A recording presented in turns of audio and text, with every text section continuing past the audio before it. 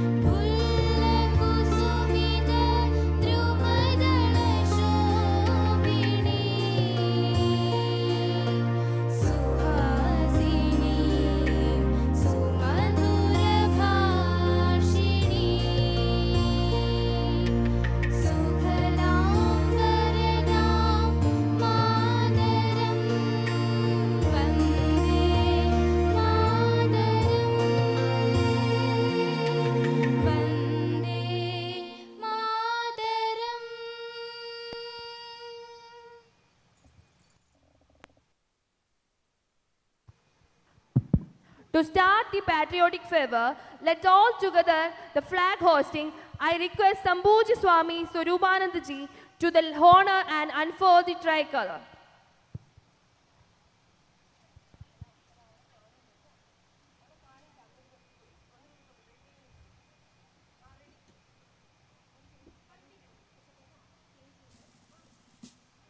जनगण मन अधिनायक जय हे भारत भाग्य विधाता पंजाब सिंध गुजरात मराठा द्राविड उत्कल बंगा विंध्य हिमाचल यमुना गंगा उच्चल जलधि तरंगा तव शुभ नामे जागे तव शुभ आशीष मागे गाहे तव जय गाथा जनगण मंगलदायक जय हे भारत भाग्य विधाता जय हे जय हे जय हे जय जय जय जय हे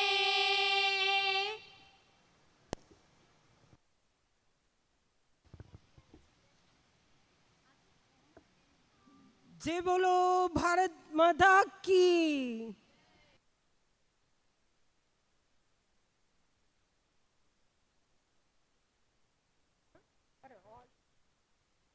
I request all dignitaries to come on to this dais and all audience to occupy the front seats.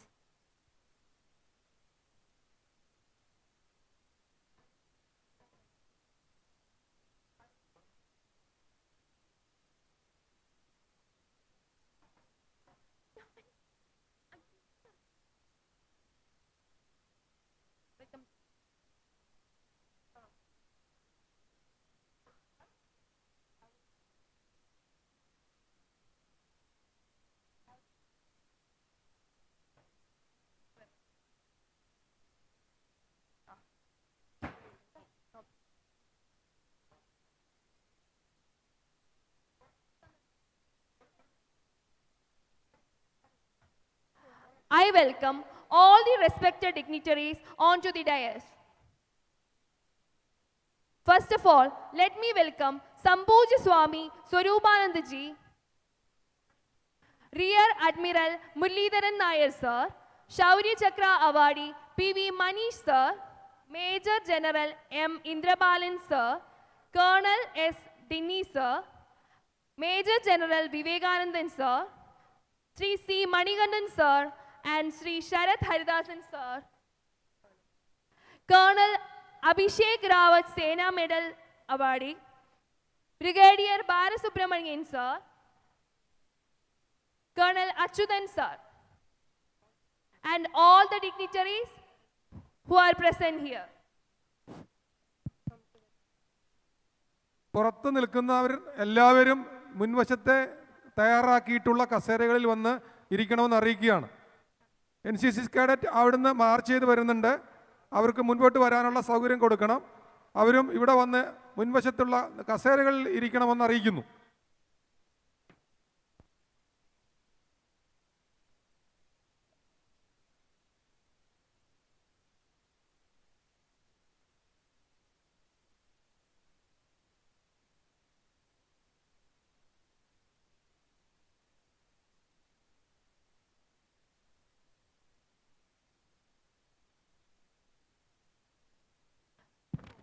We welcome all the dignitaries onto the dais.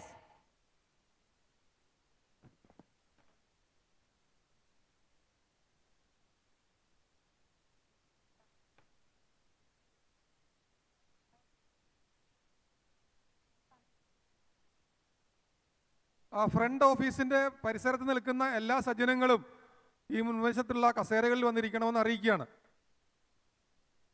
Front ഓഫീസിൻ്റെ മുമ്പിൽ നിൽക്കുന്ന എല്ലാ സജ്ജനങ്ങളും ഈ സെക്കൻഡ് പാർട്ടിലേക്ക് ആൾക്കാർ ഇരിക്കേണ്ട, ഇവിടെ നിരത്തിയിട്ടുള്ള കസേരയിൽ വന്നിരിക്കണം.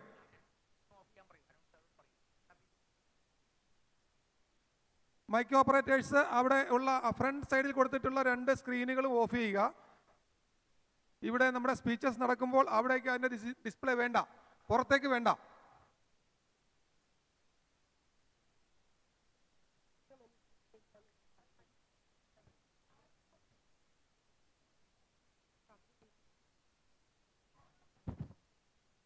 I request Sambhuja Swami Swarupananda Ji to be seated on the dais. To accompany him, I request Rear Admiral K. Muralidharan Nair Sir.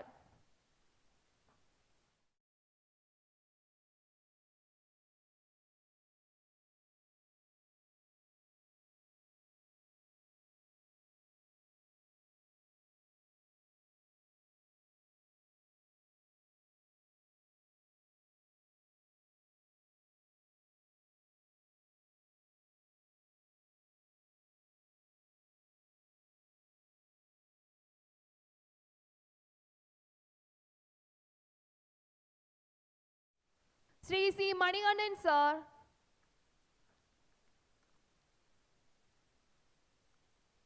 and all other dignitaries to be seated.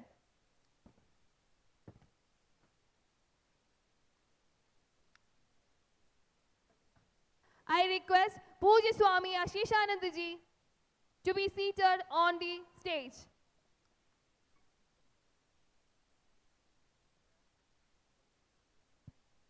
I request all audience to occupy the front row seats.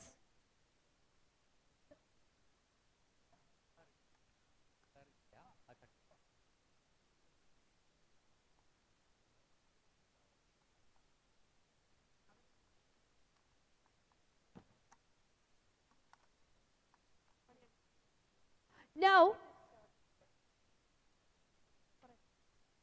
let us start the function. Now, let's invite Sri C. Manigandan Sir for welcome address.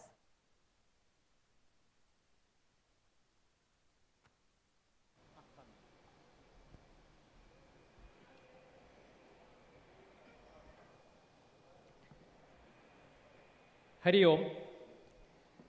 Pranam to Sambhuja Swami Swarupan Ji, Swami Asheshan Ji, distinguished guests, ladies and gentlemen. It is my privilege today to welcome you all to the third of Samskaara, the spiritual conclave by Chinmaya Mission on the occasion of the 108th Chinmaya Jayanti. This day is also special since it is the 75th Republic Day of our great nation. We must all agree that a nation safety and security lie in how best its frontiers are guarded and how well prepared are we as a nation to determine external threats. Today we are one of the safest countries in the world, thanks to the sacrifice and service rendered by our disciplined defense forces. Hence, Samskaara is celebrating this day as Amrita Jeevanam. I would like to welcome Sambuja Swami Swarupanji.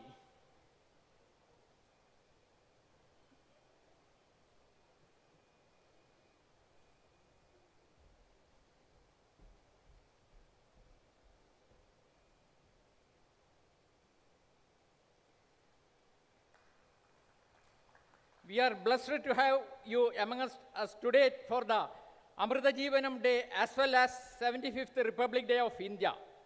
I extend a warm welcome to Sambuja Swami Asheshanji. It is an honor to welcome Rear Admiral K. Muralidharan Nair.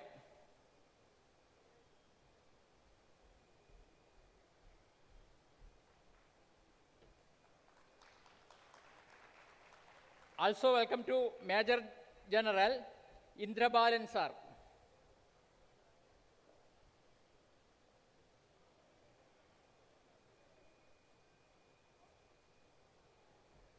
And Colonel S. Dinny.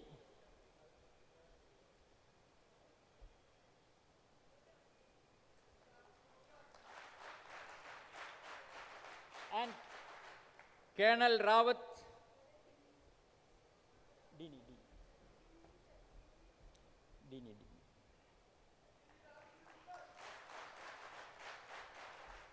Colonel Rawat.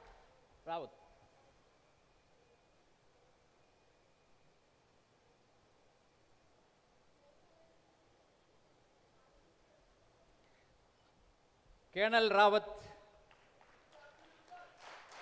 and Major General Vivekanand.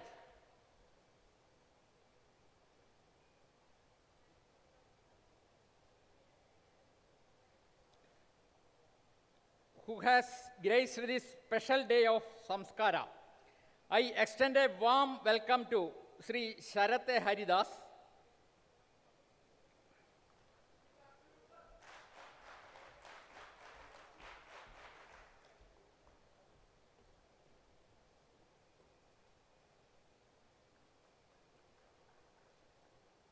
Mr. Sharat A. Haridas, who would be addressing us on Amrita Jeevanam based on Bhagavad Gita.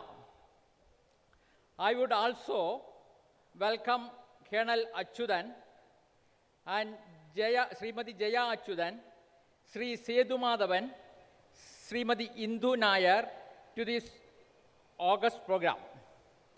It is with great respect and honor that I would like to welcome the family members of our brave soldiers who made the ultimate sacrifice of giving their life in safeguarding this country and its citizens. We are humbled by your presence among us today. I welcome Sri Narayana Swami, the Samskaara team, students, teachers, volunteers, and everyone present here today to Amrita Jeevanam. Thank you. Jai Hind.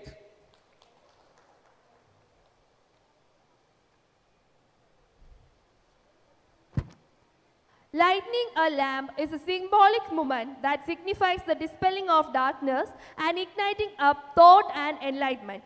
Witnessing the lamp being lit inspires us all. It's our honor to invite all the dignitaries in the dais to do the honor.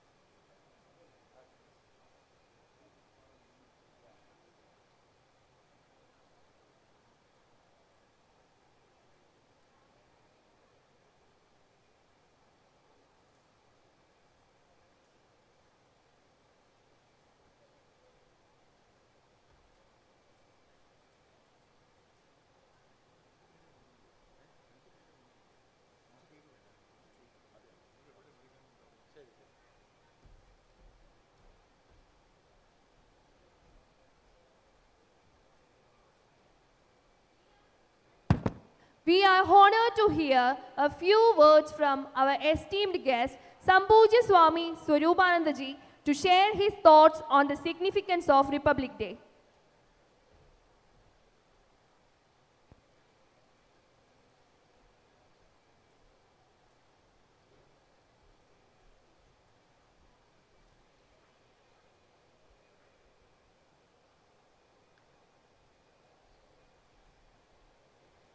Our esteemed guests from the Defense Force and their family members, and many of the young cadets who one day we would like to see on this stage being honored. Republic Day is a very, very special day for us, and I need not speak on the significance of this day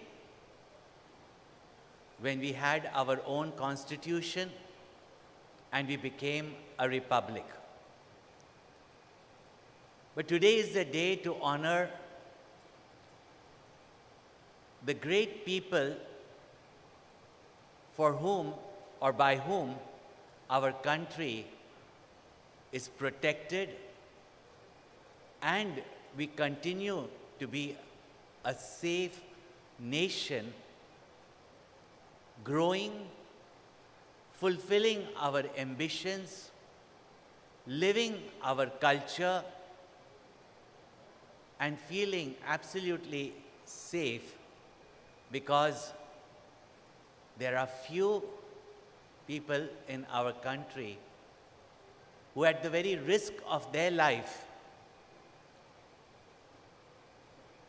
are sacrificing,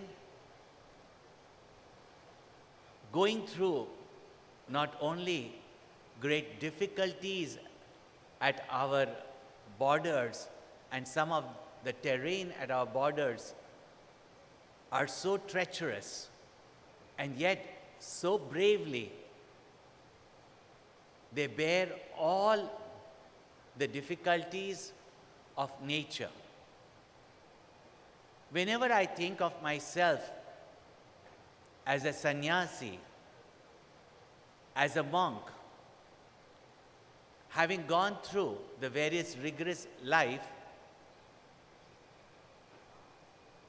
to serve the nation,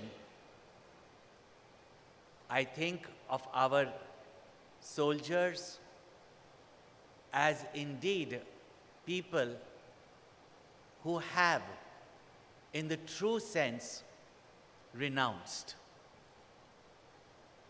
And therefore, having even renounced their body identification, they are able to face all challenges and even face death face to face.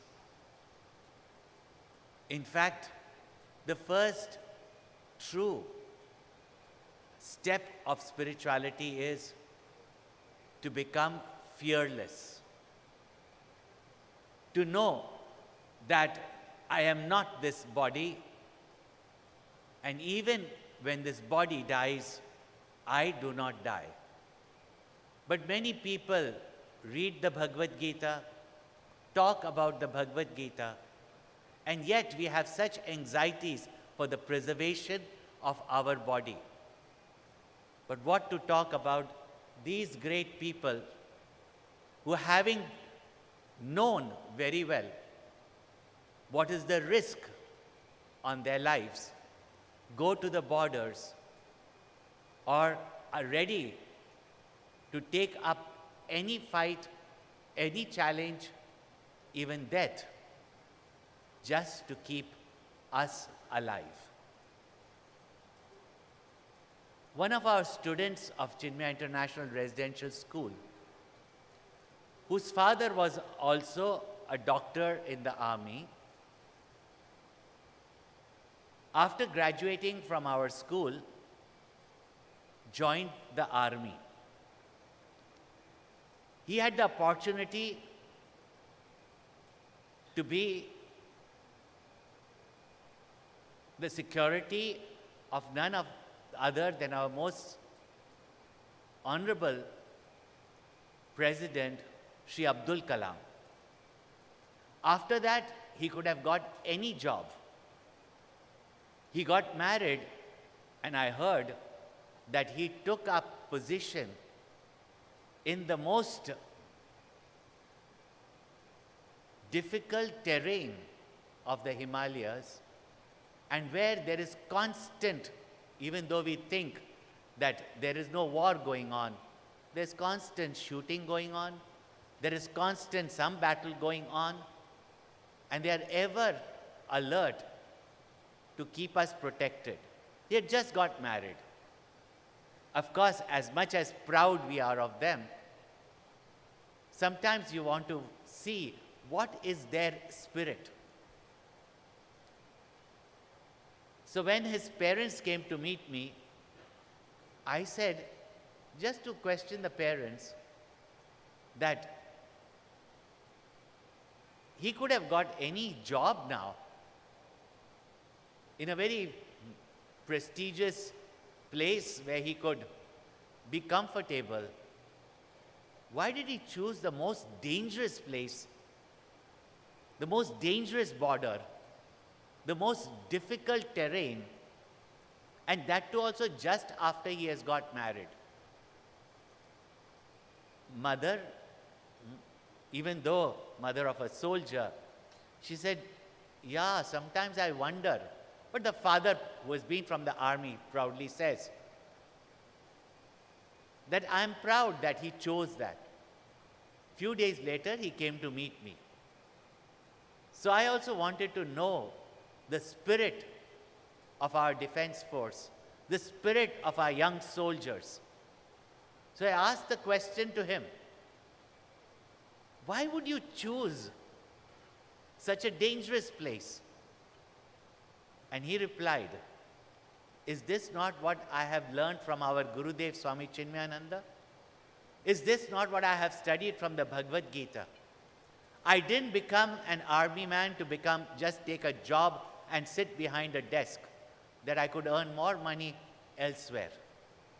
That for which I joined the army, when my country needs me, when my country is in danger, when our borders are at constant risk, I choose to be in the front line where I can do my duties. Incidentally, his wife was also a daughter of an army man, and she had the same spirit. And really speaking, how great are those family members. Today I know that women are also there in the army. Those family members who, knowing the risk on their loved ones, allow them to go bravely, confidently, with their well wishes, their prayers, into the battlefield. Every time I hear that song that was sung on our Independence or Republic Day from the Red Fort, जब देश में थी दिवाली, वो खेल रहे थे होली, जब हम बैठे थे घरों में, वो झेल रहे थे गोली. These words still bring tears to everyone's eyes when we remind ourselves that while we can safely enjoy our life, there are people who are bearing bullets and at the risk of their life protecting our country. On this 108th Jayanti year of Pujya Gurudev, Swami Chinmayananda, who had great regard for our army soldiers,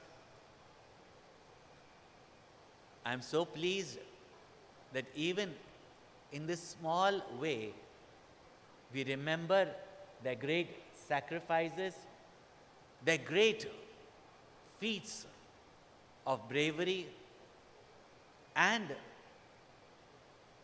the love, the sacrifice, and even the pains that they and their family members go through so gracefully, just recognizing that the service of our country is the service of the Lord of Lords, and devotion to the people is devotion to the Supreme Self.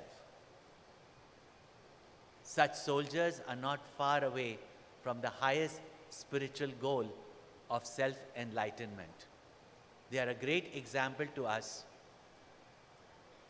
and I wish that many, many youngsters, especially from our Vidyalayas, the NCC cadets, don't just think about becoming fashion designers, but also those who have it in them take up to join the military forces, join the defense forces,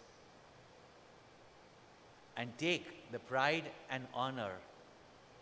And as Krishna says in the Bhagavad Gita to Arjuna, a definitely reserved place in heaven. Because doing one's duties, even if someone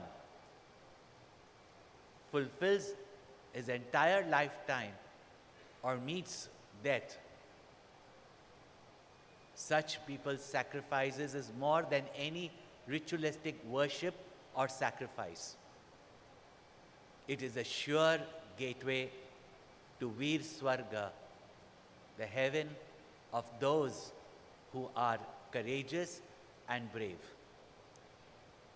I wish you all and your families a life of great joy, happiness, prosperity, as well as well-being.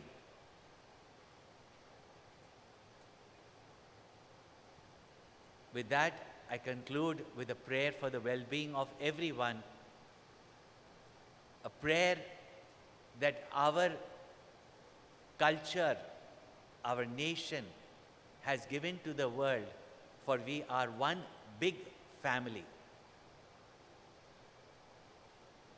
Om Sarve Bhavantu Sukhinah, Sarve Santu Niramayaha, Sarve Bhadrani Pashyantu, Ma Kaschid Dukkha Bhag Bhavet, Asato Ma Sadgamaya, Tamaso Ma Jyotir Gamaya, Mrityor Ma Amritam Gamaya. Om Shanti, Shanti, Shanti.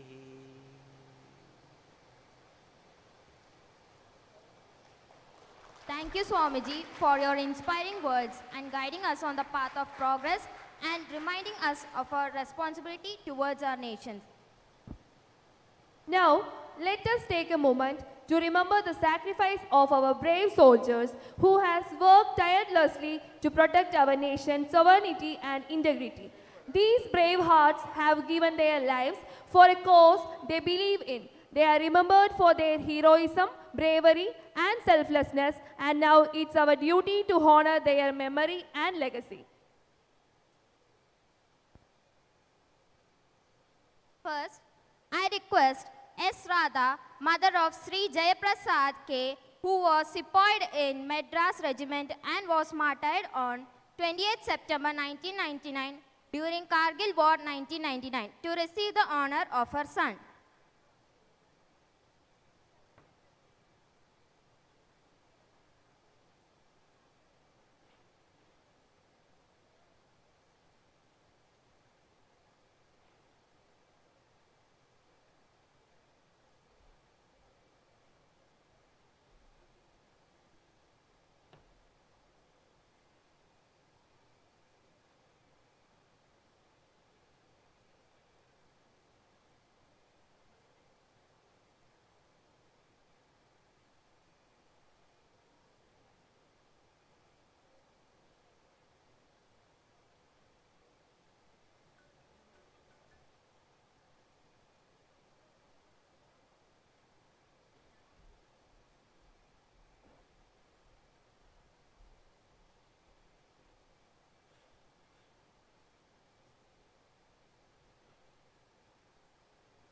Let's all give a big applause to the mother.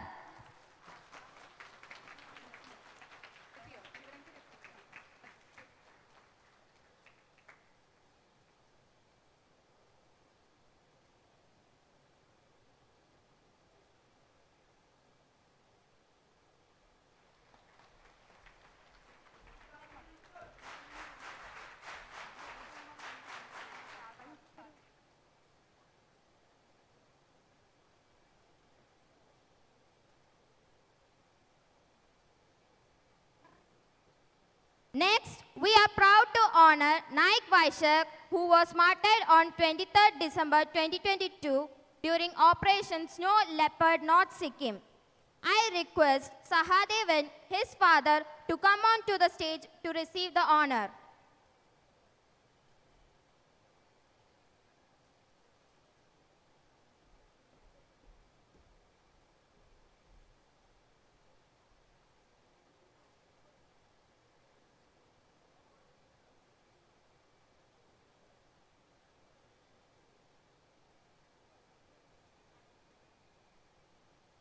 Let's give a big applause to him.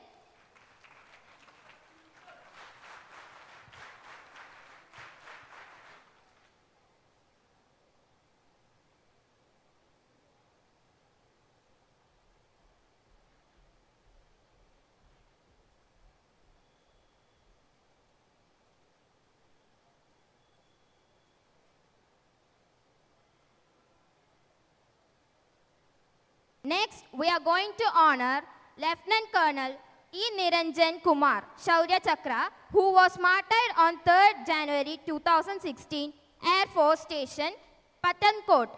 Lieutenant Colonel Niranjan Kumar was awarded Shaurya Chakra posthumously for his act of bravery, indomitable spirit, and sacrifice on 15th August 2016. We are proud that the very road that leads to this stadium, where we are now, is named after Lieutenant Colonel Niranjan Kumar. I request his father, Shivaranjan, to receive the honor.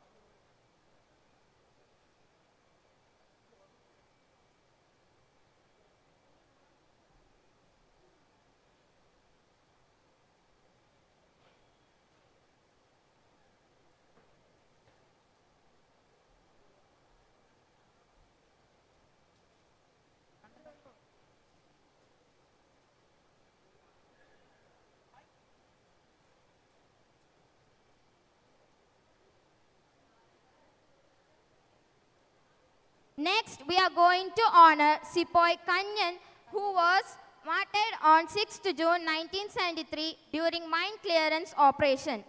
His mother Sarojini is present here. I request her to come on to the stage to receive the honor.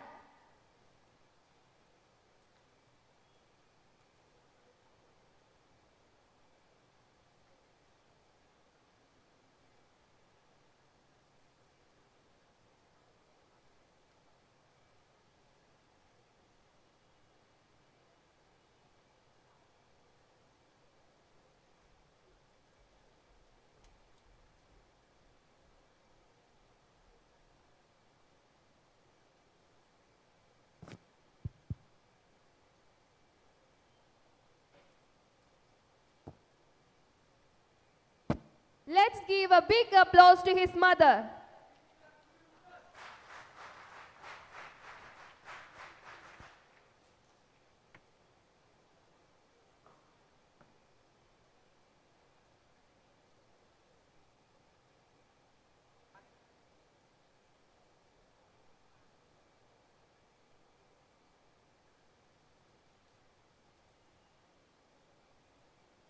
We are proud to honor Havildar Guptan, who was martyred on 14th December 1971 during Indo-Pak War 1971. I request his son Vijay Kumar to come on to the stage to receive the honor.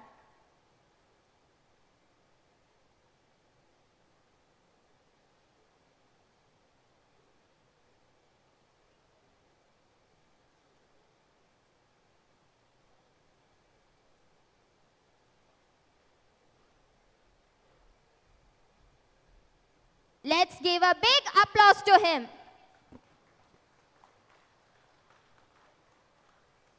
Lieutenant Colonel Niranjan sir's father is on the way. We will do it later. We'll do the honors later.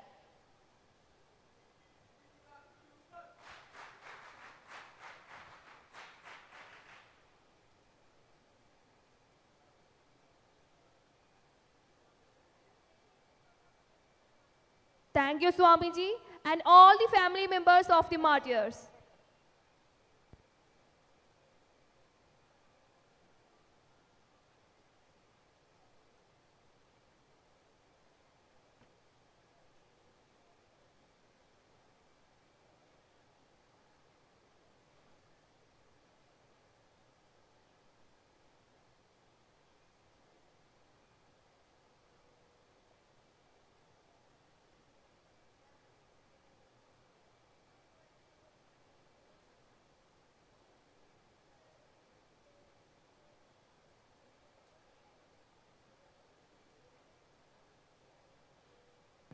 Swamiji, please wait for a moment.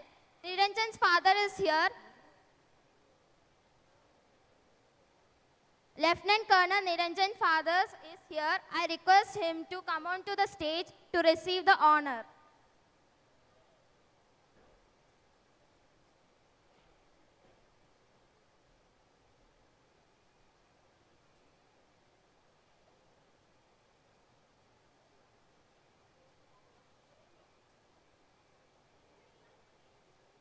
Lieutenant Colonel Niranjan Kumar Shaurya Chakra, who was martyred on 3rd January 2016, Air Force Station, Pathankot. Lieutenant Colonel Niranjan Kumar sir was awarded Shaurya Chakra posthumously for his act of bravery, indomitable spirit and sacrifice on 15th August 2016. We are proud that the very road that leads to this stadium where we are now is named after Lieutenant Colonel Niranjan Kumar sir.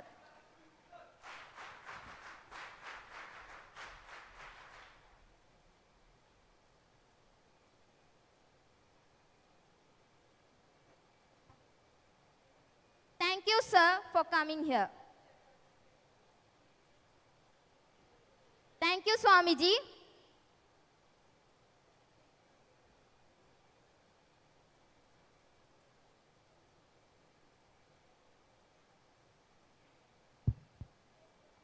Now, for presidential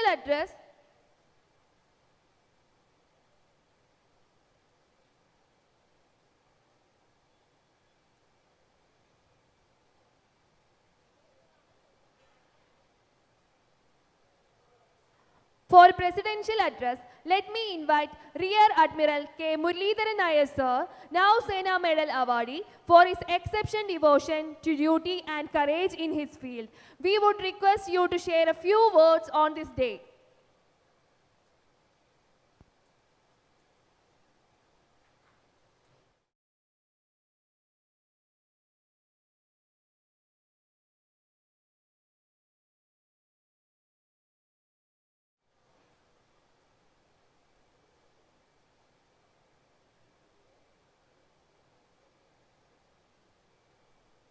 Swamiji പോയിട്ട് വിളിച്ചാൽ മതി കേട്ടോ.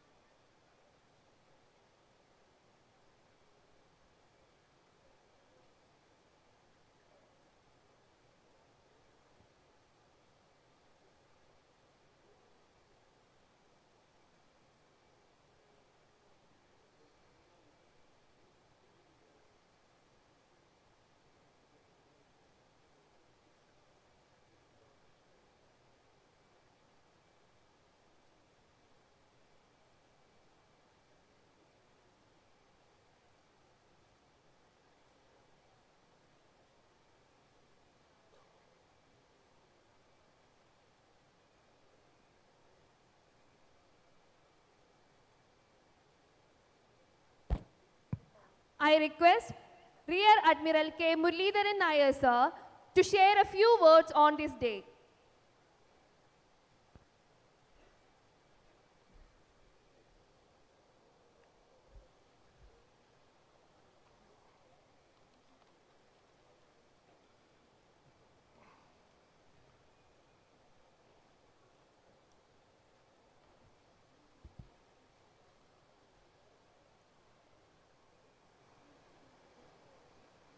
dignitaries on the dais, dignitaries in the audience, parents and family of the martyrs, ladies and gentlemen, boys and girls. Happy Republic Day to all present. Thank you all for coming in such relatively large gatherings to be with us today to celebrate the Republic Day. We celebrate the 75th Republic Day. It is this day, 1950, our Constitution came into being, and it marked our country's transition to a sovereign democratic republic. We celebrate this day taking stock of where we are as a nation and also find ways to address all our new challenges. The Republic Day parade is perhaps the biggest parade ever. It's a big attraction. Most of us get to view this on TV, but there are a few fortunate who get to see this live. The country's military might, the achievements, is also our cultural heritage and diversity is on display during this parade. The President also confers the highest gallantry awards during this parade. It's always a joyful occasion at the capital, which is celebrated with a lot of pomp and show. The rest of the country too celebrates with equal favor. We are here to celebrate the Republic Day with the flavor of Samskaara. Sit back and we'll go through the motions here. During this course, we will be facilitating the families of the martyrs, which was just got over, to receive the honor from His Holiness Swami Swarupanandaji. Would only be added glory. We also have many prominent speakers here on the dais who will speak on the occasion, sharing with us a part of their knowledge. In the few minutes that I have, I would want to bring to you what armed forces mean to our nation, the spirit and ethos of our armed forces, and what we as citizens can do for our armed forces to feel proud, wanted, motivated, and remain committed to the very reason of their existence. It would be absolutely right to say armed forces is the most important pillar of any nation. The armed forces are proudly referred to as the last bastion. It is their strength on which rest all others. The temple of democracy, freedom, fundamental rights, judiciary, independent press, economic progress, and the list can go on. They're all protected and secure till such time the last bastion continues to radiate strength and provide a sense of security. The armed forces provide an umbrella of safety and security for all. This brings to my mind a small little anecdote which happened with me. Post-tsunami in 2004, we were deployed to Sri Lanka. Our Navy had deployed all our ships all around, and my ship, which I commanded, INS Jamuna, was deployed to Sri Lanka. We went to a port called the down south. The scene that was there is something that one would never get to see. The cars and the traffic that was supposed to be on the road were inside the water. The boats and the launches which were in water were on rooftops. There was a 3,000-ton ship which was bodily lifted from water and placed on the jetty. This was the kind of mayhem that tsunami had done to Port Gaul. We were tasked to remove the debris, clear the port for operation. We did that in less than a week. Carried out a survey, took out all the underwater obstructions, all the wrecks, cleared it, and made the port operations within a short time. We moved from there to Trincomalee. And I was the senior most commanding officer there and I was coordinating the whole relief operations in Sri Lanka. We were in Trincomalee too. Trincomalee, we occupied a few hospitals. We had a full support of doctors who ran the hospitals. We also did some, we cleaned the wells. You see the seawater had gotten into the wells and it was saline. So we got the water pumped out using our submersible pumps, so on and so forth. These work operations were going on. And I got a call one day to say that there is a Sri Lankan journalist, Iqbal Athas, who was also a representative of CNN at Sri Lanka. So he came to interview me. I just told him exactly what we did. And the next day on the headlines were, India and Indian Navy provides an umbrella of safety net. What I came to say is that this safety net is not just in and across India. It spreads to our neighborhood countries who are friendly with us. So we provide this kind of an umbrella right across our neighborhood too. But we generally tend to forget this aspect in our normal day-to-day lives. We forget we have our armed forces at our borders, in our seas around, in the air above, always vigilant 24/7, protecting us from anything untoward and ensuring normal life continues. And our nation continues on a path to progress. It's a big sacrifice where they keep guard and we celebrate Onam, Diwali, Christmas or Eid, and their vigil continues when we sleep peacefully.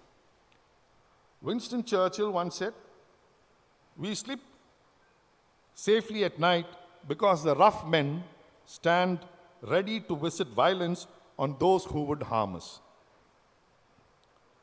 That sums up what the armed forces does. Is also required to safeguard India's national interests, which are enshrined into our constitution, which is protection of the land borders, coastline, island territories, sea lanes, from external aggression, from land, sea and air, protection of the people and the constitution internally against terrorism, extremism, insurgency and militancy, protection of Indians during natural disasters and other war contingencies anywhere across the globe. So you see, the canvas of responsibility is humongous. No wonder they're called the last bastion to fall back on when all fails. Given all this, what I said, what then fuels our army, or for that matter, our armed forces? What motivates them to make the impossible possible, even at the peril of one's own life? It's always the values and ethos which is indoctrinated during the training phase and subsequently in the life that they lead in the units and formation. I will say a few lines of these values and ethos which motivate us and charge us. First is spirit, the core. Spirit of camaraderie and brotherhood of the brave. One for all for one. Spirit of selfless sacrifice. The tradition of never to question but to do or die. To do or die for the three N's that they call Naam, Namak, Nishan. Naam is name, honor of the unit or the service, the nation. Namak, the loyalty to the nation. And Nishan, the flag for his unit, the service, and the nation. Then comes valor, fearless in combat, fairness and honesty, the spirit of honesty and fair play. He fights for a just cause that extends even beyond the enemy. Discipline and integrity impart the feeling of patriotism, honesty, and the courage under all circumstances, however strong the provocation. Fidelity, honor, and courage. He's a man on whose shoulders lies the honor and integrity of the nation. He knows that he is the last line of defense and he cannot fail the nation. A close bond among the soldiers forces them to choose death to dishonor. Concept of izzat. Izzat in the clan unit enables him to shun the fear of death. To be called a coward in the peer group is worse than death. Forthrightness. Soldier always is forthright on his word and the men he leads. The attitude of service before self is imbibed in everyone that binds us in an unshakable bond of camaraderie. I'm reminded of our own prayer in National Defense Academy. We used to begin each day by reciting this prayer aloud, this prayer that had all ingredients of the ethos that I just mentioned. I'll just mention and I'll sing this prayer for you so that you know what it means when when you talk of the ethos of the armed forces. The prayer goes like this. Oh God, help us to keep ourselves physically strong, mentally alert, morally straight, that in doing our duty to Thee and to our country, we may keep the honor of the services untarnished. Strengthen us to guard our country from external aggression and internal disorders. Awaken our admiration for honest dealings and clean thinking, and guide us to choose harder rights instead of the easier wrongs. Kindle our hearts with fellowship of our comrades at arms and with loyalty to the men we command. Endow us with the courage which is born of love, what is noble, and which knows no compromise or retreat when truth and right are in peril. Grant us new opportunities of service to Thee, to our country, and to the men we lead. And ever help us to place such service before self. I'll bring you, just to sum up what all this means, I'll narrate an act of bravery of one of our heroes in NDA, Second Lieutenant Arun Khetrapal, Paramveer Chakra recipient, who was just 21 years of age. He's not even completed his complete training when he went into war.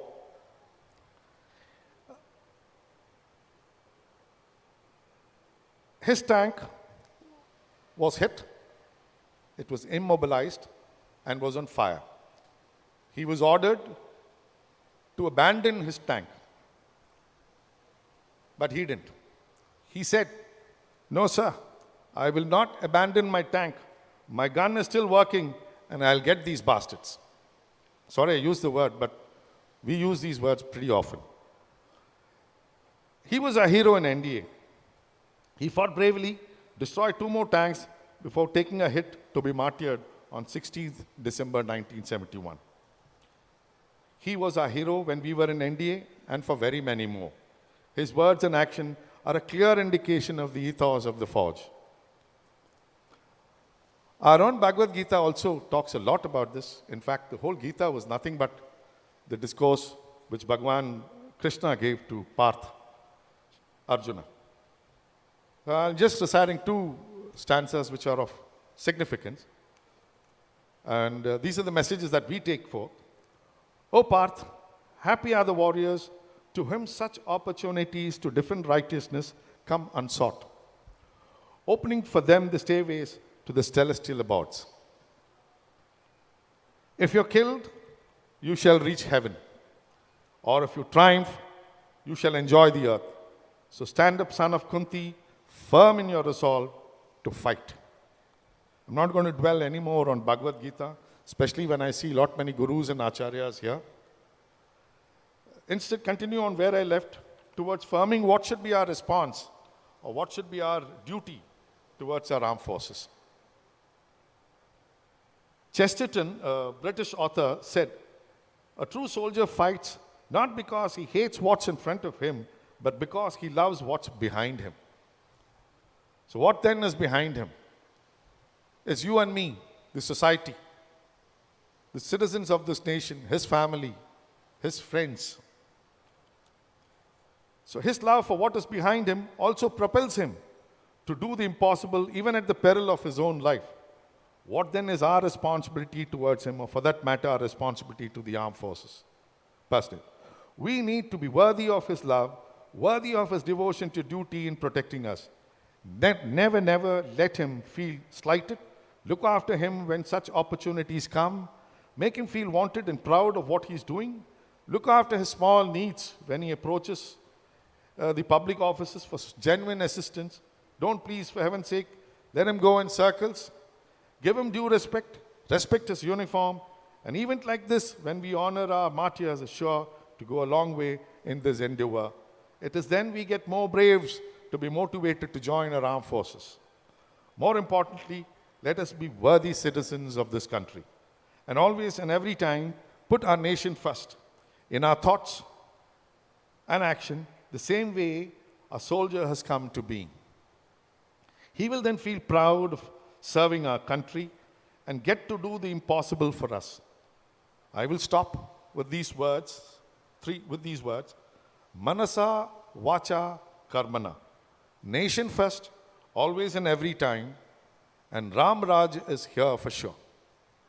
Jai Hind.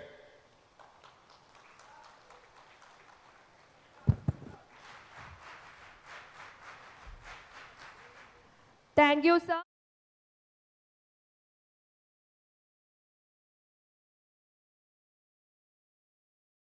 Participated in the Kargil War 1999 counter-insurgency operations in Jammu and Kashmir and represented India in United Nations mission mandated to contain civil war in Sierra Leone, Africa. Today he is here to share his thoughts on India's war in 1971. We request Major General Indrabalan sir to inspire us with your experience.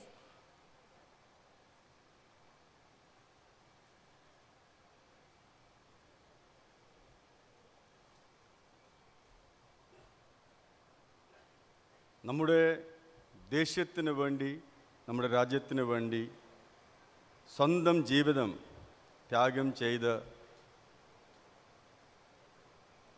നമ്മുടെ ദേശിൻ്റെ സുരക്ഷ നമ്മുടെ ദേശിൻ്റെ സെക്യൂരിറ്റീനെ ഏറ്റവും മുന്നോട്ട് കൊണ്ടുപോയി അവരുടെ ജീവിതം കൊണ്ടുപോയ ഇന്ന് നമ്മുടെ കൂടെ ഇരിക്കുന്ന അവരുടെ അച്ഛന്മാർക്കും അമ്മമാർക്കും അവരുടെ സഹോദരന്മാർക്കും എൻ്റെ ഹൃദയമുള്ള നമസ്കാരം.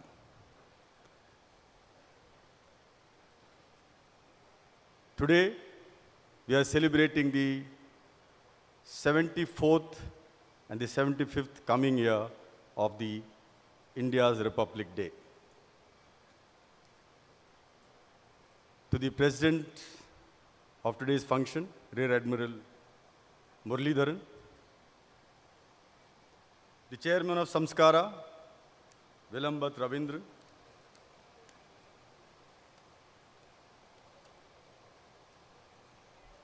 also Colonel Dini, Colonel Abhishek Rawat, Sena Medal, who has been given this distinguished award for his outstanding command in the RR operations. Dignitaries sitting on the stage, Major General Vivekanand sir, Colonel Achyutanandan,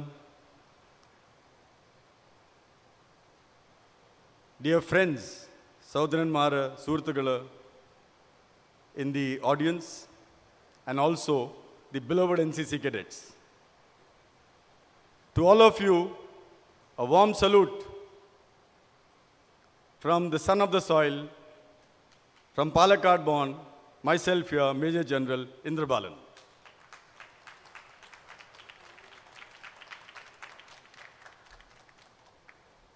ഈ പാലക്കാടിൽ ജനിച്ചിട്ട് 5 വർഷത്തിൽ അച്ഛൻ ആർമിയിലായ കാരണം പാലക്കാട് വിട്ടിട്ട് അച്ഛൻ്റെ കൂടെ ഈ ദേശം മൊത്തം കറങ്ങാൻ നമുക്കൊരു ചാൻസ് കിട്ടി. പക്ഷെ പാലക്കാടിനെ പറ്റിയിട്ട് അറിയാനായിട്ട് ആ ചാൻസ് എനിക്ക് ജീവിതത്തിൽ ഇപ്പോഴാണ് കിട്ടുന്നത്. അതിന് എനിക്ക് ഈ ഒരു അവസരം തന്ന് ഈ സ്റ്റേജിൽ കൊണ്ടുവന്ന് പാലക്കാടിൻ്റെ സിറ്റിസൻസ്മാരെ അഡ്രസ്സ് ചെയ്യാനായിട്ട് ഒരു ചാൻസ് തന്നതിന്, ഒരു അവസരം തന്നതിന് സംസ്കാരക്ക് എല്ലാവർക്കും എൻ്റെ സൈഡിൽ നിന്ന് വളരെ വളരെ നന്ദി. എൻ്റെ മലയാളം അത്ര പോരാം, but I'm going to make a good attempt to speak in Malayalam to the extent possible. And അതിലെന്തെങ്കിലും തെറ്റുകൾ ഉണ്ടെങ്കിൽ നമ്മുടെ ഇവിടെ ഇരിക്കുന്ന വളരെ senior സിറ്റിസൻസ്മാരുണ്ട്. I can see people who are 70 years, 80 years. I'm so heartened by the presence of such senior people. അതൊന്ന് മാപ്പ് തരുക.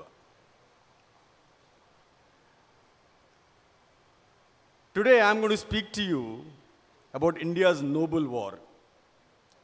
What is this noble war? How can war be noble is a big question in our mind. Wars are always dirty. Wars are always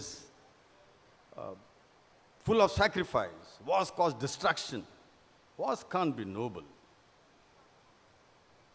But as Bhagavad Gita says, Bhagavad Gita talks of Dharma Yuddham.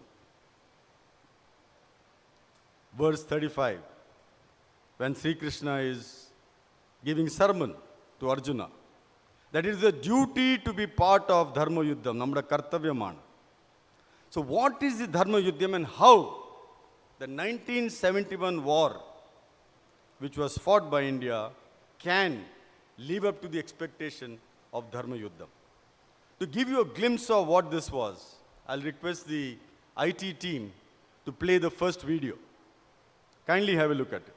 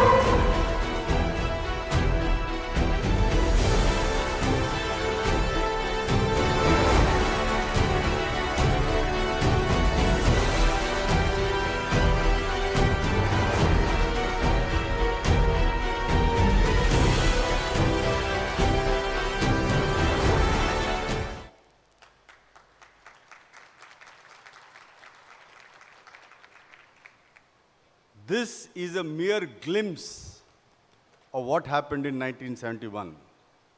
So you all can imagine what must have been the war all about.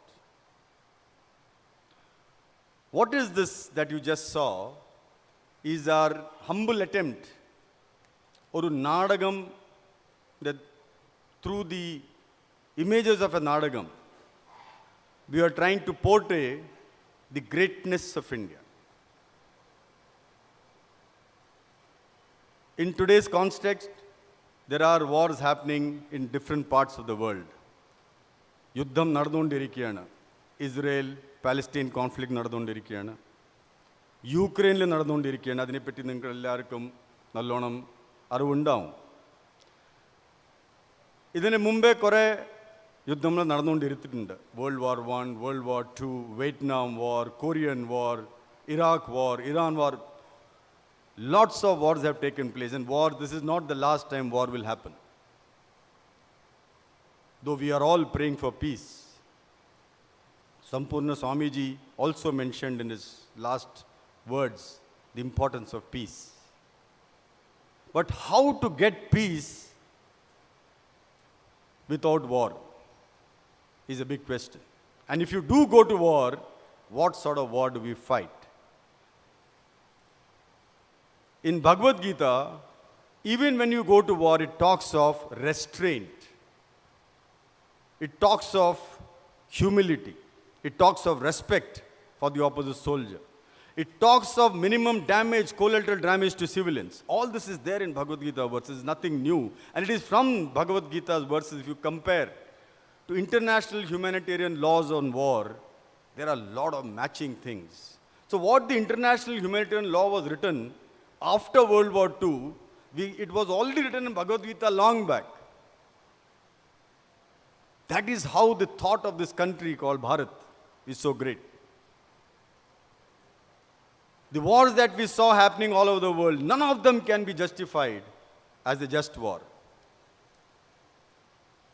Whereas the war that India fought in 1971, India has fought 4 wars. In 1947, in order to liberate Kashmir from the raiding mercenaries of Pakistan. 1965, a second attempt at Kashmir when Pakistan made. India not only succeeded in thwarting that, but also went as close as into the Pakistan territory to capture large tracts. The Pakistan city was under threat. And then came the 1971 war. And thereafter the Kargil war. The result of every war with Pakistan is but one. It's just one. And that is victory of India as a nation. And why is it so? Why is it that India repeatedly wins wars, especially against Pakistan? Because that's where the difference lies. The difference lies in the fact that we fight as a just war. We fight a noble war. We fight a righteous war. And that is what gives strength to our soldiers to fight war with full moral conviction. In this play that you saw, the play starts with the shriek. Oru Vedana, Manasinde Vedana, body Vedana, physical Vedana of Major Ian Cardozo, who at that time was hit by a splinter and his leg got gangrene. His leg had to be amputated, but there was no way to do it in a field hospital. So he tells the doctor to do it. And since there was no implement, he takes out his kukri and gives it to his buddy who's again unable to bring courage to do that job. And what you saw that scene is Major Ian Cardozo cutting his own leg. Now that is the pain of an Indian soldier who's fighting for the cause of India. Despite that pain, despite the loss of the leg, the officer continued throughout the war to lead his men. That is what an Indian soldier, Indian officer is made of. This play thereafter takes you through different emotions of human, of common man, of doctors, of citizens, of workers, of industry, of mother, father, sister, what they go through when the nation goes to war. As they say, നമ്മുടെ സോൾജറിൻ്റെ lungs അതിന് wind കിട്ടുന്നത് എവിടെ നിന്നാണ്? That wind comes, ആ വിൻഡ് വരുന്നത് നമ്മുടെ ദേശത്തിൻ്റെ സിറ്റിസൻസിൻ്റെ ബ്രെത്ത് കൊണ്ടാണ്. As long as that breath of Indian soldiers, Indian citizens is breathing for a soldier, his lungs will get the wind to fight. And that is what this play tries to depict. But the play ends in a very uncanny manner. It ends in a wild shriek of what you saw is Lieutenant General A.K. Niazi of Pakistan Army. He is the main character of this play, surprisingly. All of you will wonder why Niazi has been made the main character of this play. The reason is that he depicts a soldier, a general who has been leading an army, who has been doing tyrannical acts on its own people. When East Pakistan was burning, there was rape and murder in lakhs happening in that country by their own rulers, the Pakistani rulers. The Muslim fraternity, the Hindu fraternity, they were suffering. There was millions of refugees came to India. And when India decided to go to war for a just cause, that is humanitarian cause, which is also mentioned in the international humanitarian law and Bhagavad Gita, that for the cause of humanity, if you go to war, it's a just war. And when the Indian army went to war, and post after post, Pakistani posts started falling. They started surrendering to the Indian army one by one. The defenses started collapsing. And this Lieutenant General A.K. Niazi, who felt that they are indefeatable, could not withstand the onslaught of the Indian army. And came December 15, 1971, you saw what Maneksha announced. The Pakistan army approached the United Nations with a ceasefire resolution. And they sent a request to Government of India to announce ceasefire because they knew that they were going to be routed. And this was their only way to get away from the situation. There was pressure on us to announce ceasefire. But you saw what Maneksha did. Maneksha did not announce ceasefire.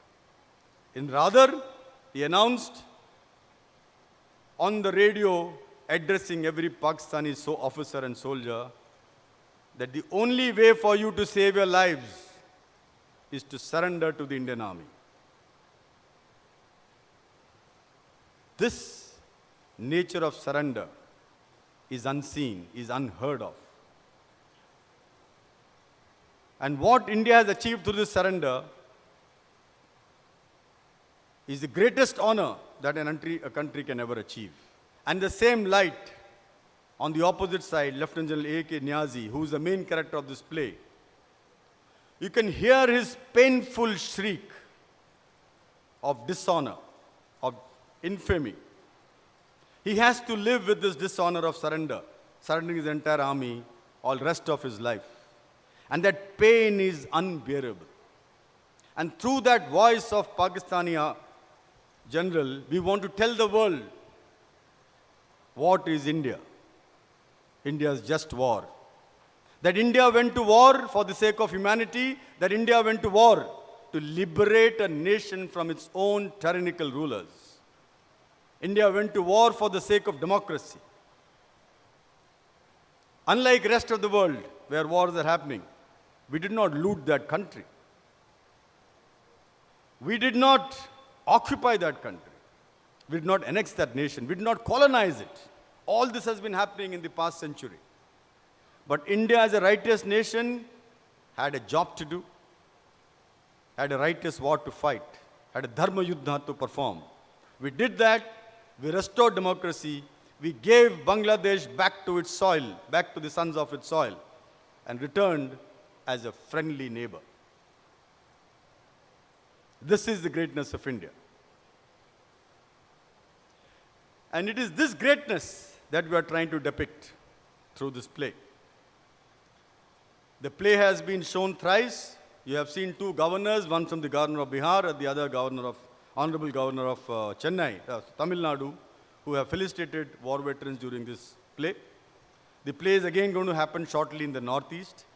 The good news is we have commissioned this play from Hindi to English and also to Malayalam.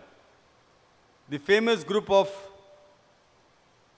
Kerala, A.V. Anup, the Medi-Mix group, they have taken the responsibility to adapt this play in Malayalam, and hopefully someday, with the help of Samskaara, I'm hopeful that we'll be able to do this play here on this very stage.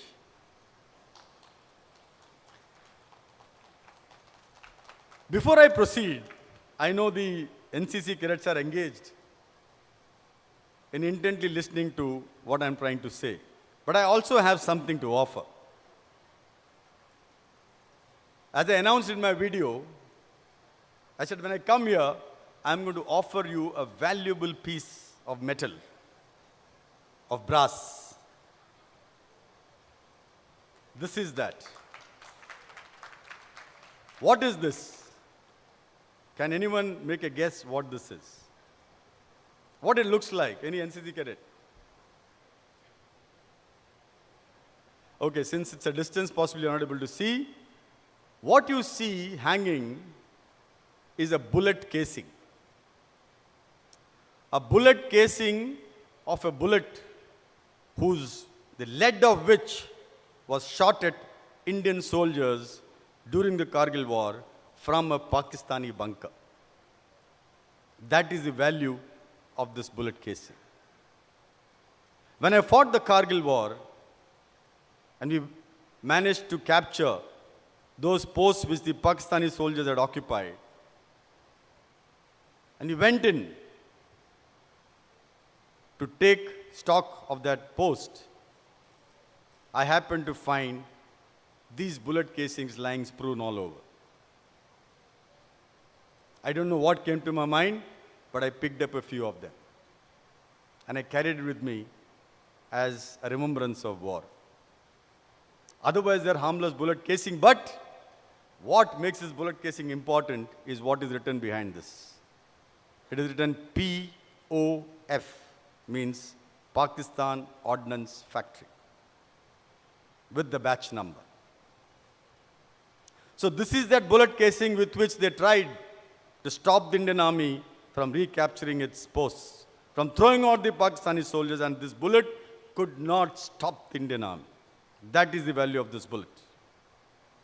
But today, I am going to give this bullet away to one of you as a gift. It's very, very precious for me. It's one of my most prized possessions. But I'm going to give it away today. All you have to do is possibly respond to a question of mine with the right answer. The question will be relevant to what topic of discussion today is. So when I finish my lecture, which won't take you more than another 5-10 minutes, we're going to ask you that question. So you can start looking at your encyclopedia in your minds and figure out what that question is going to be. Are you all ready for this? How many of you want to own this bullet? Raise your hand. Oh, I see a lot of elderly people also want to own the bullet. That's wonderful. Great. So let's see at the end of this talk who is able to win this prize position. Well, as we move on, we heard about what the Kargil war is, what the 1971 war is. I'm not going to talk about Kargil war today, maybe some other occasion. Maybe on 26 July, when we celebrate the Kargil Day, we can have a small talk on that. But before I proceed, I want to quote our beautiful couplet, which I heard recently from Lieutenant General Chaturvedi, and I was so impressed when he said that. And I repeat it. It is written by the Rashtrakavi Sri Ramdhari Singh Dinkar, who is a Padma Bhushan. He says, जो भरा नहीं है भावों से, जो भरा नहीं है भावों से, जिसमें बहती रसधार नहीं, वो हृदय नहीं पत्थर है, जिस पे देश का प्यार नहीं. Can we give a big applause to Ramdhari Dinkar for writing such a beautiful couplet?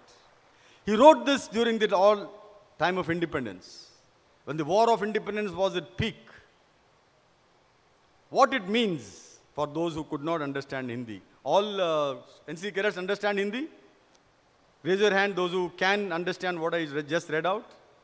Okay, so others can't read out. So I'll try and translate it in Malayalam for you, though Malayalam translation will not give that meaning, but I'll try and say that. Bhavam ഭാവമില്ലാത്ത ഒരു situation, romance for the love for the nation ഇല്ലാത്തൊരു situation, അങ്ങനത്തെ ഒരു ഹൃദയം, അത് ഹൃദയമല്ല, ദേശത്തിൻ്റെ പ്യാർ, ദേശത്തിന് വേണ്ടി നമ്മുടെ ഹൃദയം അത് ധടക്കാൻ ചെയ്യില്ലെങ്കിൽ ആ ഹൃദയമല്ല, അതൊരു വെറും ഒരു കല്ലാണ്. That is the essence of this little statement. So if he could say that, what is it that now we all need to do in the current environment? Let us come to what India is today. If you see the 1971 war, it was fought by every single community, caste, faith, or native. There were people from Madras regiment, there were people from Sikh regiment, there were Jats, there were Bengalis, there were Christians, there were Jews, there were Muslims, there were Sikhs, there were Parsis. Manekshaw was himself a Parsi. Lieutenant General J.F.R. Jacob was a Jew.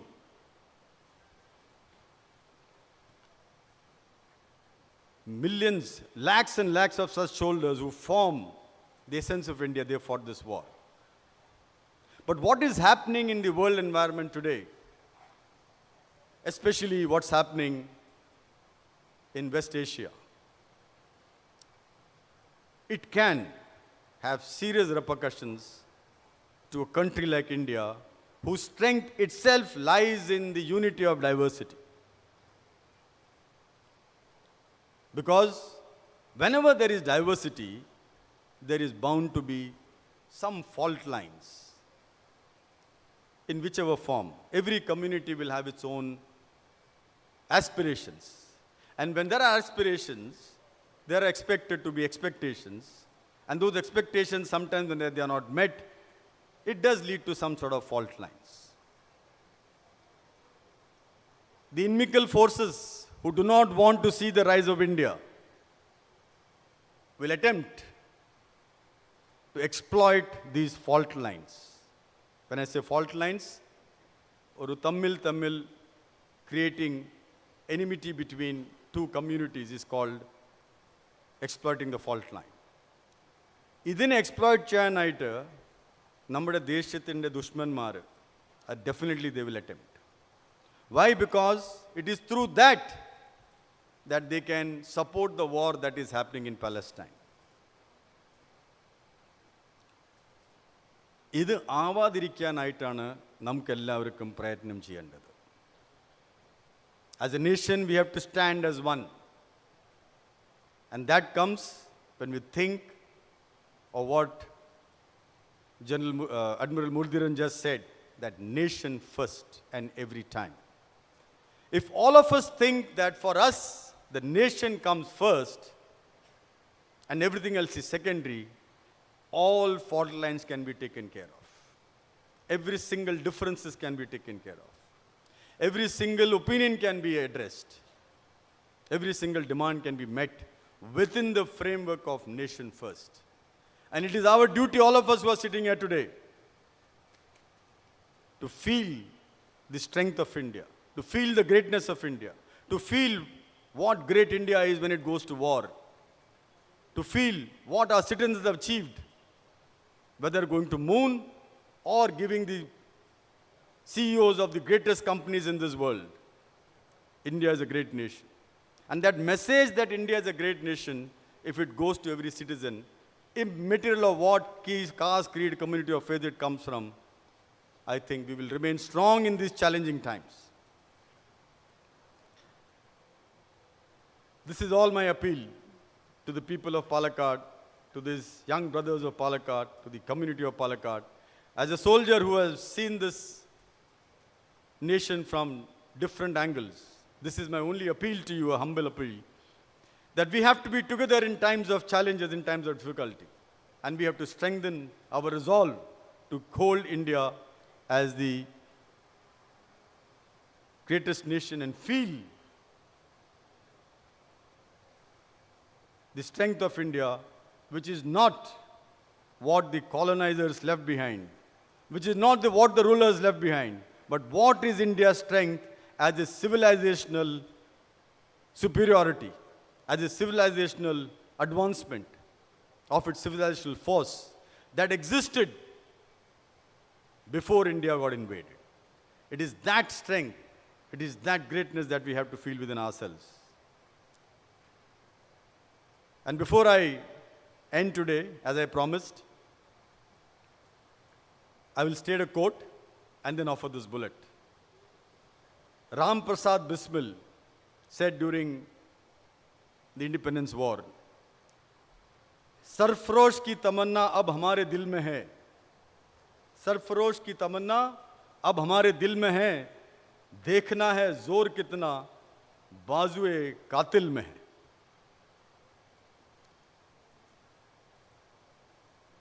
If you all understood what I meant, that are we willing to sacrifice? Is our heart ready to sacrifice for the sake of the nation? During the War of Independence, the sacrifice was demanded as blood. As Subhash Chandra Bose said, we recently celebrated his birth anniversary, Parakram Divas. He said, give me blood, I'll give you freedom. But today from the youth, except if you join the soldier of the profession of arms, you are not expected to give your blood. But what you are expected to give is your commitment. Is your commitment for the nation, is the commitment for the cause, is the complete samarpan to what you have chosen as your path. And when you do the samarpan, two things come forward. One is that you become the best individual, the best employee, the best person, the best artist, the best engineer, the best carpenter. Whatever you're doing, you become the best in your field. And you earn a good name and earn a great living. And at the same time, collectively, this nation becomes a great nation through the same samarpan. And expecting that this is what our youth is going to live up to, I come back to my offer. Are you ready for the question? Okay. So here goes the question. Can anyone name the 4 Paramveer Chakras of 1971 war? Come, run quickly and come on the stage. The 4 Paramveer Chakras of 1971 war. Don't Google. I know you are opening your Google and watching. I want to give this away. And I want to see who takes this. Okay, anyone can name 2 Paramveer Chakras of 1971 war.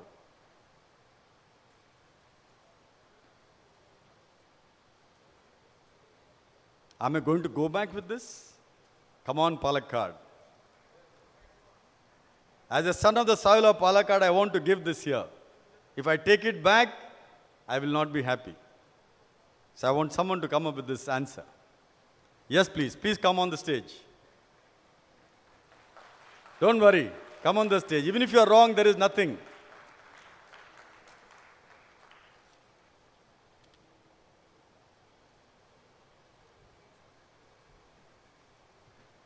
Yeah, give me a mic if there's a mic available so that he can speak it out. Sir, your good name, please.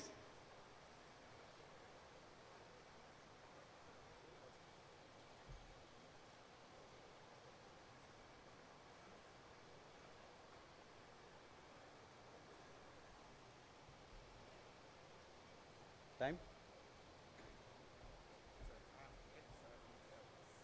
Okay. Ex-Sergeant Devdas is here. Let us listen to his answer. Flying Officer Seko. Okay. Answer 1 is right. Next. No, that is 1. You want to name more? Okay. So please stay here. Anyone wants to name 2 more? You have to come on the stage and say.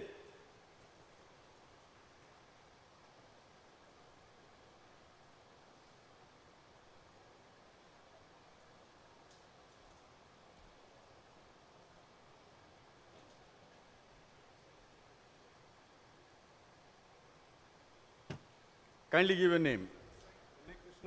Ex-Master VIP Indian Navy. Okay. So Unni Krishnan ji. Yeah. Major Hoshiar Singh, later Colonel Hoshiar. Major Hoshiar Singh. That's the right answer. Anyone else who wants to give an attempt? Lance Naik, Albert Ekka. He said Naik, but Lance Naik, Albert. That's also the correct answer. So there's one more left. Someone who was just mentioned. Yeah, there's an NCC cadet. Come, son, come running here. So this name was just mentioned by Admiral Muralidharan.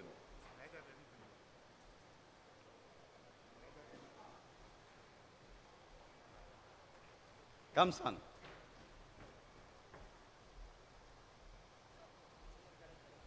Senior cadet? First cadet, yeah. Jagannath. All right, let's listen to the answer. No, we are talking of 1971 war. Yes, he said the right name, Second Lieutenant Arun Khetrapal. Good. So we have 4 of us here. He said it right. No, that is earlier, 48. Okay, so we have 3 people. In fact, 4 people who have named one name each. I need to decide whom to give this to. Ideally, I should take it back because the question said name 4. But notwithstanding, with the help of the Palakkad community, we have got all the 4 right. So I'll request our senior most person present here, General Vimalakan sir, to give your judgment as to who deserves this bullet from Kargil war. So kindly come and do the honors.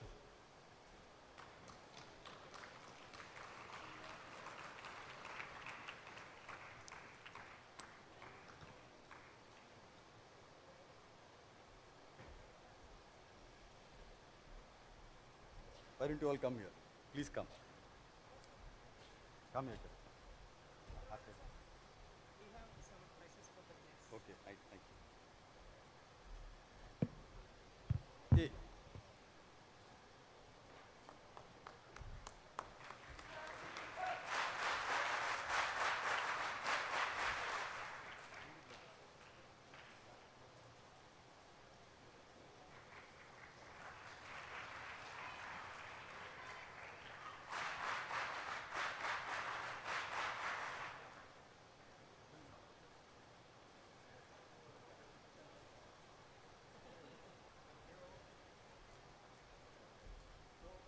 For the rest, I've just been told that you can honor them with a call.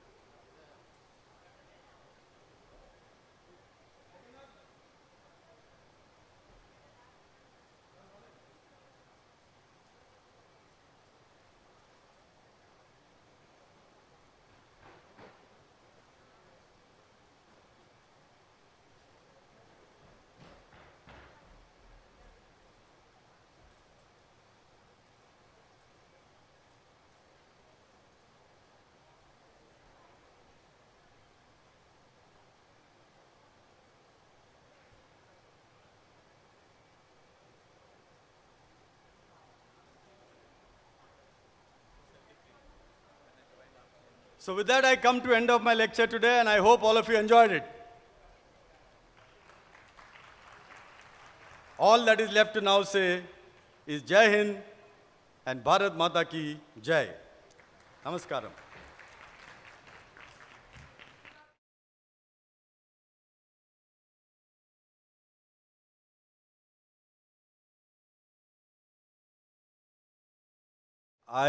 My lecture today, I was very, very nervous that what I'm going to speak to the people from Palakkad, especially with my attempt to try and speak in Malayalam, but to give me my strength, that even if I spoke something wrong, I would be excused, I will be forgiven. That strength I got from the eyes of my mother who's sitting here. My nervousness was taken away by her love and affection, and thank you for her, my relatives, both of them coming here, and all of you for giving me a patient hearing. Thank you so much. Jai Hind, Jai Bharat, Jai Kerala.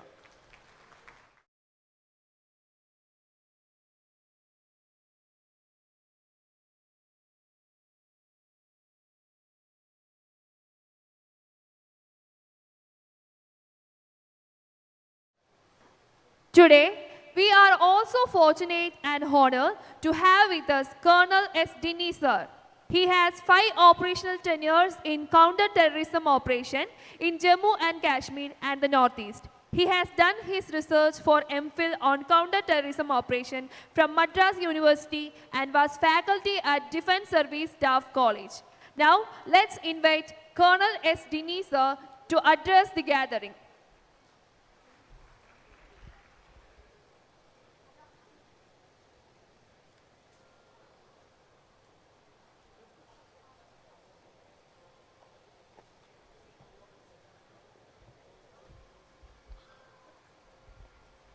എല്ലാവർക്കും എൻ്റെ വിനീതമായ നമസ്കാരം. സംപൂജ്യ Swami Swaroopanandaji, rear admiral K Muraleedharan sir, major Indrapalan sir, colonel Abhishek Rawat Sena medal, എൻ്റെ മുന്നിലിരിക്കുന്ന മുതിർന്ന പ്രചാരകനായ സേതുവേട്ടൻ, major Vivekananda sir, colonel and Mrs Achuthan, Shri Sarath Haridas, Shri Narayana Swamiji, ഇവിടെ നമുക്ക് മുൻപ് സേവനം അനുഷ്ഠിച്ച് രാജ്യത്തിന് വേണ്ടി ജീവൻ കൊടുത്ത സൈനികൻ്റെ കുടുംബാംഗങ്ങൾ എല്ലാവരെയും ഞാൻ നമസ്കരിക്കുന്നു.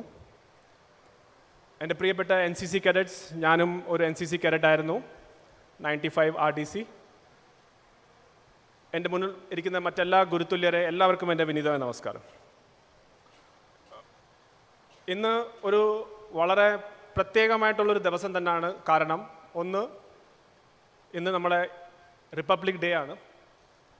രണ്ടാമത്, ചിന്മയ മിഷൻ്റെ ഭാഗമായിട്ട് ഇന്ന് ഇങ്ങനെ ഇവിടെ വന്ന് സംസാരിക്കാൻ സാധിച്ചത് ഒരു ദൈവത്തിൻ്റെ ഒരു നിയോഗമായിട്ടാണ് ഞാൻ കാണുന്നത്. കാരണം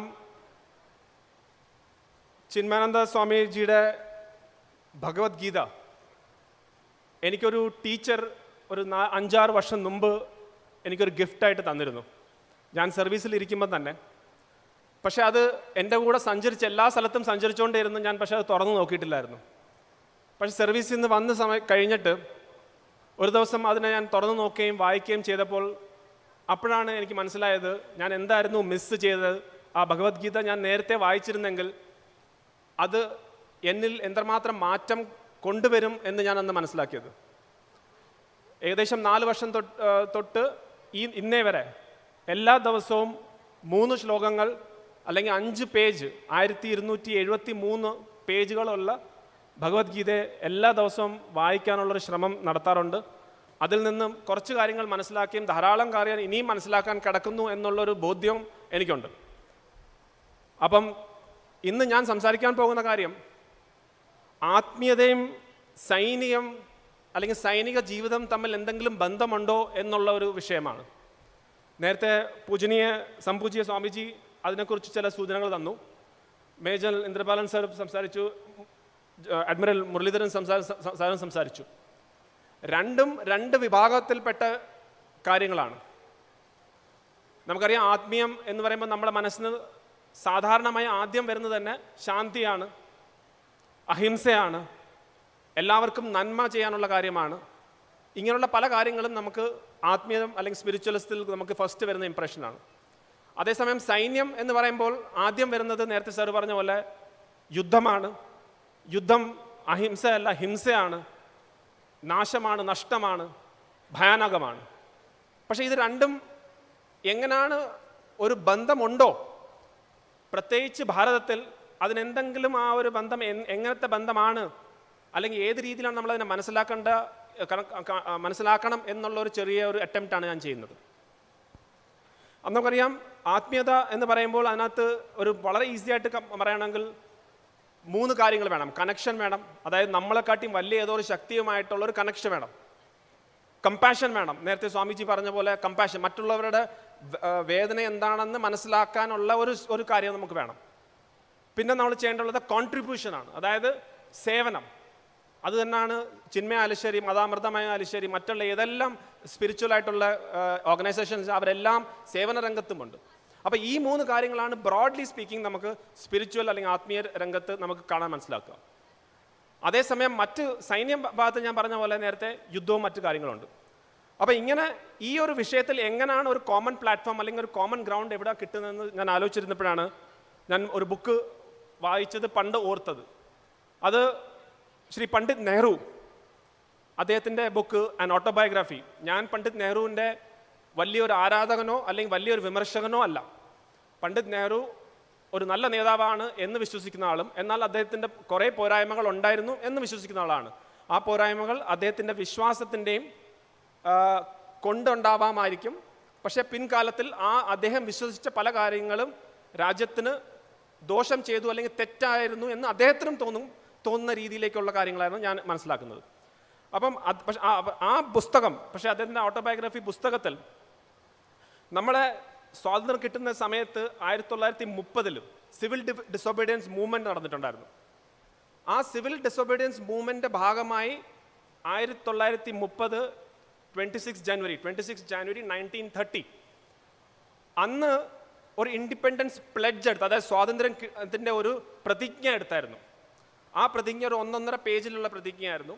ആ പ്രതിജ്ഞ ഭാരതത്തിൻ്റെ മൊത്തം ഏരിയയിൽ എല്ലാവരുടെ അടുത്തും അത് വായിക്കാൻ വേണ്ടി പറഞ്ഞതുകൊണ്ട്, അന്ന് കോൺഗ്രസ് ആണ്, ആ കോൺഗ്രസ് അത് എല്ലാവരും അറിയണം, എല്ലാവരും വായിക്കണം എന്നുണ്ടായിരുന്നു. ആ പ്രതിജ്ഞ ഈ പണ്ഡിറ്റ് നെഹ്റുവിൻ്റെ ഓട്ടോബയോഗ്രഫി ബുക്കിൻ്റെ ഒരു അപ്പൻഡിക്സ് ആയിട്ടുണ്ട്. അപ്പോൾ അത് വായിച്ചപ്പോഴാണ് നമുക്കത് ഞാൻ വരുന്ന വിഷയത്തിലേക്ക് വരാം. അപ്പോൾ ആ പ്രതിജ്ഞയിൽ പറയുന്നത്, നമുക്ക് കിട്ടാതിരുന്നത് ഫ്രീഡം മാത്രമല്ല, നമുക്ക് കിട്ടാതിരിക്കുന്നത് സ്വാതന്ത്ര്യം മാത്രമല്ല, പക്ഷേ ഭാരതത്തിനെ economically, politically, culturally and spiritually നശിപ്പിച്ചുകൊണ്ടിരിക്കുകയാണ്. അതായത് ഭാരതത്തിനെ സാമ്പത്തികപരമായിട്ടും രാഷ്ട്രീയപരമായിട്ടും സാംസ്കാരികപരമായിട്ടും ആത്മീയ രീതിയിലും നശിപ്പിച്ചുകൊണ്ടിരിക്കുകയാണ് ഈ ബ്രിട്ടീഷ് ഭരണം എന്ന് അന്ന് പറഞ്ഞതാണ്. ഇനി എന്താണ് ഇതിനകത്ത് പറഞ്ഞിരിക്കുന്ന മറ്റു കാര്യങ്ങൾ? എക്കണോമിക്കലി നമുക്ക് എല്ലാവർക്കും അറിയാം, ധാരാളം ടാക്സ്, പാവപ്പെട്ടവരുടെ അഗൻസ്റ്റ് ടാക്സും മറ്റ് ഹാൻഡിക്രാഫ്റ്റ്സും എല്ലാം ഡിസ്ട്രോയ് ചെയ്യുന്ന രീതിയിലുള്ള ഒരു കംപ്ലീറ്റ് ആയിട്ടുള്ള ഒരു എക്കണോമിക് ഡൗൺ. നമുക്കറിയാം, ലക്ഷക്കണക്കിന് പൈസയാണ് ഇവിടുന്ന് ബ്രിട്ടീഷിലേക്ക് പോയിട്ടുള്ളത്. അത് നമുക്കറിയുന്ന കാര്യമാണ്. പൊളിറ്റിക്കലി, രാഷ്ട്രീയപരമായിട്ട് നമുക്ക് ഒരു ഫ്രീഡവും ഇല്ലായിരുന്നു. ഫ്രീഡം ഓഫ് എക്സ്പ്രഷൻ ഇല്ലായിരുന്നു, റെപ്രസെൻറ്റേഷൻ ഇല്ലായിരുന്നു, ജോലിയിലില്ലായിരുന്നു. ജോലിയിലും കൊടുക്കുന്ന വളരെ താഴ്ന്ന ലെവലിലുള്ള ഏതെങ്കിലും ജോലി മാത്രമായിരുന്നു കൊടുത്തിരുന്നത്. കൾച്ചറലി, സാംസ്കാരികപരമായിട്ട് എന്താണ് നമ്മൾ നശിപ്പിച്ചത്? അദ്ദേഹം പറഞ്ഞത്, system of education has torn us away from ആ മൂറിങ്സ്. അതായത് കൾച്ചറലി അദ്ദേഹം പറയുകയാണ്, വിദ്യാഭ്യാസ സമ്പ്രദായം കൊണ്ട് നമ്മുടെ എന്താണോ റൂട്ട്, ആ റൂട്ടിൽ നിന്ന് മാറ്റിയിരിക്കുകയാണ്. ആ training has made us hug the very chain that binds us. അതായത് നമ്മളെ ഏത് ചങ്ങലയാണോ കെട്ടിയിട്ടേക്കുന്നത്, ആ ചങ്ങലയെ തന്നെ കെട്ടിപ്പിടിക്കാൻ നമ്മളെ ബാധ്യസ്ഥരാക്കിയാണ് ഈ എഡ്യൂക്കേഷൻ സിസ്റ്റം കൾച്ചറലി. ഇനിയാണ് ഏറ്റവും ഇൻട്രസ്റ്റിംഗ് ആയിട്ടുള്ള കാര്യം, സ്പിരിച്വലി ഈ പ്ലെഡ്ജ് 1930 എന്താണ് പറഞ്ഞതെന്ന് ശ്രദ്ധിക്കുക. ഞാനത് ഇംഗ്ലീഷിൽ കോട്ട് ചെയ്യാം, അത് കഴിഞ്ഞാൽ മലയാളത്തിൽ പറയാം. And I quote, "Compulsory disarmament has made us unmanly, and the presence of an alien army of occupation employed with deadly effect to crush in us the spirit of resistance has made us think that we cannot look after ourselves or put up a defense against foreign aggression, or even defend our homes and families from the attacks of thieves, robbers and miscreants." അതായത് ആത്മീയ രീതിയിൽ ഈ പറഞ്ഞ വാക്കുകളാണ്.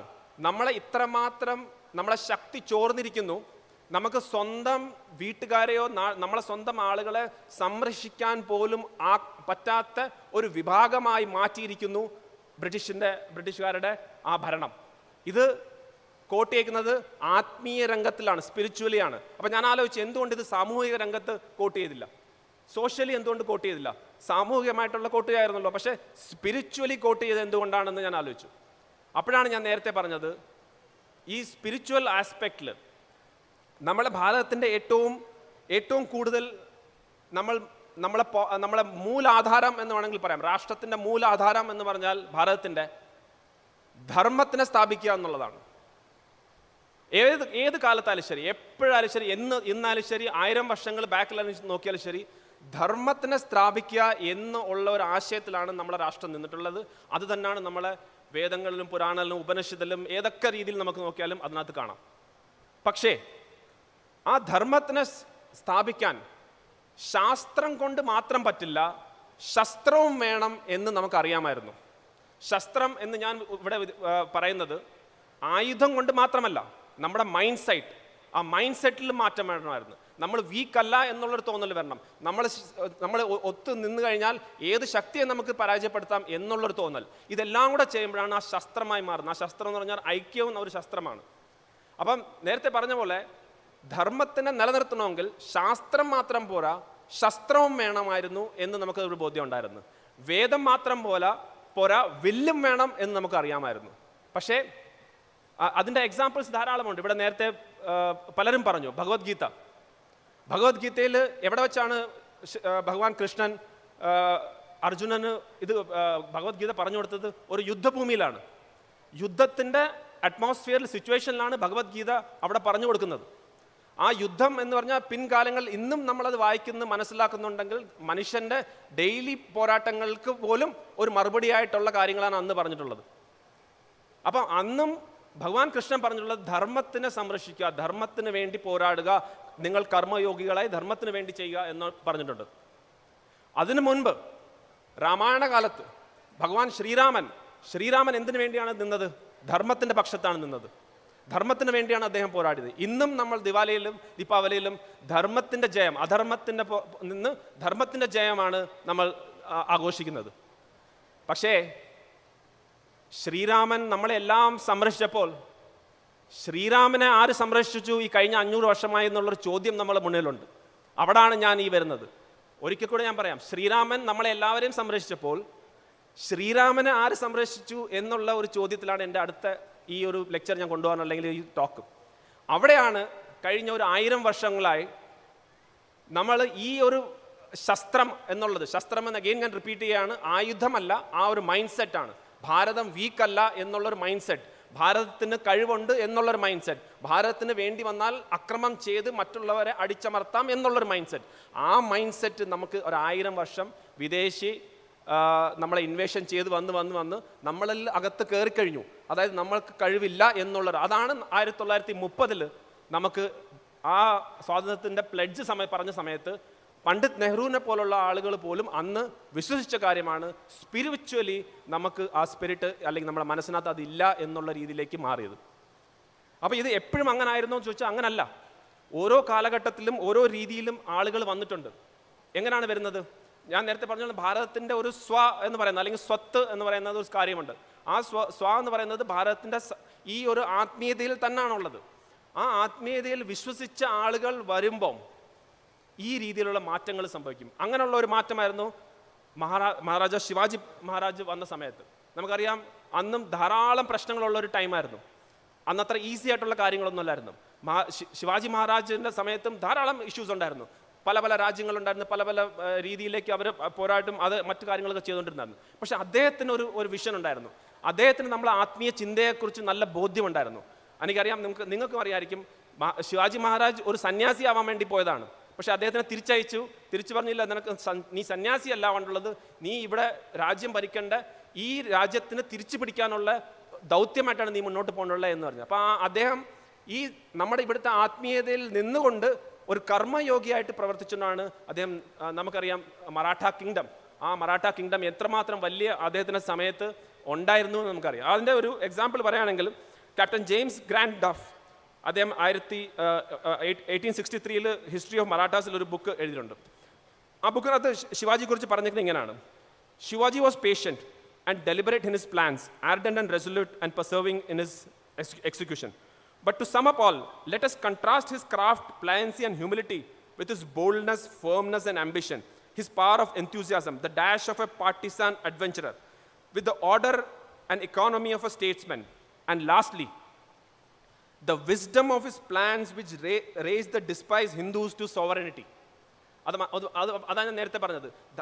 നിരാശയായി കഴിയുന്ന ഒരു ജനതയെ വീണ്ടും പ്രതീക്ഷ കൊടുത്ത് വീണ്ടും മുന്നിലേക്ക് ചെയ്യാൻ പറ്റുമെന്ന് കണ്ട് ഒരു വലിയൊരു രാജ്യം സൃഷ്ടിക്കാൻ ശിവാജി മഹാരാജിന് സാധിച്ചു. എന്തുകൊണ്ടാണ്? അദ്ദേഹത്തിന് ഇവിടുത്തെ ആത്മീയത, ഭാരതത്തിൻ്റെ ആത്മീയതയുടെയും ഭാരതത്തിൻ്റെ സംസ്കാരത്തിനെ കുറിച്ചും ഭാരതത്തിൻ്റെ ധർമ്മത്തിനെ കുറിച്ചും നല്ല ബോധ്യമുണ്ടായതുകൊണ്ടാണ് അദ്ദേഹത്തിന് അത് ചെയ്യാൻ സാധിച്ചത്. അതുപോലെ തന്നെ മാറ്റർ ഓഫ് ഓണർ എന്ന് പറഞ്ഞ ഫിലിപ്പ് മേസന്റെ ബുക്കിൽ മറാഠ ആർമിയെ കുറിച്ച് എഴുതുന്നുണ്ട്. അതും വളരെ ഇൻട്രസ്റ്റിംഗ് ആണ്.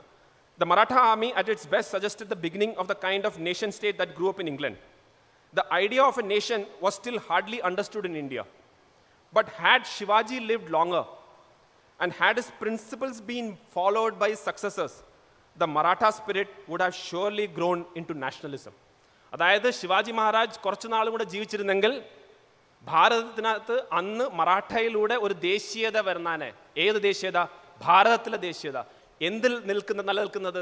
ഭാരതത്തിൻ്റെ സംസ്കാരം, ഭാരതത്തിൻ്റെ ആത്മീയതയിൽ നിലനിൽക്കുന്ന ദേശീയത വന്നിരുന്നെങ്കിൽ പിൻകാലത്ത് നമുക്ക് ഇത്രയും നാൾ നമ്മൾ ആരുടെയും കീഴിൽ പ്രോബബ്ലി നമുക്ക് ജീവിക്കേണ്ട ആവശ്യം വരത്തില്ലായിരുന്നു. അപ്പം നേരത്തെ പറഞ്ഞതുപോലെ ആത്മീയതയിൽ നിലനിൽക്കുന്ന നേതാക്കൾ അല്ലെങ്കിൽ രാഷ്ട്ര തലവന്മാർ വരുമ്പം ആ രാജ്യത്തിന് തന്നെ നമുക്ക് മാറ്റിയെടുക്കാൻ പറ്റും എന്നുള്ള ഒരു എക്സാമ്പിളാണ് നമുക്ക് ശിവാജി മഹാരാജിൽ നിന്ന് കണ്ടത്. ഇനി അടുത്തത് നമ്മൾ അത് കഴിഞ്ഞിട്ട് നമ്മളെ ഇൻഡിപെൻഡൻസ് കഴിഞ്ഞിട്ടും നമ്മൾ ഇൻഡിപെൻഡൻസ് തൊട്ട് മുമ്പ് ബ്രിട്ടീഷേഴ്സ് വന്നു.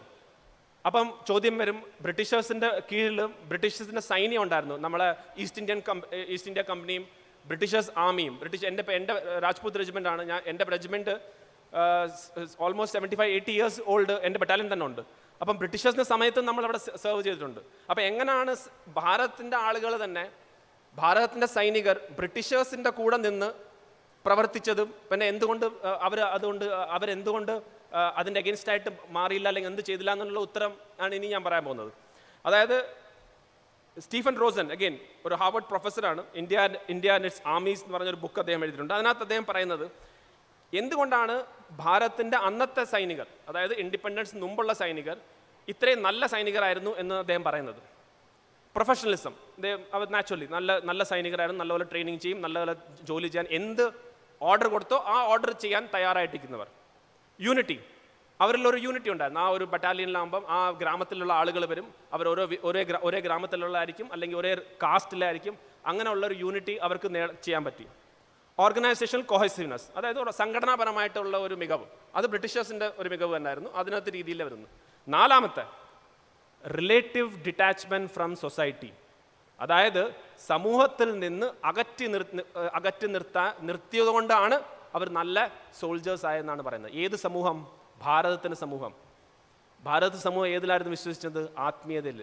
ആ സമൂഹത്തിൽ നിന്ന് മാറ്റിക്കഴിഞ്ഞാൽ അവർ ധർമ്മപക്ഷത്ത് നിൽക്കത്തില്ല. അവരുടെ ധർമ്മം, അവർക്ക് കിട്ടുന്ന ഓർഡർ എന്താണോ ആ ഓർഡറിന് വേണ്ടി, ആ ഫ്ലാഗിന് വേണ്ടി, ആ ഓർഡറിന് വേണ്ടി മാത്രം അവർ പ്രവർത്തിച്ചു. നല്ല സോൾജേഴ്സ് തന്നെയാണ്, അതിനകത്ത് സംശയമൊന്നുമില്ല.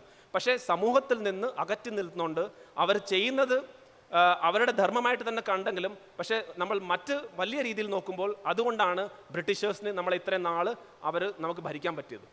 അപ്പം നേരത്തെ ഞാൻ പറഞ്ഞു വന്നതുപോലെ ഒരു സമൂഹം മൊത്തം ധർമ്മം എന്താണെന്നോ നമ്മുടെ എന്താണെന്നോ അറിയാതെ വന്നു കഴിഞ്ഞാൽ ആ സമൂഹം നശിക്കും.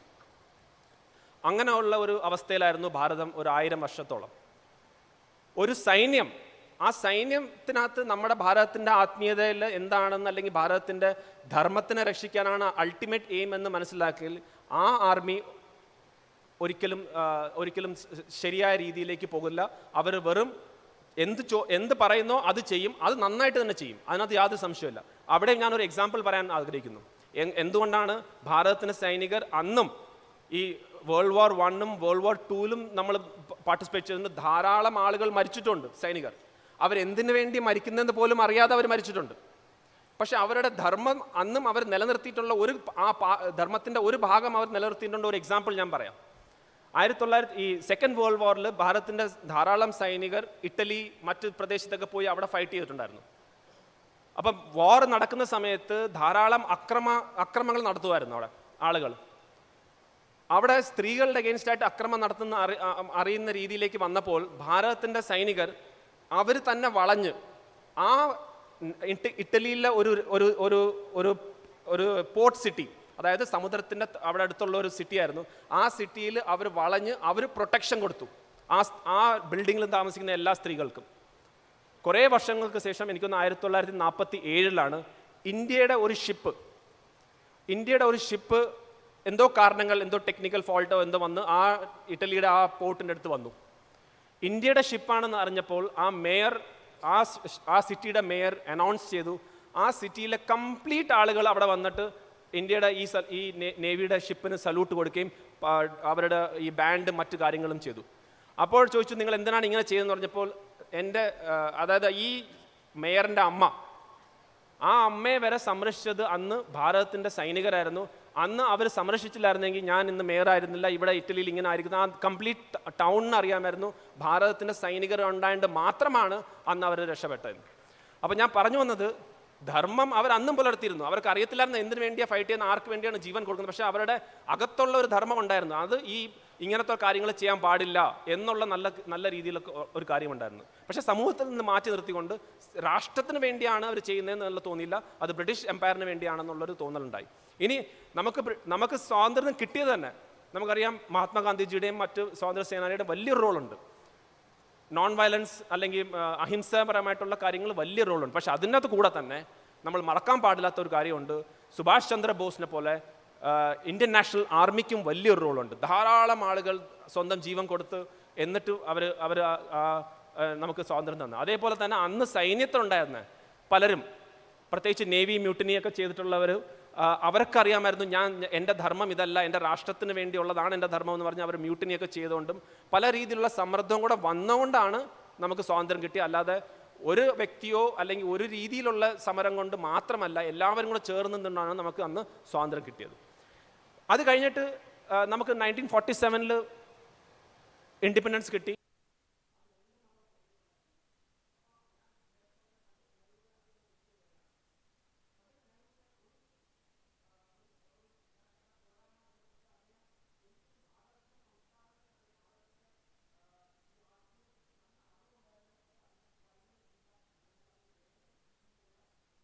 ആ ഒരു അതിന് കൊണ്ട് ഉപയോഗമുണ്ട് എന്ന് അദ്ദേഹം വിശ്വസിച്ചില്ല. അപ്പോൾ എന്തു പറ്റി? ഭാരതത്തിന് സൈന്യം വേണം എന്ന് തന്നെ അദ്ദേഹം വേണമെന്നുള്ളൊരു ചോദ്യചിഹ്നം പോലെ എനിക്ക് ഓർമ്മയുണ്ട്. ഒരു ബുക്കിൽ വായിച്ചതാണ്. അദ്ദേഹം അതായത് ബ്രിട്ടീഷ് ഒരു ഓഫീസർ അദ്ദേഹത്തിനടുത്ത് ചെന്ന് ചോദിക്കുകയാണ്, അതായത് സ്വാതന്ത്ര്യം കിട്ടുന്ന മുമ്പ് ആ പീരീഡിൽ നമ്മളെ ഫ്യൂച്ചറിൽ എങ്ങനെ വേണം ഇന്ത്യൻ ആർമി എന്ന് പറഞ്ഞപ്പോൾ പണ്ഡിറ്റ് നെഹ്റു പറഞ്ഞു, എനിക്ക് ആർമിയുടെ ആവശ്യമില്ല, my police will do the job എന്നാണ് അദ്ദേഹം പറഞ്ഞത്. അതിന് എന്ത് മൂഡ് വെച്ചിട്ടാണ് എങ്ങനെയാണ് പറഞ്ഞതെന്ന് എനിക്കറിയില്ല. പക്ഷേ അദ്ദേഹത്തിൻ്റെ ഒരു മൈൻഡ് സെറ്റ് എങ്ങനെയായിരുന്നു? അദ്ദേഹത്തിന് ഈ സൈന്യം എന്ന് വെച്ച് കഴിഞ്ഞാൽ അത് നാശത്തിന് വേണ്ടി മാത്രമുള്ളതാണ്, അതുകൊണ്ട് അതിൻ്റെ ആവശ്യമേ ഇല്ല എന്നുള്ള വിശ്വസിച്ച ഒരു പ്രധാനമന്ത്രിയും അല്ലെങ്കിൽ ആ സമയത്തുള്ള ആ രാഷ്ട്രീയ തലവൻ അദ്ദേഹത്തിന് ധർമ്മത്തിനെ എങ്ങനെ സംരക്ഷിക്കാം എന്നുള്ള രീതിയിൽ അതിനകത്ത് സൈന്യം ആവശ്യമാണ് എന്നുള്ള ചിന്ത അപ്പോഴും വന്നില്ല. അതുകൊണ്ട് എന്ത് പറ്റി? നമ്മൾ സ്വാതന്ത്ര്യം കിട്ടിയ ഉടനെ തന്നെ നമുക്ക് ജമ്മു ആൻഡ് കാശ്മീരിലേക്ക് ഒരു യുദ്ധം നടക്കേണ്ടി വന്നു. ആ സമയത്ത് യുദ്ധത്തിൽ സർദാർ വല്ലഭായ് പട്ടേലും മഹാത്മാഗാന്ധിജിയും പറഞ്ഞു, ആവശ്യം വന്നാൽ നിങ്ങൾ സൈന്യത്തിനെ ഉപയോഗിക്കുക. അഹിംസയുടെ ഏറ്റവും വലിയ ഒരു വക്താവ് അല്ലെങ്കിൽ ഏറ്റവും വലിയ ഒരു പെഡസ്റ്റൽ നിൽക്കുന്ന ഒരാൾ മഹാത്മാഗാന്ധി പോലും പറഞ്ഞു, ആവശ്യത്തിന് നിങ്ങൾ ഉണ്ടെങ്കിൽ സൈന്യം ഉപയോഗിക്കാം. പക്ഷെ അന്ന് നമ്മൾ ഉപയോഗിക്കുകയും ചെയ്തു. എന്നാൽ വേണ്ടത്ര രീതിയിലേക്ക് നമുക്ക് അതിൻ്റെ എഫക്റ്റ് കിട്ടിയില്ല. കാരണം POK അല്ലെങ്കിൽ പാക് ഓക്യുപൈഡ് കശ്മീർ ഇപ്പോഴും നമ്മളെ ഇതിലല്ല, അതിന് പല ഡിബേറ്റ്സ് ഉണ്ട്. അത് കഴിഞ്ഞ് വീണ്ടും 1962 ഇന്ത്യ ചൈന വാറിൽ ഏറ്റവും വലിയ നമുക്ക് പരാജയം എന്ന് പറയുന്ന ഒരു കാരണം ഉണ്ടാവാൻ കാരണം ഇതേപോലത്തെ ഉള്ള കാര്യമാണ്. നമ്മൾക്ക് വേണ്ടത്ര ഞാൻ പറഞ്ഞ ശാസ്ത്രത്തിനെ പിടിച്ചപ്പോൾ ശസ്ത്രം ആവശ്യമാണ് എന്നുള്ള ചിന്ത നമുക്ക് വന്നില്ല. ആ ചിന്ത വരാത്തതുകൊണ്ടാണ് മറ്റുള്ളവർ തയ്യാറെടുത്തപ്പോൾ നമ്മൾ തയ്യാറെടുത്തില്ല. നമ്മൾ വാക്കുകളുകൊണ്ട് നമുക്ക് അവരെ ശരിയാക്കാം, അല്ലെങ്കിൽ എൻ്റെ കരിസ്മ, എൻ്റെ പേഴ്സണാലിറ്റി കൊണ്ട് ഞാൻ പറഞ്ഞ യുദ്ധം നടക്കില്ല എന്ന് ചിന്തിച്ചു. പക്ഷെ അങ്ങനെ ഒരിക്കലും അല്ല മറ്റുള്ളവർ ചിന്തിക്കുന്നത്. നമ്മൾ ഒരു 1000 വർഷം തൊട്ട് നോക്കിക്കഴിഞ്ഞാൽ രാജാക്കന്മാർ ചിന്തിച്ച അതേപോലെ തന്നെയാണ്. എന്നെ ആരും ആക്രമിക്കത്തില്ല, എൻ്റെ കയ്യിൽ പൈസയുണ്ട്, എൻ്റെ കയ്യിൽ പ്രഭാവമുണ്ട്, എനിക്ക് അതിൻ്റെ ഒന്നും ആവശ്യമില്ല എന്ന് വിശ്വസിച്ച പോലെ തന്നെ 1962 നമുക്ക് വലിയ വില കൊടുക്കേണ്ടി വന്നു. പിന്നീടും പല യുദ്ധങ്ങൾ നടന്നിട്ടുണ്ട്. 71 ഇന്ദ്രബലൻ സർ വളരെ മനോഹരമായിട്ട് അതിനെക്കുറിച്ച് സംസാരിച്ചു. അവിടാണ് രാഷ്ട്രീയ ബോധം അല്ലെങ്കിൽ രാഷ്ട്രഹിത് നാഷണൽ ഇൻട്രസ്റ്റ് മുന്നിൽ വെച്ച് കൊണ്ട് പ്രവർത്തിക്കുന്ന നേതാക്കന്മാർ വരുമ്പോൾ തീർച്ചയായിട്ടും അതിന് വലിയ മാറ്റം ഉണ്ടാവും. 71 യുദ്ധമായാലും ശരി, ഇന്ദിരാഗാന്ധിജി, 65 ലാൽ ബഹാദൂർ ശാസ്ത്രി ആയാലും ശരി, 99 അടൽ ബിഹാരി വാജ്പേയി ജി ആയാലും ശരി, ഇവരെല്ലാം രാഷ്ട്രഹിത്, രാഷ്ട്രത്തിൻ്റെ ഹിതാണ് ഏറ്റവും ആദ്യം എന്ന് വിചാരിച്ചുകൊണ്ട് മാത്രമാണ് നമുക്ക് അങ്ങനത്തെ റിസൾട്ട് കിട്ടിയത്. ഇന്ന് നമ്മൾ എവിടെ നിൽക്കുന്നു? ഇന്ന് തിരിച്ച് നമ്മൾ അതേ സ്ഥാനത്ത് വന്ന് നിൽക്കുകയാണ്. വേറെ നമ്മൾ ഇന്ന് രാഷ്ട്രത്തിൻ്റെ എന്ത് ഒരു പ്രശ്നം ഉണ്ടായാലും നമുക്കതിനെ നേരിടാനുള്ള ചങ്കൂറ്റമുള്ള ഒരു സൈന്യമാണ് നമുക്കുള്ളത്. അതുകൊണ്ടാണ് ഞാൻ ഇന്ന് പറയുന്നത്, ഇന്ന് രാം മന്ദിരമുണ്ട്, റഫാൽ യുദ്ധവിമാനവും ഉണ്ട്, രണ്ടുമുണ്ട്. അപ്പോൾ ആ ഒരു രീതിയിലേക്ക് ഭാരതം മാറിയിരിക്കുന്നു. കാരണം രാം മന്ദിരം ഇവിടെ ആവശ്യമാണ്, റഫാലും ഇവിടെ ആവശ്യമാണ്, മസ്ജിദും ഇവിടെ ആവശ്യമാണ്, ചർച്ചും ഇവിടെ ആവശ്യമാണ്, ഗുരുദ്വാരയും ഇവിടെ ആവശ്യമാണ്, എല്ലാം ആവശ്യമാണ്. അങ്ങനെയുള്ളൊരു ഭാരതമാണ് ഭാരതമായിട്ട് നിലനിൽക്കുന്നത്. അത് മനസ്സിലാക്കാൻ ഉള്ള രാഷ്ട്രീയ നേതാക്കൾ അല്ലെങ്കിൽ അങ്ങനത്തെ ലീഡർഷിപ്പ് വരുമ്പം അവർക്ക് മനസ്സിലാവും ഇതെല്ലാം നമ്മളെ ഭാരതത്തിൻ്റെ ധർമ്മത്തിൽ പറഞ്ഞിട്ടുള്ളതാണ്. നമുക്ക് ഇവിടെ ഇതൊന്നും നമ്മൾ പുറത്തുനിന്ന് അറിയേണ്ട ആവശ്യമില്ല. ആളുകൾ ഭാരതത്തിന് വേണ്ടി ലെക്ചർ തരാറുണ്ട്, ടോളറൻസിനെ കുറിച്ചും ഡെമോക്രസിയെക്കുറിച്ചും ഇതിനെക്കുറിച്ചൊക്കെ. പക്ഷേ ഇതെല്ലാം ഭാരതത്തിൻ്റെ ധർമ്മത്തിൻ്റെ ഭാഗമാണ്, സനാതന ധർമ്മത്തിൻ്റെ ഭാഗമാണ് എന്ന് നല്ല വിശ്വസിക്കുന്ന രാഷ്ട്രീയ നേതാക്കൾ വരുമ്പോൾ നമ്മൾ വീണ്ടും ആ പോയ പ്രതാപം തിരിച്ചെടുക്കാൻ പറ്റും. അപ്പം പറഞ്ഞു വന്നത് ലാസ്റ്റിൽ നമ്മൾ ഓരോരുത്തർക്കും ഓരോ ഉത്തരവാദിത്വമുണ്ട്. ആ ഉത്തരവാദിത്തത്തിനകത്ത് ശാസ്ത്രവും പഠിക്കണം, നമ്മൾ ശസ്ത്രം പഠിക്കണം എന്ന് പറഞ്ഞാൽ നമ്മൾ ആക്റ്റീവായിരിക്കണം. അവിടെയാണ് വിവേകാനന്ദ സ്വാമിജി പറഞ്ഞിട്ടുള്ളത്, നിങ്ങൾ ഭഗവത്ഗീതയും വായിക്കണം, ഫുട്ബോളും കളിക്കണം. എൻ്റെ അടുത്ത് ചോദിച്ചാൽ ആദ്യം എന്ത് ചെയ്യണം? അദ്ദേഹം പറഞ്ഞു ഫുട്ബോൾ കളിക്കണം. കാരണം നിങ്ങൾ അത് ആക്റ്റീവായാൽ മാത്രമേ നിങ്ങൾക്ക് ഭഗവത്ഗീത വായിക്കാൻ പറ്റൂ. അപ്പോൾ ഇന്ന് NCC കേഡറ്റ്സിനടുത്തും എനിക്ക് പറയാനുള്ളത്, നിങ്ങൾ ഒരിക്കലും ഇന്ദ്രപാലൻ സാറ് ക്വസ്റ്റ്യൻ ചോദിച്ചപ്പോൾ 10 പേര് ഇവിടെ വരണമായിരുന്നു, 10 ആൻസർ പറയണമായിരുന്നു, തെറ്റായാലും കുഴപ്പമില്ല. നിങ്ങൾ ഒരിക്കലും ആ ഒരു മടി നിങ്ങളുടെ ഉള്ളിൽ വരരുത്. നമ്മൾ എപ്പോഴും നമ്മളെ ഒരു കുട്ടികളുടെ അടുത്ത് ഒരു തോന്നലുണ്ട്, ഞാനിത് ചെയ്ത ആളുകൾ എന്ത് പറയും, സബ്സെ ബഡാ രോഗ് ക്യാ കഹെങ്കെ ലോഗ്. അതായത് എൻ്റെ സബ്സെ ബഡാ രോഗ് എന്ന് പറഞ്ഞാൽ ഏറ്റവും വലിയ അസുഖം മറ്റുള്ളവർ എന്ത് ചിന്തിക്കും. ഈ ഒരു രോഗം മാറ്റേണ്ട കാര്യമാണ് നമ്മുടെ ഭാരതത്തിൻ്റെ ഇന്നത്തെ കുട്ടികൾക്ക്, പ്രത്യേകിച്ച് NCC കേഡറ്റ്സിന്. നിങ്ങൾ ആ രീതിയിലേക്കുള്ള ഒരു മാറ്റം ഭാരതത്തിൽ നടക്കുന്നുണ്ട്. അതിൻ്റെ എല്ലാത്തിൻ്റെ മൂലാധാരം എന്ന് പറയുന്നത് നമ്മളെ ഭാരതത്തിൻ്റെ ആത്മീയത, നമ്മളെ ഭാരതത്തിൻ്റെ സംസ്കാരം. അത് ഈ ഞാൻ പറഞ്ഞ രാഷ്ട്രീയ നേതാക്കൾ മാത്രമല്ല അതിന് കാര്യം, അതായത് സംഘടനകൾ, ഇപ്പോൾ ചിന്മയ മിഷൻ ആയാലും ശരി, മറ്റ് സംഘടനകളായാലും ശരി, അവരെല്ലാം കൂടി പ്രവർത്തിക്കുമ്പോഴാണ് ധർമ്മത്തിനെ നമുക്ക് സ്ഥാപിക്കുക. അപ്പോൾ ഒരു കാര്യവശാലും സൈനികർ മാറ്റി നിർത്തിക്കൊണ്ട്, ആത്മീയത മാറ്റി നിർത്തിക്കൊണ്ട് ഭാരതത്തിന് മുന്നോട്ട് പോകാൻ സാധിക്കില്ല. ഇതെല്ലാം ഒരുമിച്ച് നിന്നാൽ മാത്രമേ ഒരു ശ്രേഷ്ഠ ഭാരതം സൃഷ്ടിക്കാൻ പറ്റൂ. അങ്ങനെ ഒരു ശ്രേഷ്ഠ ഭാരതം നിർമ്മിച്ചുകൊണ്ടിരിക്കുകയാണ്. നമ്മളെല്ലാം ദൈവത്തിനോട് വളരെയേറെ നന്ദിയാണ്. നമ്മൾ ആ കാലഘട്ടത്തിൽ ജീവിക്കുകയാണ്. ആ കാലഘട്ടത്തിൽ ജീവിക്കുന്നുണ്ട്. ഇനി എസ്പെഷ്യലി ഈ ഫ്യൂച്ചറായിട്ടുള്ള NCC കേഡറ്റ്സ് നിങ്ങളെയൊക്കെ മുമ്പിൽ വളരെ ഒരു ഗ്ലോറിയസ് ആയിട്ടുള്ളൊരു ഇന്ത്യയാണ് പണിഞ്ഞു വരുന്നത്. അതിൻ്റെയൊക്കെ ഭാഗമാകാനും അതിൻ്റെയൊക്കെ ഒരു കോൺട്രിബ്യൂഷൻ ചെയ്യാൻ പറ്റുന്ന രീതിയിലേക്ക് നമുക്കെല്ലാം മാറട്ടെ എന്ന് മാത്രം പറഞ്ഞുകൊണ്ട് ഞാൻ നിർത്തുന്നു. Thank you. ജയ് ഹിന്ദ്, ജയ് ഭാരത്.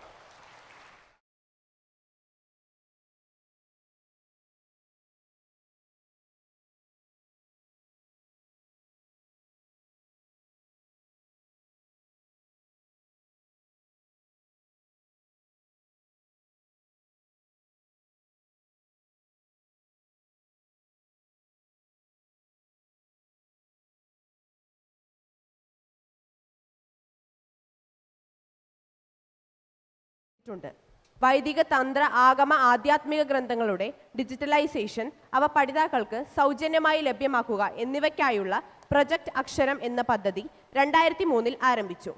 ഇന്ന് ഏകദേശം 1 ലക്ഷത്തോളം ഗ്രന്ഥങ്ങൾ ഡിജിറ്റൽ രൂപത്തിൽ ഇന്റർനെറ്റ് ആർക്കൈവ്സ് വഴി ആവശ്യക്കാർക്ക് സൗജന്യമായി ലഭ്യമാക്കിയിട്ടുണ്ട്. 2020 ഗുരുവായൂർ ദേവസ്വത്തിൻ്റെ ഔദ്യോഗിക ഫേസ്ബുക്ക്, യൂട്യൂബ് ചാനലുകൾ ദേവസ്വത്തിനു വേണ്ടി സമർപ്പണമായി ആരംഭിക്കുകയും ഗുരുവായൂരപ്പനുമുള്ള സമർപ്പണമായി നടത്തുകയും ചെയ്യുന്നു. നിത്യേന ഗുരുവായൂരപ്പൻ്റെ ഉച്ചപൂജ അലങ്കാര വർണ്ണന ലോകമെമ്പാടുമുള്ള ഭക്തർക്ക് യൂട്യൂബിൽ ദേവസ്വം ചാനൽ വഴി എത്തിച്ചു കൊടുക്കുന്നതിനുള്ള തുടക്കമിടുകയും അതിനുള്ള സാമ്പത്തികവും സാങ്കേതികവുമായ മുഴുവൻ സേവനവും ചെയ്യുന്നു. ഗുരുവായൂരപ്പൻ്റെ ഭക്തപ്രിയ മാസിക ആഗോളതലത്തിൽ ഭക്തർക്ക് എത്തിക്കുന്നതിനുള്ള ഡിജിറ്റൽ സംവിധാനവും സമർപ്പണമായി ചെയ്യുന്നു. മലയാള ചലച്ചിത്രം, സലാല മൊബൈൽസ് കൂടാതെ 400+ പരസ്യചിത്രങ്ങൾ, കോർപ്പറേറ്റ് ഫിലിമുകൾ എന്നിവ മലയാളം, തമിഴ്, ഹിന്ദി, അറബിക്, ഇംഗ്ലീഷ് ഭാഷകളിൽ സംവിധാനം ചെയ്തിട്ടുണ്ട്. നാഷണൽ ജിയോഗ്രാഫിക് വന്യജീവി ഡോക്യുമെന്ററികളുടെയും നാടോടികല, പ്രകടനകല, പുരാതന ആചാരങ്ങൾ എന്നിവയെക്കുറിച്ചുള്ള ആമസോൺ പ്രൈം ഡോക്യുമെന്ററികളുടെ സംവിധായകനും നിർമ്മാതാവുമാണ് ഇദ്ദേഹം. ലാഭേച്ഛയില്ലാത്ത വോളണ്ടറി പാലിയേറ്റീവ്, ജെറിയാട്രിക് കെയർ, ഇതര വൈദ്യശാസ്ത്രം എന്നിവയിൽ ഏർപ്പെട്ടിരിക്കുന്നു. കുറച്ച് വാക്കുകൾ സംസാരിക്കുവാനായി ശ്രീ ശരത് എ ഹരിദാസൻ സാറെ വേദിയിലേക്ക് ക്ഷണിക്കുന്നു.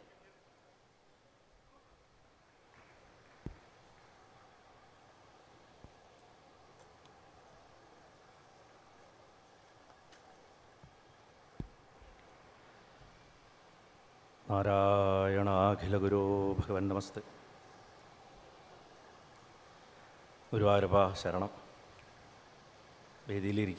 ഇരുന്നിരുന്ന മഹത് വ്യക്തികൾക്കും ഇപ്പോൾ ഇരിക്കുന്ന മഹത് വ്യക്തികൾക്കും എല്ലാവർക്കും എൻ്റെ വിനീത പ്രണാമം. വീരസൈനികരുടെ കുടുംബാംഗങ്ങൾക്ക് മനസ്സുകൊണ്ട് പ്രണാമം. കുട്ടികളെ, നിങ്ങൾക്കും എൻ്റെ അഭിവാദ്യങ്ങൾ. ബാക്കി എല്ലാവർക്കും എൻ്റെ മനസ്സുകൊണ്ടുള്ള, നിങ്ങളെല്ലാവരെയും ഗുരുവായൂരപ്പനെ കണ്ട് മനസ്സുകൊണ്ട് ഞാൻ സാഷ്ടാംഗം നമസ്കരിക്കുന്നു. അനൗൺസ് ചെയ്ത ആൾ വളരെ ദീർഘമായിട്ട് ഒരു ഡിസ്ക്രിപ്ഷൻ വായിച്ചു. അതിൻ്റെ അവസാനം പറഞ്ഞു, ഇത്രയും വായിച്ചുകൊണ്ട് ഏതാനും വാക്കുകൾ സംസാരിക്കാൻ ശരത്തെ ഹരിദാസിനെ ക്ഷണിക്കണമെന്നാണ് പറഞ്ഞു. കീനോട്ട് അഡ്രസ്സാണെന്നാണ് എന്നോട് പറഞ്ഞിരുന്നത്. അപ്പോൾ ഏതാനും വാക്കുകളാവുമോ എന്ന് എനിക്കറിയില്ല. 60 മിനിറ്റ് സംസാരിക്കേണ്ട ആളാണ് ഞാൻ. വന്നിരിക്കുന്ന വിഷയം വളരെ ഭാരമേറിയൊരു വിഷയമാണ്. വാസ്തവത്തിൽ രാവിലെ ഞാനിവിടെ വന്നത് മുതൽക്ക് ഇപ്പോൾ ഈ ഡെന്നി സാറുടെ പ്രഭാഷണം കഴിയുന്നത് വരെയും നമ്മുടെയൊക്കെ സിരകളിൽ ഓടുന്ന ആ ദേശീയതയുടെ, ദേശഭക്തിയുടെ ഒരു ഊർജമാണ് ഈ അന്തരീക്ഷത്തിൽ തളം കെട്ടി നിൽക്കുന്നത്. ആ ദേശീയതയുടെ അടിത്തറ ഗീതയിലാണെന്ന് പല പ്രഭാഷകന്മാരും ചൂണ്ടിക്കാട്ടുകയുണ്ടായി. വിശേഷമായിട്ടുള്ളൊരു ഗ്രന്ഥമാണ് ഗീത എന്നുള്ള കാര്യത്തിൽ യാതൊരു സംശയവുമില്ല. ആർക്കും എങ്ങനെയും അവരവരുടെ ജീവിത വീക്ഷണത്തിനനുസരിച്ചും ഇഷ്ടത്തിനനുസരിച്ചും വ്യാഖ്യാനിക്കാവുന്ന ഒരു ഗ്രന്ഥമാണ് ഗീത എന്ന് ഞാൻ പറയുമ്പോൾ അതിലൊരു ദുരർത്ഥം കാണരുത്. കാരണം ഗീതയുടെ അവസ്ഥ അതാണ്. അത് നേരാം വണ്ണം വ്യാഖ്യാനിച്ചവരുണ്ട്, അപകടകരമായി വ്യാഖ്യാനിച്ചവരുണ്ട്. ഇന്ന് പ്രചരിക്കുന്ന പല ഗീതാ വ്യാഖ്യാനങ്ങളിലും ആ അപകടം വളരെയധികം കടന്നുകൂടിയിട്ടുണ്ട്. ചിന്മയാനന്ദ സ്വാമിയൊക്കെ പോലെ ഗീതയ്ക്ക് വേണ്ടി ജീവിതം ഒഴിഞ്ഞു വെച്ച ഒരു മഹാത്മാവിൻ്റെ നാമത്തിലുള്ളൊരു വേദിയിൽ നിന്നിട്ടിത് പറയുമ്പോൾ ഇത് പറയേണ്ടതിൻ്റെ ആവശ്യകത എന്നെ കൂടുതൽ ശ്രദ്ധാലുവാക്കുക ചെയ്യുന്നു. വാസ്തവത്തിൽ ഗീത, അതിൻ്റെ എസെൻസ് എന്താണ് ഒറ്റ വാക്കിൽ പറയാൻ പറ്റുമോ എന്ന് പണ്ട് ശ്രീരാമകൃഷ്ണദേവനോട് ഒരു ശിഷ്യൻ ചോദിച്ചു. അതിനെന്താ, വളരെ എളുപ്പമാണ്, ഗീതയെ തലതിരിച്ചിട്ടാൽ മതി എന്ന് പറഞ്ഞു. ഗീതയെ തലതിരിച്ചിട്ടാൽ മതി എന്ന് പറഞ്ഞു. ഞാനിത് ചില പ്രഭാഷണങ്ങളൊക്കെ പറഞ്ഞിട്ടുണ്ട്, മുമ്പ് കേട്ടിട്ടുള്ളവർ കേട്ടിട്ടുണ്ടാവും. ഗീതയെ തലതിരിച്ചിട്ടാൽ ത്യാഗി എന്ന് വരും. ഗീതയെ റിവേഴ്സിലിട്ടാൽ ത്യാഗി എന്നാണ് കിട്ടുക. അതാണ് ഗീത, ത്യാഗം. ത്യാഗി ത്യാഗി ത്യാഗി ത്യാഗി താഗി താഗി താഗി താഗി താഗി താഗി താഗി താഗി എന്നാവുന്ന പറഞ്ഞു ശ്രീരാമകൃഷ്ണൻ. ഇത്രയും ഭംഗിയായിട്ട് ഇതിൽ കൂടുതൽ ആർക്കാ പറഞ്ഞുതരാൻ പറ്റുമെന്ന് എനിക്കറിയില്ല. അങ്ങനെയുള്ള ആ ഗീതയെ, ആ ഗീതാ ഭഗവതിയെ 2-3 ശ്ലോകങ്ങൾ കൊണ്ടൊന്ന് സ്തുതിച്ചിട്ട് നമുക്ക് വിഷയത്തിലേക്ക് പോവാം. ഓം പാർത്ഥായ പ്രതിബോധിതാം ഭഗവതാ നാരായണേന സ്വയം വ്യാസേന ഗ്രഥിതം പുരാണമുനിനാ മധ്യേ മഹാഭാരതം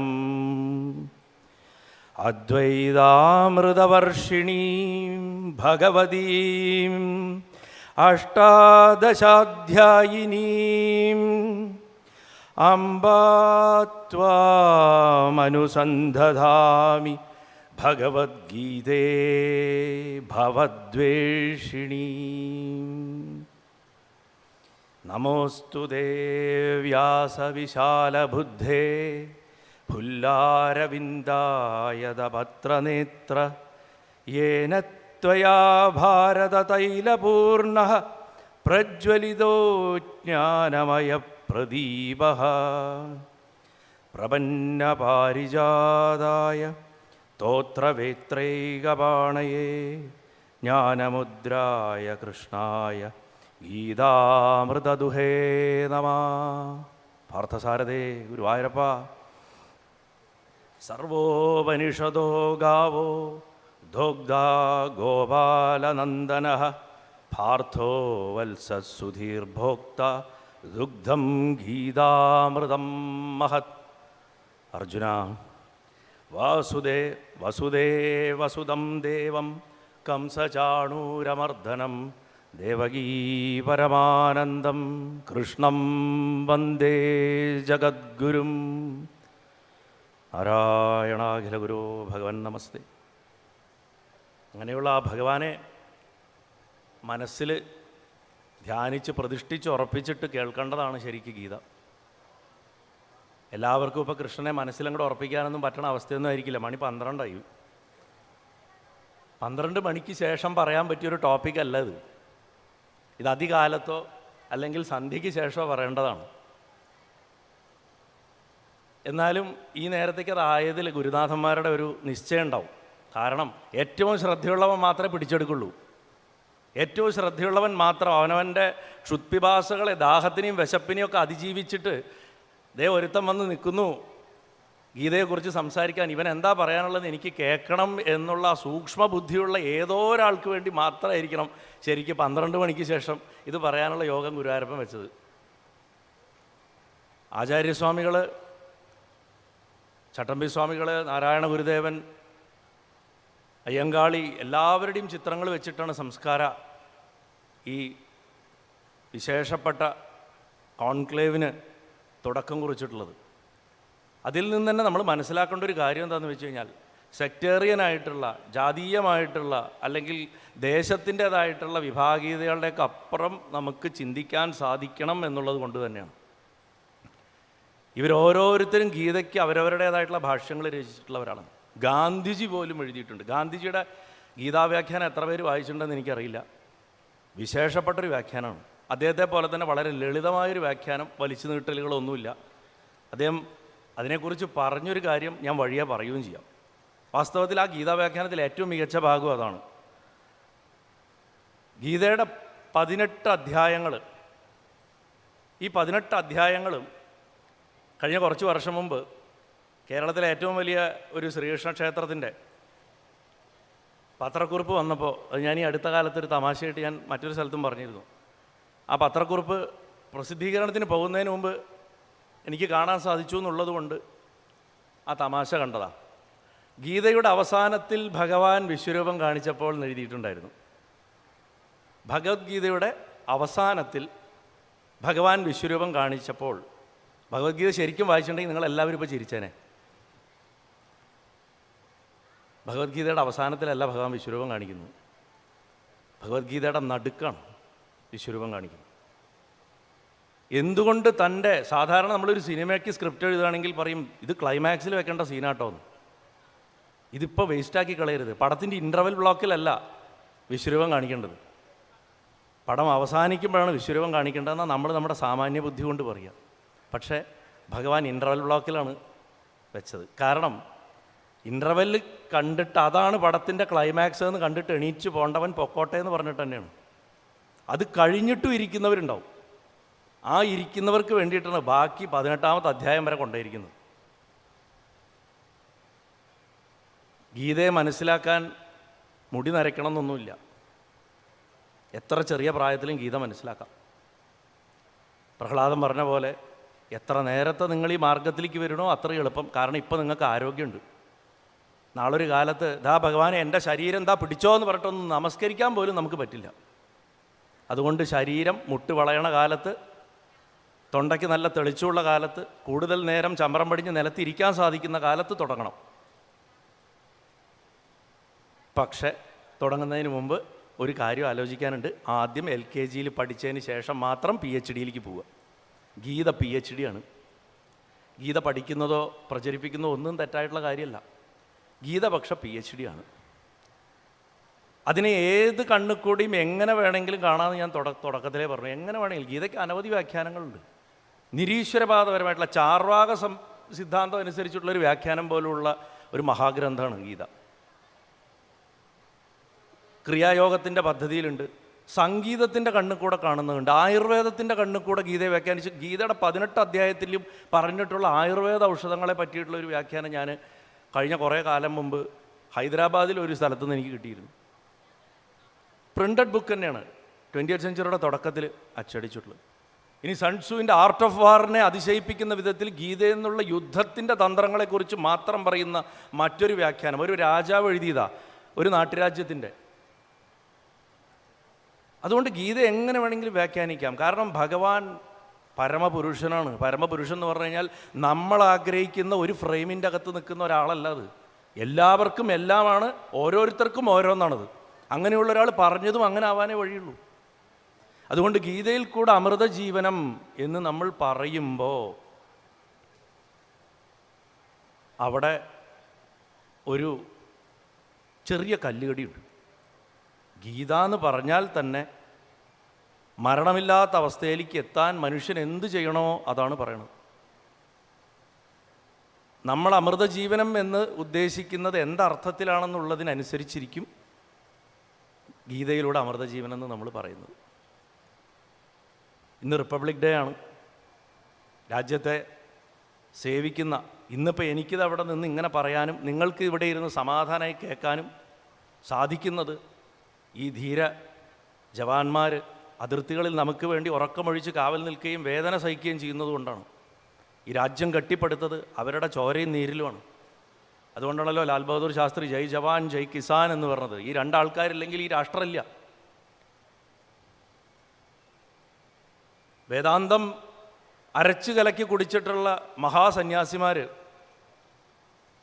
അത്യപൂർവമായിട്ട് യുദ്ധത്തിനെ പ്രോത്സാഹിപ്പിക്കുകയോ രാഷ്ട്രനിർമ്മാണത്തിൽ പങ്കെടുക്കുകയോ ചെയ്യാറുള്ളൂ.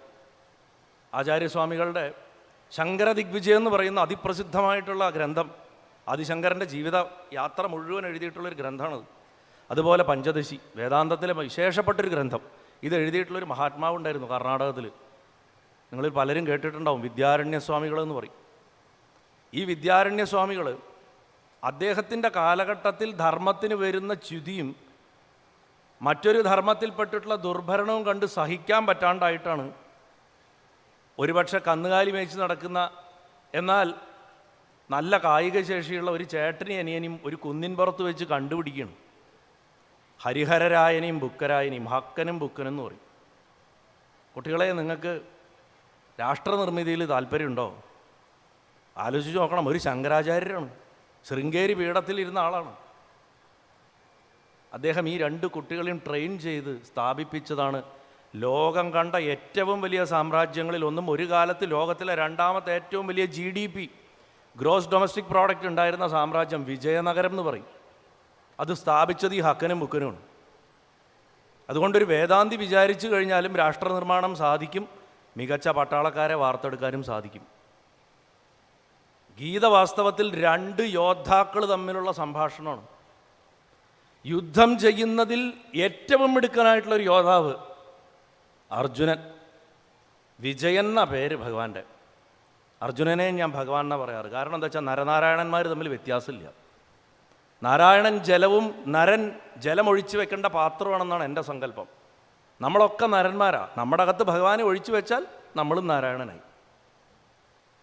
നമുക്ക് മുകളിലൊരു ശക്തി എന്നൊരു വസ്തു ഈ പ്രപഞ്ചത്തിലില്ല. എല്ലാം നമ്മുടെ അകത്ത് തന്നെയുള്ളൂ. ബുദ്ധൻ പറഞ്ഞ പോലെ നന്നായിട്ടൊന്ന് കുളിച്ചാൽ മതി.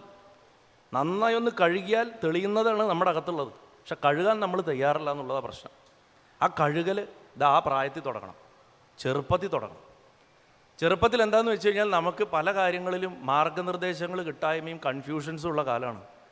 ഇന്നിപ്പോൾ എൻ്റെയൊക്കെ ഏജിൽ എനിക്ക് എത്തി നിൽക്കുമ്പോൾ ഞാൻ എത്ര സമയം വേസ്റ്റ് ചെയ്തു വന്നതെന്ന് ആലോചിച്ച് ഇന്ന് ഞാൻ റിഗ്രറ്റ് ചെയ്യുന്നു. അവരുടെ പ്രായത്തിൽ എനിക്ക് ചെയ്യാമായിരുന്ന എത്രയോ കാര്യങ്ങളുണ്ടായിരുന്നു എന്ന് ആലോചിച്ച് ഞാൻ റിഗ്രറ്റ് ചെയ്യുന്നു. ഈ പരിചയക്കുറവ് 82 വയസ്സുള്ള, ആലോചിക്കണം, യുദ്ധം നടക്കുമ്പോൾ 82ഓളം വയസ്സുണ്ട് അർജുനന്. ഭഗവാനും അർജുനനും ഒരു ദിവസത്തെ വയസ്സ് വ്യത്യാസമേ ഉള്ളൂ. 2 പേർക്കും ഒരേ പ്രായമാണ്. ആ പ്രായത്തിലാണ് അവർ ധർമ്മത്തിന് വേണ്ടിയിട്ട് തങ്ങൾക്ക് അർഹതപ്പെട്ടതിന് വേണ്ടിയിട്ടും യുദ്ധത്തിന് ഇറങ്ങിയിട്ടുള്ളത്. ഒരുപക്ഷെ അർജുനൻ്റെ ആ പ്രായം കൊണ്ടായിരിക്കാം. അർജുനൻ ഒരു 20 വയസ്സിലാണ് യുദ്ധം ചെയ്തിരുന്നെങ്കിൽ അർജുനൻ ഒരിക്കലും എൻ്റെ കൈകാലുകൾ തളരണു, എനിക്ക് ആയുധം എടുക്കാൻ പറ്റില്ല, ഈ ബന്ധുക്കളുടെ നേർക്ക് എനിക്ക് അസ്ത്രങ്ങൾ ചെയ്യാൻ പറ്റില്ല എന്നൊന്നും ചിലപ്പോൾ പറയുമായിരുന്നില്ല. കാരണം പ്രായം അദ്ദേഹത്തിന് അനുഭവങ്ങൾ നൽകി, പക്വത നൽകി. അതുകൊണ്ട് അദ്ദേഹത്തിന് അനവധി കാര്യങ്ങളിൽ ഭയം വന്നിട്ടുണ്ടാവണം.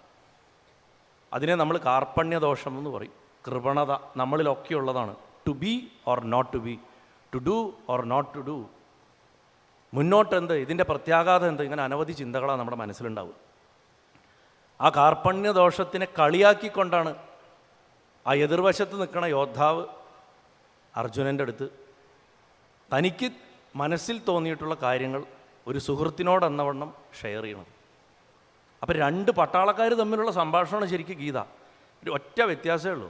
ഒരു പട്ടാളക്കാരൻ യുദ്ധം ചെയ്യാൻ ഇപ്പം അസ്ത്രശസ്ത്രങ്ങളുമായിട്ട് നിൽക്കുകയാണ്. ഡിന്നി സാറ് പറഞ്ഞതുപോലെ ശാസ്ത്രം പഠിച്ചിട്ടുണ്ട്, ശാസ്ത്രവും കയ്യിലുണ്ട്, പക്ഷെ അത് ഉപയോഗിക്കാനുള്ള ഒരു ആറ്റിറ്റ്യൂഡ് എന്ന് അദ്ദേഹം പറഞ്ഞു, അതും ശാസ്ത്രമാണെന്ന്. അത് നഷ്ടപ്പെട്ടവനായിരുന്നു അർജുനൻ. അങ്ങനെ ശസ്ത്രം നഷ്ടപ്പെട്ട് നിൽക്കുന്ന അർജുനൻ സംസാരിക്കുന്നത് ആരോടാണ്? അക്കാലത്ത് ഭാരതം കണ്ട ഏറ്റവും വലിയ പോരാളികളിൽ ഒരാളാണ്. ഒരാളും എതിരിടാൻ ധൈര്യപ്പെടാത്ത ഒരു മഹാപരാക്രമിയായിരുന്നു ശ്രീകൃഷ്ണൻ. മല്ലയുദ്ധത്തിലാവട്ടെ, ധനുർവിദ്യയിലാവട്ടെ, ഗദായുദ്ധത്തിലാവട്ടെ, ചക്രം പിന്നെ വളരെ എളുപ്പമാണ്. അദ്ദേഹത്തിന് എതിരാളിക്ക് ഒന്നും ചെയ്യാനില്ല. അവിടെ ചക്രം പറയുന്നില്ല ഞാൻ. മറ്റ് എതിരെ പ്രയോഗിക്കുന്ന ആയുധങ്ങൾക്ക് തിരിച്ചു കൊടുക്കാനുള്ള ആയുധപ്രയോഗം, അതിൽ അദ്വിതീയനായിരുന്നു ഭഗവാൻ. ആ ഭഗവാൻ ശിശുപാലനെ വധിച്ചതിന് ശേഷം ഇനി ഞാൻ യുദ്ധം ചെയ്യില്ല എന്ന് പറഞ്ഞ ആയുധം വെച്ച് പ്രതിജ്ഞ എടുത്താണ്. ശിശുപാലനെ വധിക്കുന്നതാണ് ശരിക്ക് മഹാഭാരതം വൃത്തിയായി പഠിച്ചാൽ. പിൽക്കാലത്ത് വന്നിട്ടുള്ള ടെക്സ്റ്റുകളിലൊക്കെ പല കഥകളുമുണ്ട്, അതൊന്നും വിഷയമാക്കണ്ട. മഹാഭാരതത്തിൽ കാണുന്നത് വരെയാണ് ശരിക്കുള്ള യഥാർത്ഥ കൃഷ്ണൻ. മനുഷ്യനായ നമ്മളെപ്പോലെ ചോരയും നീരുള്ള ഭഗവാൻ. മനുഷ്യൻ ഈശ്വരനാവണത് എങ്ങനെയെന്ന് കാണിച്ചു തന്ന ഗുരുവായൂരപ്പൻ. അത് മഹാഭാരതത്തിലാണ്. ആ ഭഗവാൻ ശിശുപാലനെ വധിക്കുന്നതോട് കൂടിയിട്ടാണ് തൻ്റെ ജനതയ്ക്ക് എത്രയോ ആയിരം കൊല്ലങ്ങളായിട്ടില്ലാണ്ടിരുന്ന ഒരു സ്റ്റാറ്റസ്, രണ്ടാംകട ക്ഷത്രിയരായിരുന്നു അവർ, രണ്ടാംകട ക്ഷത്രിയർ. ആ രണ്ടാംകട ക്ഷത്രിയത്വത്തിനെ തകർത്തെറിഞ്ഞിട്ട് ഞങ്ങളിവിടെ പൂജനീയരാണ്, ഞങ്ങൾക്കും രാജ്യഭാരമാവാം എന്ന് അടിച്ചുറപ്പിച്ച് കാണിക്കുന്നത് ശിശുപാലപദത്തിൽ കൂടെയാണ്. അനിഷേധ്യമായിട്ടുള്ളൊരു സ്ഥാനം കൃഷ്ണൻ അതോട് കൂടിയിട്ട് ഭാരതവർഷത്തിൽ വരികയാണ് ആസ് എ പൊളിറ്റിക്കൽ ലീഡർ. കൃഷ്ണൻ്റെ യഥാർത്ഥ കോറണേഷൻ നടക്കുന്നത് രാജസൂയത്തിലാണ്. അത് കഴിഞ്ഞതോടുകൂടി അദ്ദേഹത്തിന് ഈ ആയുധത്തിൻ്റെ ആവശ്യമില്ല എന്ന് പറഞ്ഞാൽ അദ്ദേഹം ആയുധം അവിടെ വെച്ചതാണ്. അപ്പോൾ ആയുധം ഉപയോഗിക്കാൻ ഉദ്യുക്തനായിട്ട് നിൽക്കുന്ന ഒരു പടയാളിയും യുദ്ധങ്ങൾ ധാരാളം ചെയ്ത് തൃപ്തിയടഞ്ഞ ആയുധം അവിടെ മതി എന്ന് പറഞ്ഞ് വെച്ച ഒരു യോദ്ധാവും,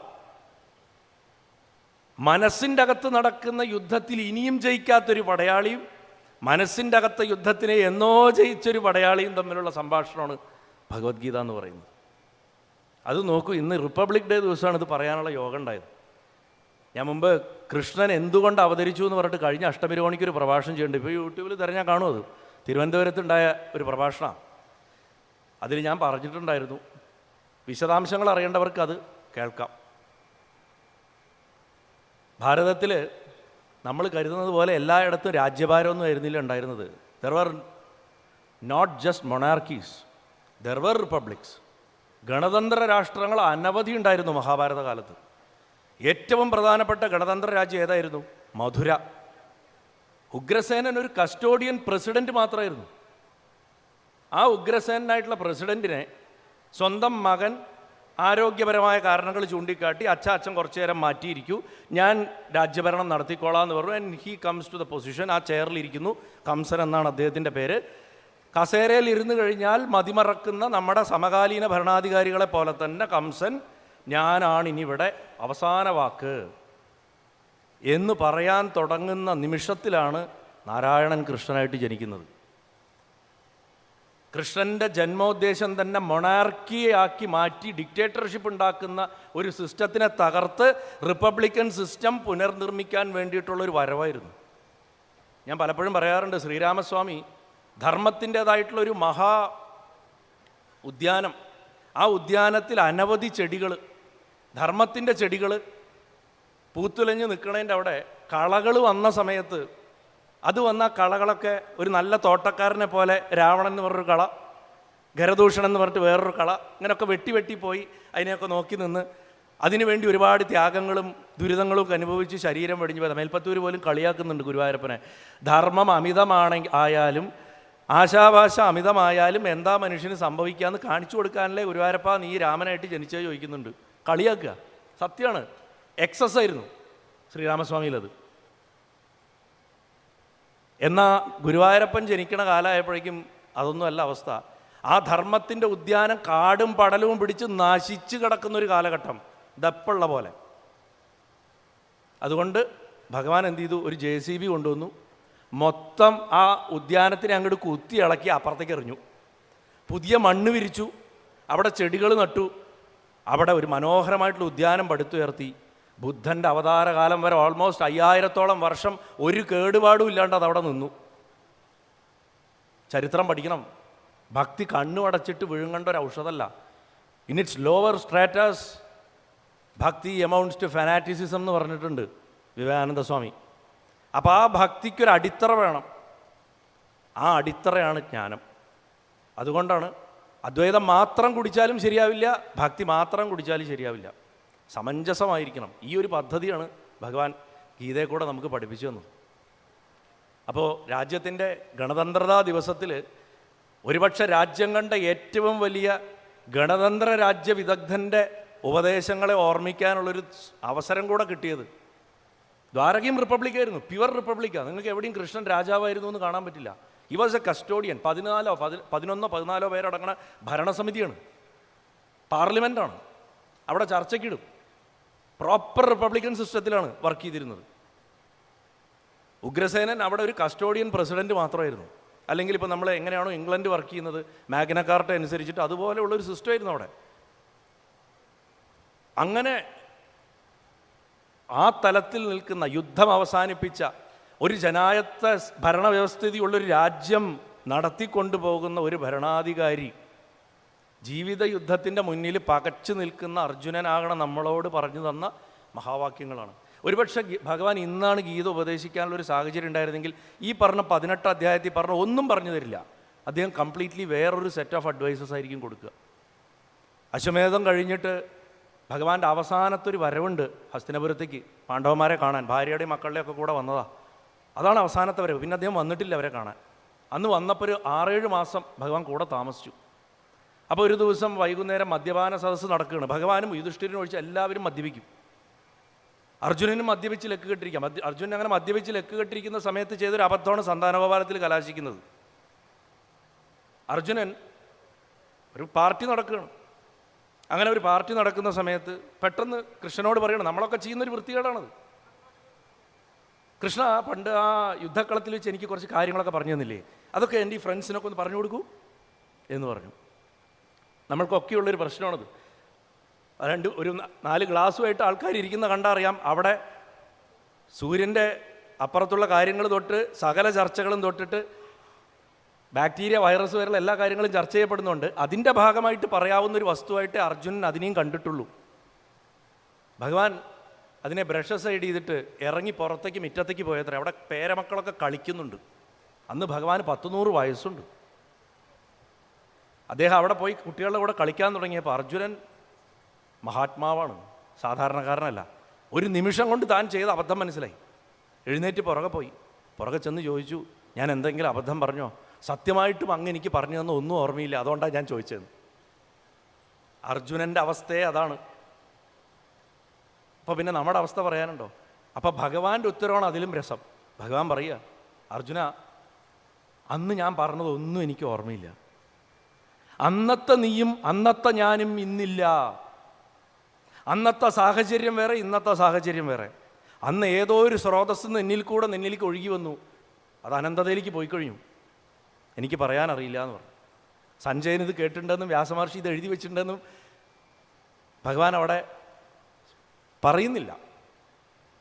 വാസ്തവത്തിൽ ആലോചിച്ച് നോക്കൂ, അങ്ങനെ 2 ആൾക്കാരില്ലായിരുന്നെങ്കിൽ നമ്മളിത് കേൾക്കുമായിരുന്നോ? ഈ സൈന്യങ്ങൾ, ഇരുവശത്ത് നിന്ന സൈന്യങ്ങൾ പോലും കേൾക്കാത്ത കാര്യങ്ങളാണ് നമ്മൾ ഭഗവത്ഗീതയിൽ നിന്ന് ചർച്ച ചെയ്യണത്. യുധിഷ്ഠിരൻ കേട്ടിട്ടില്ല, ദുര്യോധനൻ കേട്ടിട്ടില്ല, ഭീഷ്മർ കേട്ടിട്ടില്ല, ദ്രോണർ കേട്ടിട്ടില്ല, ദൃഷ്ടദ്യുമ്നം കേട്ടിട്ടില്ല, ആരും കേട്ടിട്ടില്ല ഇവർ രണ്ടുപേരും എന്താ പറയണമെന്ന്. ആലോചിച്ചാൽ തമാശയാണ്. യുദ്ധം തുടങ്ങണതിന് മുഹൂർത്തം കുറിച്ചിരിക്കുമ്പോൾ ഏകദേശം 1.5-2 മണിക്കൂർ തേരിനെ കൊണ്ടുപോയിട്ട് യുദ്ധകളത്തിൻ്റെ നടുക്ക് നിർത്തിയിട്ട് ഇവർ മാത്രം നിന്ന് സംസാരിച്ചുകൊണ്ടിരുന്നു കഴിഞ്ഞാൽ എന്തായിരിക്കും സ്ഥിതി? അപ്പം ഇതിൻ്റെയൊക്കെ പുറകിൽ മറ്റെന്തൊക്കെയോ കാര്യങ്ങൾ ഉണ്ടായിരുന്നിരിക്കണം. വ്യാസൻ അതിനെ ഒരു സെറ്റിംഗ് ആയിട്ട് അവതരിപ്പിച്ചതായിരിക്കണം എന്ന് വേണം നമുക്ക് മനസ്സിലാക്കാൻ. അത് അനവധി തലങ്ങളിലാണ്. അത് ഇന്ന പോലെ എന്ന് പറഞ്ഞ് ഗീത പഠിപ്പിക്കാൻ പറ്റില്ല. ഭഗവത്ഗീത യഥാർത്ഥ രൂപത്തിൽ എന്ന് പറയുന്നത് തന്നെ ലോകത്തിലെ ഏറ്റവും വലിയ മണ്ടത്തരമാണ്. അങ്ങനെയൊന്നുമില്ല. ഭഗവത്ഗീതയ്ക്ക് യഥാർത്ഥ രൂപം ഒന്നേ ഉള്ളൂ, അത് ഭഗവാനാണ്. അതിനെ നമുക്ക് പിടികിട്ടൂല. എങ്ങനെ വേണമെങ്കിൽ നിങ്ങൾക്ക് പഠിക്കാം, നിങ്ങളുടെ ജീവിതത്തിലേക്ക് അതിനെ എങ്ങനെ വേണമെങ്കിലും കൊണ്ടുവരാം. ഒരു ചെറിയ, ഞാനിപ്പോൾ തുടങ്ങിയിട്ട് 24 മിനിറ്റായിട്ടുള്ളൂ, ഇനിയും കുറച്ച് സമയമുണ്ട് എനിക്ക്. ഒരു കഥയുണ്ട്. ചൈതന്യ മഹാപ്രഭുവിനെ എല്ലാവരും കേട്ടിട്ടുണ്ടോ? മഹാപ്രഭു അനവധി കാലം ദക്ഷിണ ദിക്കുകളിലേക്ക് യാത്ര ചെയ്തിരുന്നു. അതായത് അദ്ദേഹം നോർത്ത് ഇന്ത്യയിൽ മാത്രം ഒതുങ്ങി നിന്ന ഒരാളല്ല. വടക്കൻ ഭാരതം മാത്രമാണ് ആധ്യാത്മികതയുടെ ഫൗണ്ടൻ ഹെഡ് എന്ന് വിശ്വസിച്ച ഒരാളായിരുന്നില്ല. എല്ലാവരും കാശിക്കും ബദരിയിലേക്കും കേദാരത്തിലേക്കും ഒക്കെ പോകുമ്പോൾ അക്കാലത്ത് അദ്ദേഹം പത്മനാഭസ്വാമി ക്ഷേത്രത്തിലും ശ്രീരംഗത്തും ഒക്കെ വന്നു. ശ്രീരംഗത്ത് വെച്ചിട്ട് അദ്ദേഹത്തിന് ഉണ്ടായൊരു അനുഭവമുണ്ട്. അദ്ദേഹം ശ്രീരംഗത്ത് കുറച്ച് ദിവസം താമസിച്ചിരുന്നു. ആ താമസിക്കുന്ന സമയത്ത് അദ്ദേഹം എന്നും ഒരു വ്യക്തിയെ പ്രത്യേകമായിട്ട് ശ്രദ്ധിക്കും. ശ്രീരംഗം ക്ഷേത്രത്തിൽ പോയിട്ടുള്ളവർക്കറിയാം, ലോകത്തിലെ ജീവനുള്ള ഏറ്റവും വലിയ ക്ഷേത്രമാണത്. ഏക്കർ കണക്കിന് സ്ഥലം. ഇപ്പോൾ പലരും ശ്രീരംഗം എന്ന് പറഞ്ഞ അമ്പലം ഉണ്ടെന്ന് പറഞ്ഞ് തന്നെ മോഡിജി അവിടെ പോയപ്പോഴാണ്. അതുവരെ ആൾക്കാർക്കറിയില്ല. അതിലൊരു വീഡിയോയിൽ അദ്ദേഹം ഇങ്ങനെ കടന്നു പോകുമ്പോൾ അദ്ദേഹത്തെ ഒരു വയസ്സായൊരു മുത്തശ്ശൻ സ്വസ്തി സൂക്തം ചൊല്ലിയിട്ട് ഇങ്ങനെ അനുഗ്രഹിക്കുന്ന കാണാം. അപ്പോൾ വൈറലാണ് ആ വീഡിയോ. ആ മുത്തശ്ശനെ ഞാൻ ഇടയ്ക്കിടയ്ക്ക് കാണാറുള്ളതാണ് അവിടെ അമ്പലത്തിൽ. അദ്ദേഹത്തിൻ്റെ നാവിന്ന് വേദമൊഴിഞ്ഞൊരു നിമിഷമില്ല. 12,000 ആൾക്കാരെയാണ് മാലിക് കഫൂറിൻ്റെ ആൾക്കാർ അവിടെ കൊന്നു തള്ളിയത്. ആ വിഗ്രഹം സംരക്ഷിക്കാൻ വേണ്ടി അവരെടുത്ത പെയിൻ നമുക്ക് പറയാൻ പറ്റില്ല. വലിയ നാരായണൻ്റെ വിഗ്രഹത്തിൻ്റെ ശ്രീകോവിലിനെ ചെങ്കല്ല് വെച്ച് അടച്ചിട്ട് മണിക്കൂറുകൾ കൊണ്ട് പ്ലാസ്റ്റർ ചെയ്തിട്ട് അങ്ങനെ ഒരു ശ്രീകോവിൽ അവിടെ ഇല്ലായിരുന്നു എന്നുള്ള മാതിരി ആക്കി ഒരു വാളാക്കിയതിന് ശേഷമാണ് അവർ ഉത്സവമൂർത്തി എടുത്തിട്ട് രക്ഷപ്പെട്ടത്. 20-30 കൊല്ലം കഴിഞ്ഞിട്ടാണ് ഭഗവാൻ തിരിച്ചു വരുന്നത്. ഗുരുവായൂരപ്പൻ വെറും 5 കൊല്ലം കൊണ്ടെങ്കിലും തിരിച്ചു വന്നു. എത്രയോ പേര്, എത്രയോ തലമുറകൾ ആ വിഗ്രഹം സംരക്ഷിക്കാൻ വേണ്ടി മരിച്ചു പോയൊരു സ്ഥലമാണ് ശ്രീരംഗം. ശ്രീരാമസ്വാമി വിഭീഷണന് തൻ്റെ കുലസ്വത്തായിട്ടുള്ള വിമാനത്തെ എടുത്തു കൊടുത്ത്, വിമാനച്ചാൽ നമ്മൾ പറഞ്ഞ പ്ലെയിനല്ല, ക്ഷേത്രത്തിൻ്റെ ശ്രീകോവിലിൻ്റെ മുകളിൽ കാണുന്ന വിമാനം, ശ്രീരംഗം വിമാനമാണ് അവിടുത്തെ ഏറ്റവും പ്രധാനം. അവിടെ അകത്ത് കിടക്കുന്ന നാരായണനെക്കാളും ആ വിമാനം കണ്ടാൽ തന്നെ അത്യത്ഭുതകരമാണ്. വെയിലത്തത് വെട്ടിത്തിളങ്ങും ഇങ്ങനെ സ്വർണത്തിൽ. ഒരു മഹാവിമാനം. ആ വിമാനത്തിനടുത്ത് വിഭീഷണൻ കൊടുക്കുകയാണ്, ഇത് എൻ്റെ കുലസ്വത്താണ്, ഇക്ഷ്വാകുവംശത്തിൻ്റെ, ഇത് നീ കൊണ്ടാക്കി പോയിച്ചോ. അത് പക്ഷെ ഭാരതത്തിൻ്റെ ഭൂമി കടക്കാതിരിക്കാൻ അന്നത്തെ ഋഷിമാരും മറ്റ് ദേവന്മാരും ശ്രമിച്ചു. അതിൻ്റെ ഫലമായിട്ട് വിശ്രമിക്കാൻ വേണ്ടി സന്ധ്യാവന്തനത്തിന് വേണ്ടി ഇറങ്ങിയ വിഭീഷണനാണ് ആ വിമാനം താഴെ വെച്ചു. അതവിടെ ഉറച്ചുപോയി കാവേരി നദിയുടെ തീരത്ത്. അങ്ങനെ അതിൻ്റെ താഴെ അനന്തശായിയായിട്ടുള്ള ഭഗവാനെ, അത് രസമുണ്ട്, ഒരു പുരുഷൻ വെറുതെ തലവെച്ച് ഇങ്ങനെ കിടന്നിട്ട് എന്തോ ആലോചിച്ച് കിടക്കുന്ന പോലൊരു വിഗ്രഹമാണ്. പത്മനാഭസ്വാമിയെ പോലെ അല്ല, അതിപ്രാചീന വിഗ്രഹമാണ്. ലക്ഷ്മി ദേവിയെ കാൽക്കൽ കാണില്ല, നാഭിന്ന് ബ്രഹ്മാവിനെ കാണില്ല, അനന്തനുണ്ട് പുറകിലെന്ന് മാത്രം. കാരണം ആ ഒരു കിടക്കയ്ക്ക് ഒരു പുരുഷൻ ഈ പ്രപഞ്ചം ഞാൻ എന്തിനു സൃഷ്ടിച്ചു എന്ന് ചിലപ്പോൾ ചിന്തിച്ച് കിടക്കണ പോലെയാണ് അവിടെ രംഗനാഥൻ പള്ളി കൊള്ളണത്. ആ രംഗനാഥ ക്ഷേത്രത്തിൽ ആ ഭഗവാനെ സാഷ്ടാംഗം നമസ്കരിച്ചിട്ട്, ആ ചൈതന്യ മഹാപ്രഭുവിനെ മനസ്സുകൊണ്ട് സാഷ്ടാംഗം നമസ്കരിച്ചിട്ട് ആ കഥയിലേക്ക് വരാം. അവിടെ ഒരു പ്രാകാരത്തിൽ ഒരു സന്യാസിയല്ല എന്നാ ഗൃഹസ്ഥനുമല്ല ഒരാൾ സദാ ഗീത വായിച്ചും പഠിച്ചും ഇരിക്കുന്നത് കാണാം. അദ്ദേഹം ഉപദേശിക്കുകയോ മറ്റുള്ളവരെ ഗീതയുടെ തത്വങ്ങൾ ഉത്ബോധിപ്പിക്കാൻ നടക്കുകയോ ചെയ്യുന്ന ആളൊന്നുമല്ല. അദ്ദേഹം ഗീത വായിക്ക ഓരോ ശ്ലോകവും കണ്ണിന്ന് അശ്രുക്കൾ ധാരധാരയായിട്ട് ഒഴുകുകയും ചില സമയങ്ങളിൽ ആനന്ദം കൊണ്ട് നൃത്തം ചെയ്യുകയും ചില സമയത്ത് ഗദ്ഗത കണ്ഠനായിട്ട് എനിക്കിനി വായിക്കാൻ പറ്റില്ല, അതിൻ്റെ അപ്പുറത്തേക്ക് എനിക്ക് വായിക്കാൻ പറ്റില്ല എന്ന് അവനവനോട് പറയുകയും ചെയ്തിട്ട് വിശേഷമായിട്ടുള്ളൊരു ആനന്ദാവസ്ഥയിൽ ഇരിക്കുന്നത് ചൈതന്യം ദിവസവും കാണുമായിരുന്നു. കൂടലൂർ കുഞ്ഞിക്കാവ് തമ്പുരാൻ ഗുരുവായൂർ കൂത്തമ്പലത്തിൻ്റെ അകത്ത് ഭാഗവതം വായിക്കുമ്പോൾ ഇടയ്ക്ക് ചാടി എണീച്ചിട്ട് പറയും, ഇതാ നിൽക്കണു നമസ്കരിച്ചോ എന്ന് പറയും അത്രേ എല്ലാവരും എടുത്തു. എന്നിട്ട് അങ്ങോട്ട് നമസ്കരിക്കുന്നു. എന്നിട്ട് വീണ്ടും ഇരുന്നിട്ടാണ് അദ്ദേഹം ബാക്കി കഥ പറയുക. അതുപോലെ ഈ മഹാഭക്തൻ മഹാഭാഗവതൻ അശ്രുക്കൾ അണിഞ്ഞിട്ട് ഗീത വായിക്കുന്നത് കണ്ടപ്പോൾ ചൈതന്യ മഹാപ്രഭുവിനൊരു പ്രത്യേകതയുണ്ട്. അദ്ദേഹം മഹാപണ്ഡിതനായിരുന്നു, വേദവിത്തായിരുന്നു, അസാധ്യ വ്യാകരണ പടുവായിരുന്നു, അതിൽ അഹങ്കരിച്ചിരുന്ന ആളുമായിരുന്നു പൂർവാശ്രമത്തിൽ. അങ്ങനെയുള്ള ഒരാളാണ് ഏറ്റവും ലളിതമായിട്ടുള്ള ഭാഷയിൽ ജനങ്ങളെ ഈശ്വരവചനം ചെയ്യാൻ പഠിപ്പിച്ചത്. അദ്ദേഹം പാണ്ഡിത്യത്തിൻ്റെ ദന്തഗോപുരത്തു നിന്നൊക്കെ താഴേക്ക് ഇറങ്ങി വന്ന കാരണം ഞാൻ നേരത്തെ പറഞ്ഞല്ലോ, ഭഗവത്ഗീത ശരിക്കും മനസ്സിലാവണമെങ്കിൽ ഭഗവാനെ മനസ്സിലാവണം. അത് മനസ്സിലാക്കിയതുകൊണ്ടാണ് ഏറ്റവും ലാളിത്യത്തിലേക്ക് വന്നത്. കോംപ്ലിക്കേറ്റഡ് ആവാൻ വളരെ ഈസിയാണ്. It is easy to be complicated. Simple ആവാനാണ് ഏറ്റവും കഷ്ടം. ഭഗവാൻ ലാളിത്യത്തിൻ്റെ ഏറ്റവും വലിയ രൂപമാണ്. അതുകൊണ്ട് തന്നെ ഈ വ്യക്തിയുടെ ആ കരച്ചിൽ ആനന്ദാശ്രുക്കളുടേതാണെന്ന് അദ്ദേഹത്തിന് നന്നായിട്ട് മനസ്സിലായി.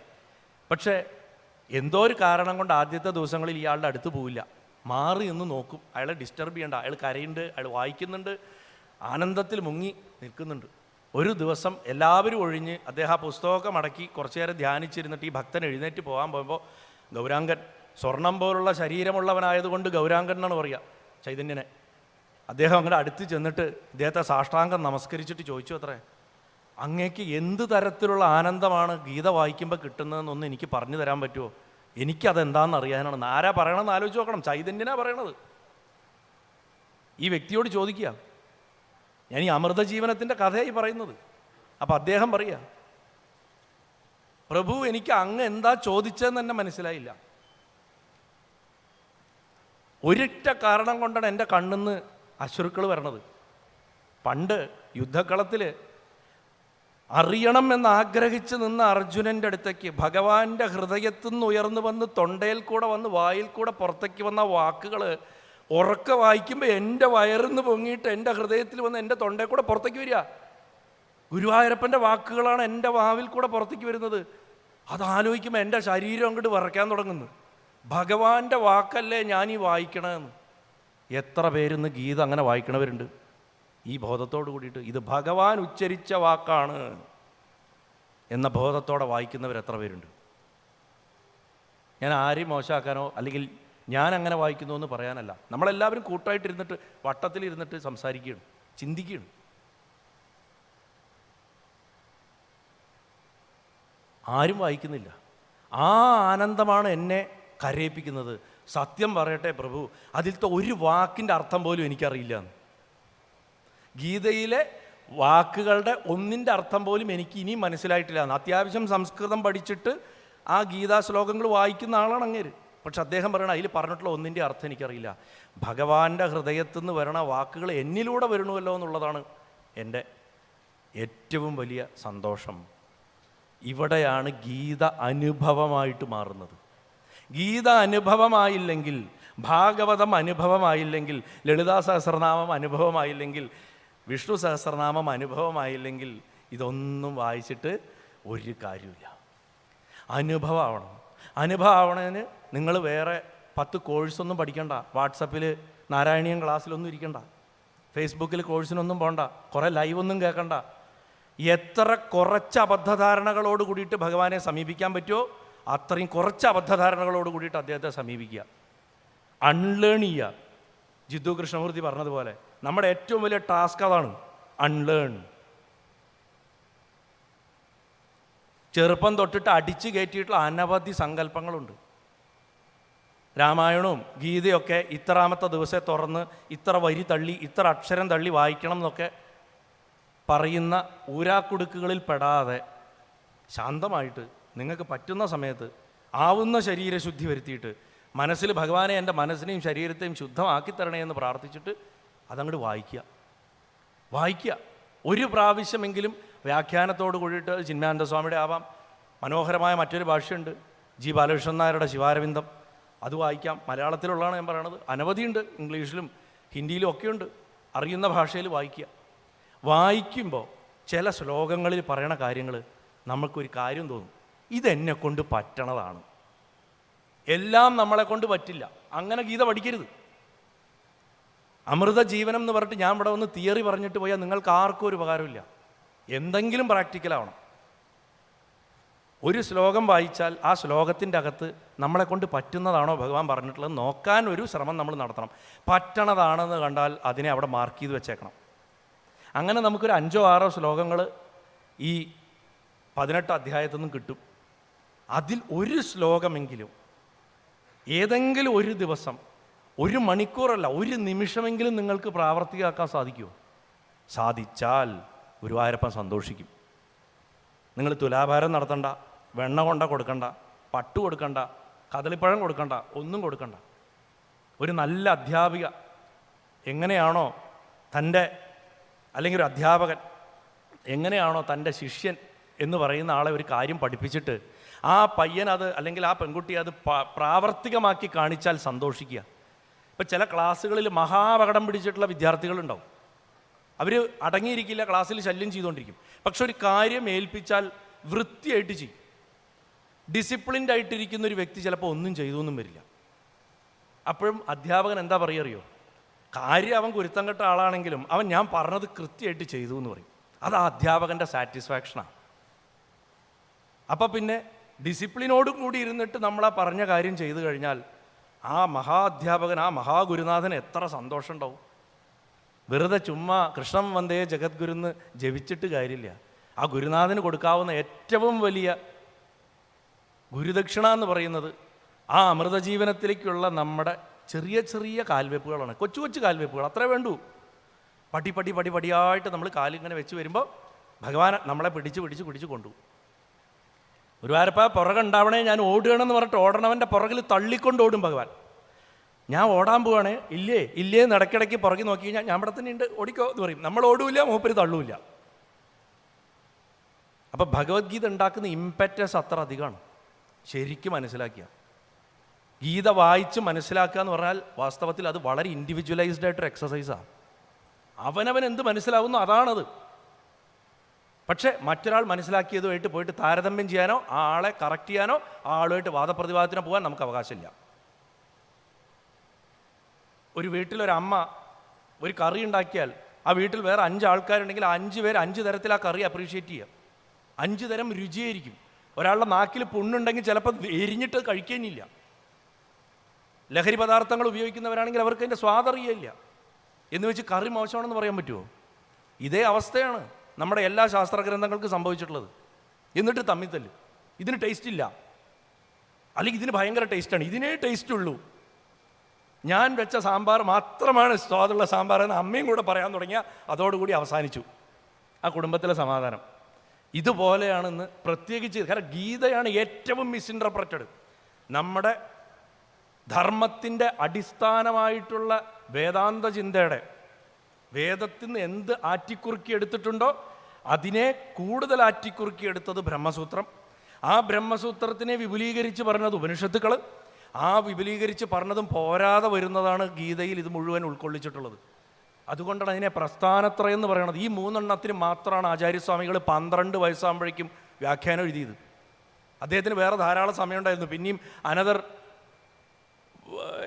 ഓൾമോസ്റ്റ് 20 years ഉണ്ടായിരുന്നു. അദ്ദേഹം വേറൊന്നിനും സമയം കളഞ്ഞിട്ടില്ല. കാരണം ഈ 3 എണ്ണം മതി. ആ തലത്തിൽ പിടിക്കാവുന്നവൻ നേരിട്ട് പോയിട്ട് ബ്രഹ്മസൂത്രം വായിച്ചാൽ മതി. ജന്മാദ്യസ്യേതോ എന്ന് പറഞ്ഞിട്ട് തുടങ്ങുകയാണ്. അഥാതോ ബ്രഹ്മനിജ്ഞാസ, അത് കഴിഞ്ഞാൽ ജന്മാദ്യസ്യേതോ. അത് വെച്ചിട്ടാണ് ഭാഗവതത്തിൻ്റെ 1ാമത്തെ ശ്ലോകം തുടങ്ങുന്നത്. ജന്മാദ്യസ്യേതോ അന്വാദരദാർത്ഥേഷ വിഘ്നസ്വരാ തേനേ ബ്രഹ്മഹൃദായ ആദികവേ മുഹ്യന്തിയത് സൂരയ തേജോ വാരിമൃതാം യഥാവിനിമയോ എത്ര സർഗോ മൃഷ ധാംനാ സ്വേന സദാ നിരസ്തകുഹകം സത്യം പരം ധീമഹി സത്യം പരം ധീമഹി സത്യം പരം ധീമഹി. സത്യത്തിനെയാണ് ഞാൻ ഉപാസിക്കുന്നതെന്നാണ് പറഞ്ഞിട്ടുള്ളത്. ഞാൻ പീലി വെച്ച് നിൽക്കുന്ന ഓടക്കുള്ളിൽ പിടിച്ച് നിൽക്കണ കൃഷ്ണനെയാണെന്ന് ഉപാസിക്കണമെന്ന് ഭാഗവതം പറയണില്ല. ചതുർബാഹുവായിട്ടുള്ള നാരായണനെയാണെന്ന് പറയുന്നില്ല. പിനാകപാണിയായിട്ടുള്ള ശിവനെയാണെന്ന് പറയുന്നില്ല. നാൻമുഖനായിട്ടുള്ള ബ്രഹ്മദേവനാണെന്ന് പറയുന്നില്ല. പ്രപഞ്ചമാതാവായിട്ടുള്ള അമ്മയാണെന്നും പറയുന്നില്ല. ഞാൻ സത്യത്തിനെയാണ് ഉപാസിക്കുന്നതെന്ന്. ആ ഉപാസനയുടെ മാർഗം എന്താ? ആ മാർഗമാണ് ഗീത. അപ്പോൾ ആ ബ്രഹ്മസൂത്രം വായിച്ചാൽ ഇനി മനസ്സിലാവില്ല. ശരി, എന്നായിക്കോട്ടെ, ഉപനിഷത്തുകൾ വായിക്കൂ. ആ ഉപനിഷത്തുകളിൽ വലിയ ചർച്ചകളുണ്ടായി കാലങ്ങളോളം. ഭഗവാന്റെ കാലമായപ്പോഴേക്കും ഉപനിഷൽ ജ്ഞാനം നശിച്ചു. അപ്പോൾ അദ്ദേഹം അതിന് കണ്ടെത്തിയ മാർഗമാണ് അതിനെ ആറ്റിക്കുറുക്കിയെടുത്തിട്ട് അക്കാലത്ത് ഭാരതത്തിലുണ്ടായിരുന്ന എന്തൊക്കെ ചിന്താ പദ്ധതികളുണ്ടോ, ഈവൻ നിരീശ്വരവാദം പോലും അദ്ദേഹം ടച്ച് ചെയ്ത് പോയിട്ടുണ്ടതിൽ. അർജുനനൊരു താലത്തിൽ വെച്ചിട്ട് കൊടുക്കുകയാണ്. ഇന്ന് ഗീതാചാര്യന്മാർ പലരും ചെയ്യുന്നത് പോലെ, ക്ഷമിക്കുക, ഞാൻ ചിന്മയാനന്ദ സ്വാമിയുടെ മടിയിലിരുന്നിട്ടുള്ള ആളാണ് കുട്ടിയാവുമ്പോൾ. ആ മടിയിലാണ് ഇപ്പോഴും എൻ്റെ മനസ്സ്. ഇവിടെ ഞാൻ നിൽക്കുമ്പോൾ ആ കഥ ഞാൻ ഈ സംസ്കാരയുടെ സ്വാഗത സംഘത്തിൻ്റെ ഒരു രൂപീകരണത്തിൻ്റെ ഉദ്ഘാടനത്തിന് എന്നെ വിളിച്ചപ്പോൾ അന്ന് ഞാൻ ചിന്മയ മിഷനിൽ പറയുണ്ടായി. ഞാൻ അദ്ദേഹത്തിൻ്റെ താടി പിരിച്ചിട്ട് റിബൺ പോലെ കെട്ടിയിട്ടിട്ടുണ്ട് മടിയിലിരുന്നിട്ട് ചെറുതാവുമ്പോൾ.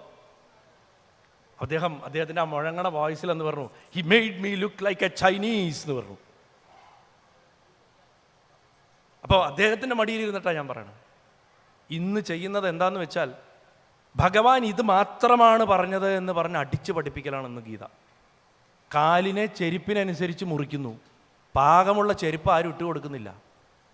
ശ്രീരാമകൃഷ്ണദേവൻ്റെ 18-19 ശിഷ്യന്മാരെ നോക്കൂ, 18 പേരെ. ഈ 18 പേരിൽ ആരെങ്കിലും ഒരാൾ ശ്രീരാമകൃഷ്ണനാണോ? അല്ല. വിവേകാനന്ദ സ്വാമി പോലും ശ്രീരാമകൃഷ്ണനല്ല. അതിന് കാരണം എന്താ? തൻ്റെ അച്ചിൽ അദ്ദേഹം ആരെയും വാർത്തില്ല. ഓരോരുത്തരുടെ കഴിവെന്താ നോക്കി ആ ആൾക്കനുസരിച്ചുള്ള ഉപാസനാ പദ്ധതികളാണ് കൊടുത്തത്. അതാണ് യഥാർത്ഥ ഗുരുനാഥൻ. അല്ലാണ്ട് ഒരേ അച്ചിൽ ഒരേ യൂണിഫോം ഇട്ട് വാർക്കുകയല്ല വേണ്ടത്. ഭഗവാൻ അതല്ല ചെയ്തത്. അർജുനൻ്റെ മുന്നിൽ ഒരു താലത്തിൽ കൊണ്ടുപോയിട്ട് ഇതാ ഭക്തി, ഇതാ ജ്ഞാനം, ഇതാ യോഗം, ഇതെല്ലാം ഓരോന്നായിട്ട് രാജയോഗ സകലതും കൊണ്ടുപോയി വെച്ചു കൊടുത്തു. ഇതൊക്കെ പോരാണ്ട് ഇതിൻ്റെ ഒക്കെ മൂലക്കല്ലായിട്ടിരിക്കുന്ന പ്രപഞ്ചശക്തി എന്താണെന്ന് വിശ്വരൂപമായിട്ട് കാണിച്ചു കൊടുത്തിട്ട് വീണ്ടും റിവിഷൻ നടത്തി. റിവിഷനാണ് പിന്നീടുള്ള ചാപ്റ്റേഴ്സ്.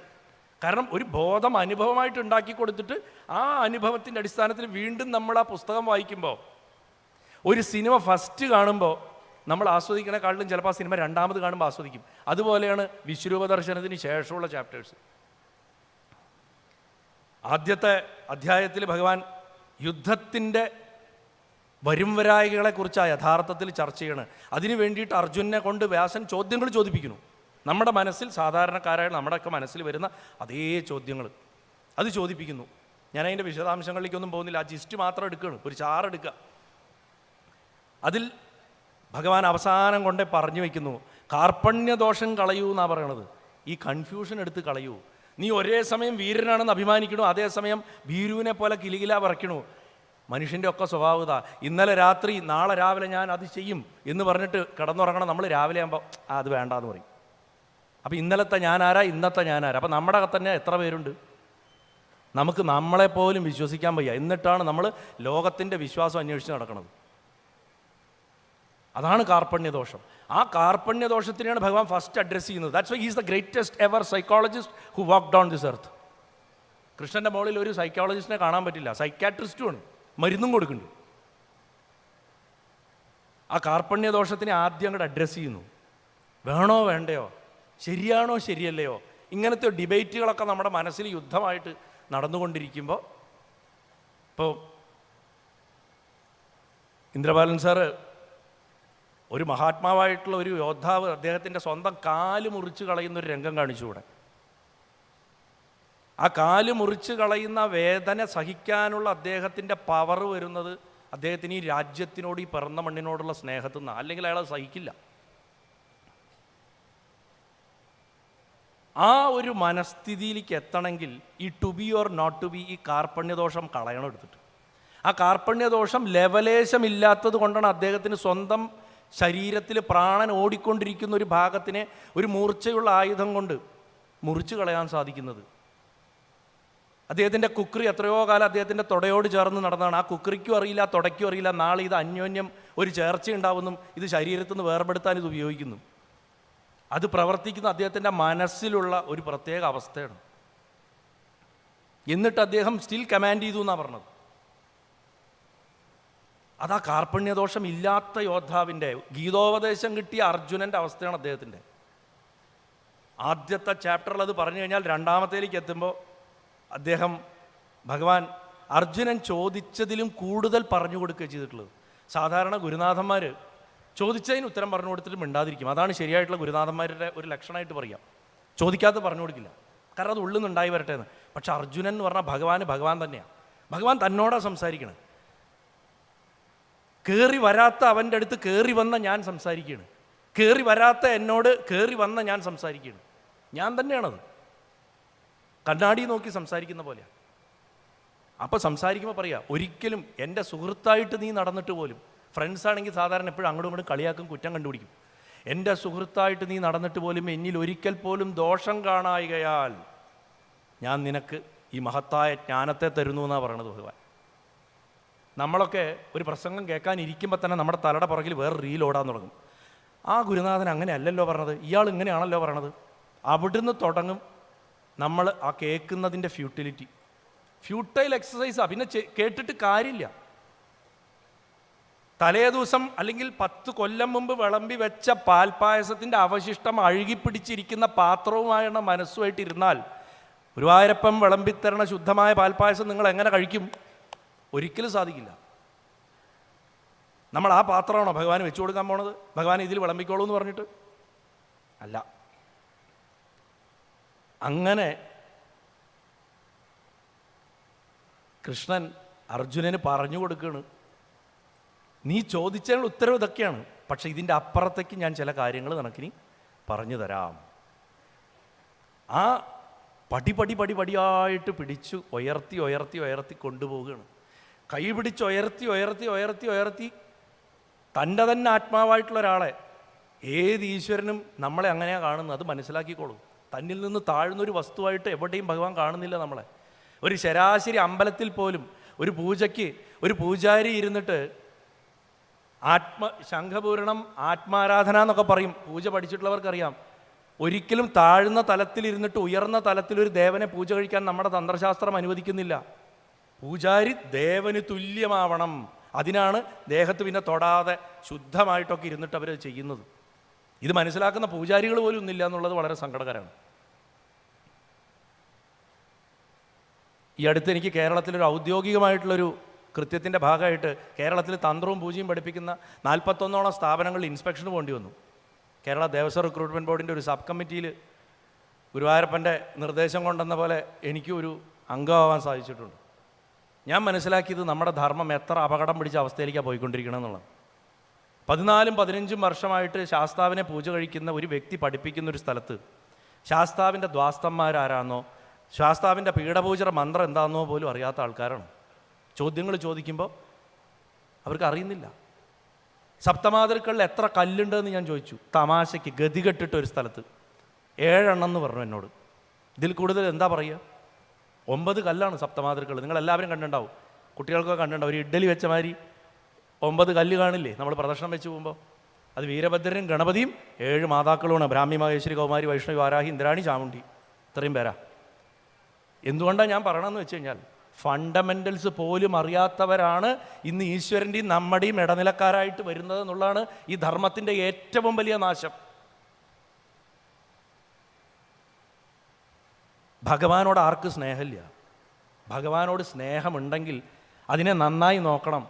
അതെൻ്റെ പുത്രനാണ്, അല്ലെങ്കിൽ എൻ്റെ അച്ഛനാണ്, അല്ലെങ്കിൽ എൻ്റെ അമ്മയാണ്, എൻ്റെ കൂടപ്പിറപ്പാണ്. ഈ വിധത്തിൽ എന്തെങ്കിലും ഒരു ചിന്തയുണ്ടെങ്കിൽ അതിന് വേണ്ടിയിട്ടുള്ളത് ചിട്ടയായിട്ട് ചെയ്യാനെങ്കിലും നമ്മൾ പഠിക്കും. ഇതിലും ഉയർന്ന ചിന്തയുണ്ട്, അത് ഞാനാണെന്ന്. അറ്റ്ലീസ്റ്റ് അതാണെങ്കിൽ നമ്മൾ എന്തും ചെയ്യും അല്ലേ? ഈ കല്ലിലിരിക്കണ ഞാൻ തന്നെയാണെന്നുള്ള ബോധം ഉണ്ടെങ്കിൽ നമ്മൾ എന്തും ചെയ്യും. അത്ര സ്വാർത്ഥിയാണ് നമ്മൾ. അപ്പം ഈ തലത്തിൽ നിന്നിട്ട് ജീവിതത്തിനെ കാണാൻ പഠിക്കണം എന്നുള്ളതുകൊണ്ടാണ് 2ാമത്തെ അധ്യായത്തിൽ പറയുന്നത്. കാരണം ആ തലത്തിൽ നിന്ന് കാണുമ്പോൾ മാത്രമേ യഥാർത്ഥത്തിലുള്ള ശാശ്വതമായിട്ടുള്ള സമാധാനം നമ്മുടെ അകത്തേക്ക് വരുള്ളൂ. അതാണ് യഥാർത്ഥ ആധ്യാത്മികമായിട്ടുള്ള ഉൾക്കാഴ്ച 2ാമത്തേൽ വരുന്നത് സാഖ്യത്തിൽ. വാസ്തവത്തിൽ 2ാമത്തെ അധ്യായത്തിൽ ഗുരുവായൂരപ്പൻ പറയാനുള്ളതൊക്കെ പറഞ്ഞു. അവിടുന്ന് അങ്ങോട്ടുള്ള 16 അധ്യായവും അതിൻ്റെ പ്രാക്ടിക്കലോ വിപുലീകരണമോ മാത്രമാണ്. നിങ്ങൾ സാഖ്യം വൃത്തിയായിട്ട് പഠിച്ചാൽ, അർജുനൻ്റെ ചോദ്യങ്ങൾ നന്നായി മനസ്സിലാക്കുക 1ാമത്തെ ചാപ്റ്ററിൽ, 2ാമത്തെ സാഖ്യയോഗം ചിട്ടയായിട്ട് പഠിച്ചാൽ, സ്വാധ്യായം നിത്യേന ഡിനി സാറ് പറഞ്ഞ മാതിരി 3 ശ്ലോകം ഒരു ദിവസമോ 1 ശ്ലോകം എന്തെങ്കിലും അതൊരു ചിട്ടയായിട്ട് നിങ്ങൾ കൊണ്ടുവന്നാൽ വീണ്ടും വായിക്കുക. സംസ്കൃതം ഒന്നും അറിയണ്ട. ഞാൻ തിരുമേനി പറഞ്ഞ മാതിരി വായിക്കുക അകത്ത് നിങ്ങനെ ഒരു മീനിങ് വരും. ഭഗവാൻ പറഞ്ഞു തരണയാണ്, നിങ്ങളവിടെ അർജുനനാ. അങ്ങനെ വേണം ഭഗവത്ഗീത വായിക്കാൻ. ആരുടെയും വ്യാഖ്യാനം വായിക്കണ്ട, ഉള്ളിന്ന് വായിക്കണം. ഉള്ളിന്ന് വായിച്ച് കിട്ടിയത് പറഞ്ഞു തന്നതാണ് ചിന്മയാനന്ദ സ്വാമിയെ പോലുള്ളവർ നമുക്ക്. അത് മാർഗനിർദ്ദേശങ്ങൾ അദ്ദേഹം എവിടെയും പറഞ്ഞിട്ടില്ല. അദ്ദേഹം പറഞ്ഞത് shut up and get out എന്നാണ്. പ്രസിദ്ധമാണ്. മനസ്സിൻ്റെ എല്ലാ വാതായനങ്ങളെയും അടച്ചിട്ട് ബ്രഹ്മത്തിലേക്ക് അങ്ങോട്ട് ഇറങ്ങിപ്പോകാനാണ് പറഞ്ഞത്. അതാണ് യഥാർത്ഥ ടീച്ചിങ്. പക്ഷെ അതിലേക്ക് എത്തുന്നതിന് മുമ്പ് നമ്മൾ സാധാരണക്കാർക്ക് നമ്മുടേതായിട്ടുള്ള അനുഭവ തലത്തിലേക്ക് ഇതിനെ കൊണ്ടുവരണം. അതിന് വേണ്ടിയിട്ടാണ് വായിക്കുമ്പോൾ തന്നെ ഉദയം ചെയ്തു വരും നമ്മുടെ ഹൃദയത്തിൽ. അതിൽ നിന്ന് നമ്മൾ എന്ത് മനസ്സിലാക്കും? 3-ാമത്തെ അധ്യായത്തിലേക്ക് നമ്മൾ കടക്കുമ്പോൾ എങ്ങനെ നമ്മുടെ പ്രവർത്തികളിൽ നമുക്ക് സമാധാനം കണ്ടെത്താം. കാരണം പല പ്രവർത്തികളും നമ്മൾ ചെയ്യുന്നത് സമാധാനക്കേടോടെയാണ്, ആശങ്കകളോടെയാണ്. 3-ാമത്തെ അധ്യായം കഴിഞ്ഞ് 4-ാമത്തെ അധ്യായത്തിലേക്ക് കടക്കുമ്പോഴാണ് ആ ഈശ്വരങ്കരയ്ക്കുള്ള രാജപാതയിലേക്ക് നമ്മളെ ഭഗവാൻ പ്രവേശിപ്പിക്കുന്നു. അതൊരു ഹൈവേ ആണ്. ആ ഹൈവേയിലേക്ക് നമ്മൾ കയറി. ഇനി ഒരൊറ്റ ഡെസ്റ്റിനേഷൻ അദ്ദേഹമേ ഉള്ളൂ. അതിലേക്ക് ഇങ്ങനെ പോകുമ്പോൾ ഭഗവാൻ പറയാണ്, കാര്യം നമ്മളിതാ ഭഗവാങ്കലേക്ക് പോവുകയാണ്, ബ്രഹ്മത്തിലേക്ക് നീങ്ങുകയാണ് നമ്മൾ. അതൊക്കെ ശരിയാണ്. പക്ഷേ അതിനാദ്യം വേണ്ട ഒരു ടൂള് നമ്മുടെ കയ്യിലുണ്ട്. ആ ടൂളിനെ എടുത്ത് പ്രയോഗിച്ചേക്കണം. എന്താ അത്? ഡിസയർലെസ് ആക്ഷൻ, ഫലം ഇച്ഛിക്കാതെ പ്രവർത്തിക്കുക. അവിടെയാണ് അദ്ദേഹം ശരിക്കും കർമ്മസിദ്ധാന്തത്തിനെ ഇത്രയധികം ഉദ്ഘോഷിക്കുകയും പ്രചരിപ്പിക്കുകയും ചെയ്തിട്ടുള്ള ഒരു ഗുരുനാഥൻ ഭാരത ചരിത്രത്തിൽ ഉണ്ടായിട്ടില്ല കൃഷ്ണനെ പോലെ വേറെ. ത്രിഗുണങ്ങളെ കുറിച്ചിട്ടും ഇത്രയേറെ പറഞ്ഞിട്ടുള്ള സത്വഗുണം, രജോ ഗുണം, തപോ ഗുണം എന്നുള്ള ആ 3 ഗുണങ്ങൾ, നമ്മുടെയൊക്കെ സ്വഭാവത്തിൻ്റെ അടിസ്ഥാനമായിട്ടുള്ള ആ 3 ഗുണങ്ങളെ ഇത്രയധികം ചർച്ച ചെയ്ത മറ്റൊരു മഹാഗുരു ഈ ഭൂമണ്ഡലത്തിൽ നടന്നിട്ടില്ല. ഞാൻ ഭഗവാനെ ചോരയും നീരുള്ള ഒരു മനുഷ്യനായിട്ടാണ് ഞാൻ പറയണം. ഒരു ദിവ്യാത്മാവ് എന്നുള്ളതിലുപരി ഒരു മനുഷ്യൻ. 6-ാമത്തേലേക്ക് എത്തുമ്പോൾ നിസ്വാർത്ഥമായ സേവനത്തിൻ്റെ മഹിമയിലേക്ക് അദ്ദേഹം എത്തിക്കുന്നു. അർജുനൻ ചോദിച്ചതെന്ന് ഇപ്പോൾ എവിടെ എത്തി നോക്കും. ഇപ്പം തന്നെ 6-ാമത്തെ അധ്യായപ്പോഴേക്കും. അത് കഴിഞ്ഞാൽ എങ്ങനെ ഈശ്വരനെ അറിയാമെന്ന് 7-ാമത്തെ അധ്യായത്തിൽ പഠിപ്പിക്കുന്നു. 8-ാമത്തെ അധ്യായത്തിൽ ഈശ്വരനെ അറിഞ്ഞുകൊണ്ട് കാര്യമില്ല, അതും ഇതും ഒന്നാണ് എന്നുള്ള ബോധത്തിലേക്ക്, ആ മോക്ഷത്തിലേക്ക്, ജീവൻ മുക്താവസ്ഥയിലേക്ക്. മോക്ഷം എന്ന് പറഞ്ഞാൽ മരിച്ചിട്ട് കിട്ടേണ്ട ഒരു വസ്തുവല്ല. ഇവിടെ ഇരിക്കുമ്പോൾ ഭാര്യ, മക്കൾ, അല്ലെങ്കിൽ ഭർത്താവ്, മക്കൾ, കുഞ്ഞുങ്ങൾ, നല്ല ജോലി, നല്ല സൗകര്യങ്ങളൊക്കെ ഇരിക്കുമ്പോൾ തന്നെ കിട്ടേണ്ടതാണ്. അതിലിരുന്നു കൊണ്ട് തന്നെ കിട്ടുകയും ചെയ്യും. സീതയുടെ അച്ഛൻ ജനകൻ ബ്രഹ്മർഷിയായിരുന്നു, ബ്രഹ്മജ്ഞാനിയായിരുന്നു. അദ്ദേഹം കാട്ടിപ്പോയിട്ടില്ല. ഗാർഹസ്ഥ്യത്തിലിരുന്നിട്ട് ഇത് സാധിക്കുക എന്ന് പറഞ്ഞു കഴിഞ്ഞാൽ അതിൽ പരം ഒരു മഹാഭാഗ്യം വേറില്ല. അതിൽ തന്നെ സ്ത്രീയായിട്ടിരുന്നിട്ട് ഇത് സാധിക്കുക എന്ന് പറഞ്ഞാൽ അതിൽ പകരം ശക്തിയും വേറൊന്നിനുമില്ല. കാരണം ഒരു സ്ത്രീക്ക് ഗൃഹത്തിലിരിക്കുക, പ്രത്യേകിച്ചും അവരുടെ ശാരീരിക പ്രത്യേകതകൾ കൊണ്ടും ഉപാസനകൾ ചെയ്യാൻ സാധിക്കില്ല പുരുഷന്മാരെ പോലെ. എന്നിട്ടും അവരത് നേടിയാൽ അവർക്കുള്ള പവറിൻ്റെ അടുത്തേക്ക് ഒരു പുരുഷ ശക്തിക്കും വരാൻ പറ്റില്ല. അതുകൊണ്ടാണ് സ്ത്രീയെ ഗുരുനാഥയായിട്ട് കിട്ടുന്നത് മഹാഭാഗ്യമാണെന്ന് ഞാൻ എല്ലാ സ്ഥലത്തും പറയാറുണ്ട്. കാരണം അത്രയ്ക്കും കഷ്ടപ്പെട്ടിട്ട് നേടിയിട്ടുള്ളതാണ് അവരുടെ ആധ്യാത്മിക ശക്തി എന്ന് പറയും. അവിടെ മോക്ഷത്തിനെക്കുറിച്ച് പറഞ്ഞ് 9-ാമത്തെ അധ്യായം എത്തുമ്പോൾ ഭഗവാൻ ചില രഹസ്യങ്ങൾ പറഞ്ഞു കൊടുക്കുകയാണ്. ഈ ബ്രഹ്മബോധം എങ്ങനെ നേടാം? നമ്മൾ ഇംഗ്ലീഷിൽ സെൽഫ് റിയലൈസേഷൻ എന്നൊരു പദമാണ് കാലങ്ങളായിട്ട് ഉപയോഗിച്ച് വരുന്നത്. ഇംഗ്ലീഷിന് ഒരുപാട് പരിമിതികളുണ്ട്. വേദാന്ത സംജ്ഞകൾ, ടെക്നിക്കൽ ടേംസ് പറയണതിൽ. പക്ഷേ എന്നാലും ക്ലോസ് ആയിട്ട് വരുന്നൊരു വാക്കാണ് സെൽഫ് റിയലൈസേഷൻ. അവനവൻ ആരാണെന്നറിയുക. വിവേകാനന്ദ സ്വാമി പറഞ്ഞിട്ട് religion is nothing but self realisation. അതാണ് മതം വിവേകാനന്ദ സ്വാമി പറഞ്ഞത്. അതിനുള്ള ടൂളാണ് ഭക്തി, കർമ്മം, ജ്ഞാനം. ഇത് 3ഉം വേണം. ഭക്തി ഡിവോട്ടഡായിട്ട് നമ്മൾ കർമ്മം ചെയ്യുമ്പോഴേ അത് ഈശ്വരനെന്ന് പറഞ്ഞിട്ട് ചെയ്യാൻ പറ്റുള്ളൂ. അതിനെയാണ് നമ്മൾ സമർപ്പണ യോഗം എന്ന് പറയും. സർവം ഭഗവാന് സമർപ്പിച്ച് ചെയ്യുക. രാജ്യത്തിന് വേണ്ടി ജീവൻ സമർപ്പിച്ചവരുടെ മുന്നിൽ നിന്നിട്ടാണ് നമ്മൾ സമർപ്പണ യോഗത്തിനെ പറ്റി പറയാൻ നമുക്ക് ഭാഗ്യം കിട്ടണത്. അവരുടെ ഓർമ്മകളുടെ മുന്നിൽ നിന്നിട്ടാണ് നമുക്ക്, അത് ഏറ്റവും വലിയ സമർപ്പണമാണ്. ഇത് ഭഗവാന് എന്ന് പറഞ്ഞ പോലെയാണ് അവർ രാജ്യത്തിന് സമർപ്പിക്കുന്നത്. മറ്റുള്ളവരുടെ നന്മയ്ക്ക് വേണ്ടി, എൻ്റെ കുടുംബത്തിനെന്ന് പറഞ്ഞിട്ട് സമർപ്പിച്ചിട്ടുള്ളതല്ല അവിടെ. ഞാൻ സാധാരണ പറയാറുണ്ട്, എല്ലാ പ്രഭാഷണത്തിലും പറയും ഗുരുവായൂരപ്പൻ്റെ നിരന്തര സ്മരണ ചെയ്യണമെന്ന്. അതായത് രാവിലെ എണീച്ച് രാത്രി കിടന്നുറങ്ങി വീണ്ടും രാവിലെ എണീക്കുമ്പോൾ എന്തൊക്കെ നിങ്ങൾ കടന്നു പോകുന്നുണ്ടോ അതൊക്കെ ഭഗവാന് സമർപ്പിച്ചുകൊണ്ടേയിരിക്കുക.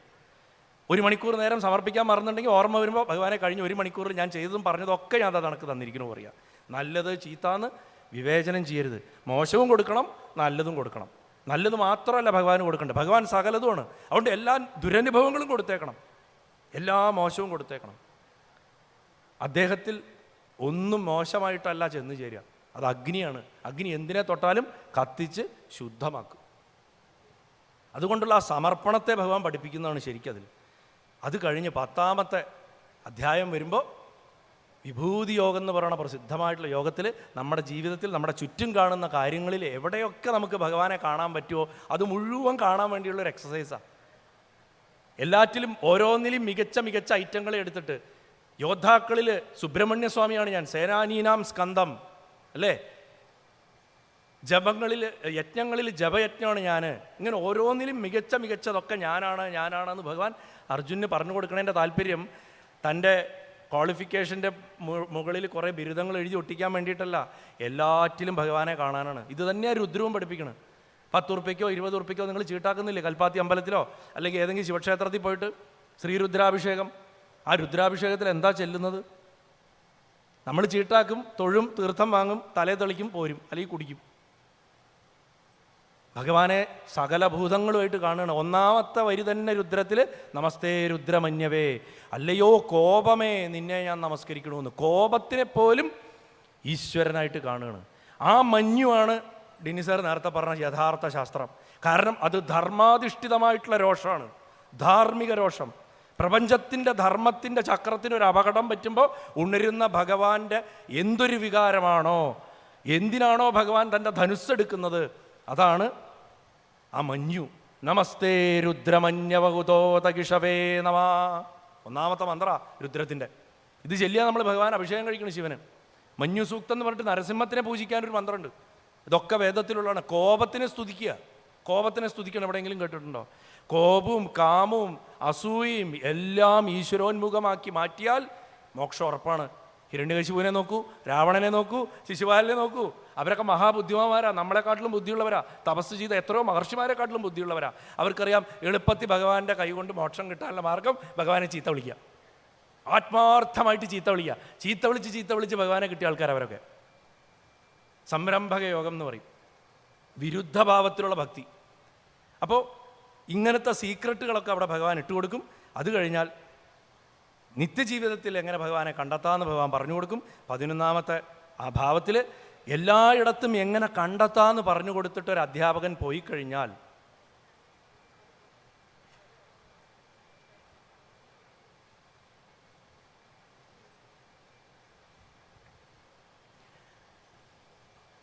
എല്ലായിടത്തും ഭഗവാനെ എങ്ങനെ കണ്ടെത്താം എന്ന് മാത്രം തിയറി പറഞ്ഞിട്ട് പോയി കഴിഞ്ഞാൽ പാവം അർജുനോ അതിലേറെ പാവങ്ങളായ നമുക്കോ ഭഗവാനെ മനസ്സിലാവില്ല. അതുകൊണ്ട് 11ാമത്തെ അധ്യായത്തിൽ ഈ പ്രപഞ്ചം മുഴുവൻ താൻ നിറഞ്ഞു നിൽക്കുന്നു എന്ന് മാത്രമല്ല, നീയും പ്രപഞ്ചത്തിൻ്റെ അനിഷേധ്യമായ ഭാഗമാണ്. നീ ചെയ്തതും ഇപ്പം നിൽക്കുന്ന അവസ്ഥയും വരാനിരിക്കുന്നതും മുഴുവൻ ഇവിടെ തന്നെ ഈ സമയത്ത് തന്നെ ഉണ്ട്. അത് നീ അറിയുന്നില്ല എന്ന് മാത്രം ഒന്ന് കാണിച്ചു കൊടുക്കാൻ വേണ്ടിയിട്ട് വിശ്വരൂപം കാണിച്ചു കൊടുക്കും. അത് നമ്മൾ കലണ്ടറിൽ കാണുന്ന മാതിരി ഒരു കുറ്റി പോലെയുള്ള ഒരാൾ നിൽക്കുക, അതിന് 10 തല, കുറേ നാക്ക്, കുറേ മൃഗങ്ങൾ, അവിടെ ചാടുക ഇവിടെ ചാടുക. ഇതല്ല വിശ്വരൂപം. ചുറ്റും കാണായ പ്രപഞ്ചത്തിൽ മുഴുവൻ ഗുരുവായൂരപ്പനെ കാണാൻ സാധിക്കുക എന്നുള്ളതാണ് വിശ്വരൂപം. ബ്രഹ്മത്തെ തിരിച്ചറിയുക, അതാണ് യഥാർത്ഥ വിശ്വരൂപ ധ്യാനം. അത് കണ്ണഞ്ചിപ്പിക്കുന്നതായിരുന്നത് കൊണ്ട് ദിവിസൂര്യ സഹസ്രസ്യ ഭവേദ്യുഗവധുത്ഥിത യതിവാ സദൃശീ സാസ്യാത് ഭാസസ്തസ്യ മഹാത്മന. ആയിരക്കണക്കിന് സൂര്യന്മാർ ഉദിച്ചുയർന്ന പോലെ. ഇപ്പോഴത്തെ കുട്ടികൾക്കൊക്കെ, ഇപ്പോൾ എൻ്റെ മോനൊക്കെ ആ ശ്ലോകം ശ്രദ്ധിക്കാൻ കാരണം ഇപ്പോൾ ഓപ്പൻഹൈമർ സിനിമ വന്നപ്പോഴാണ്. ഓപ്പൻഹൈമർ ഡയറിയിൽ എഴുതി വയ്ക്കുന്നുണ്ട്, ചിലിയിൽ അറ്റക്കാമ ഡെസേർട്ടിൽ ആദ്യത്തെ ആറ്റം ബോംബ് പൊട്ടിച്ച് പരീക്ഷണം കഴിഞ്ഞപ്പോൾ അദ്ദേഹം മഹാസംസ്കൃത പണ്ഡിതനും ഇൻഡോളജിയിൽ വലിയ താല്പര്യമുള്ള ഒരാളും കൂടിയായിരുന്നു. അദ്ദേഹം അതിൽ ഈ ശ്ലോകമാണ് എഴുതി വെച്ചിരിക്കുന്നത്, ദിവിസൂര്യ സഹസ്രസ്യ എന്ന്. വെറും ഒരു ആറ്റം ബോംബ് പൊട്ടിച്ച് കണ്ടിട്ടാണ് സായിപ്പിനത് തോന്നിയത്. അപ്പോൾ അർജുനൻ കണ്ടത് എന്തായിരിക്കുന്നത് നമുക്ക് സങ്കല്പിക്കാവുന്നതാണ്. അപ്പോൾ അങ്ങനെ ഭഗവാൻ തൻ്റെ ആ യൂണിവേഴ്സൽ ഫോം കാണിച്ചു കൊടുത്തു.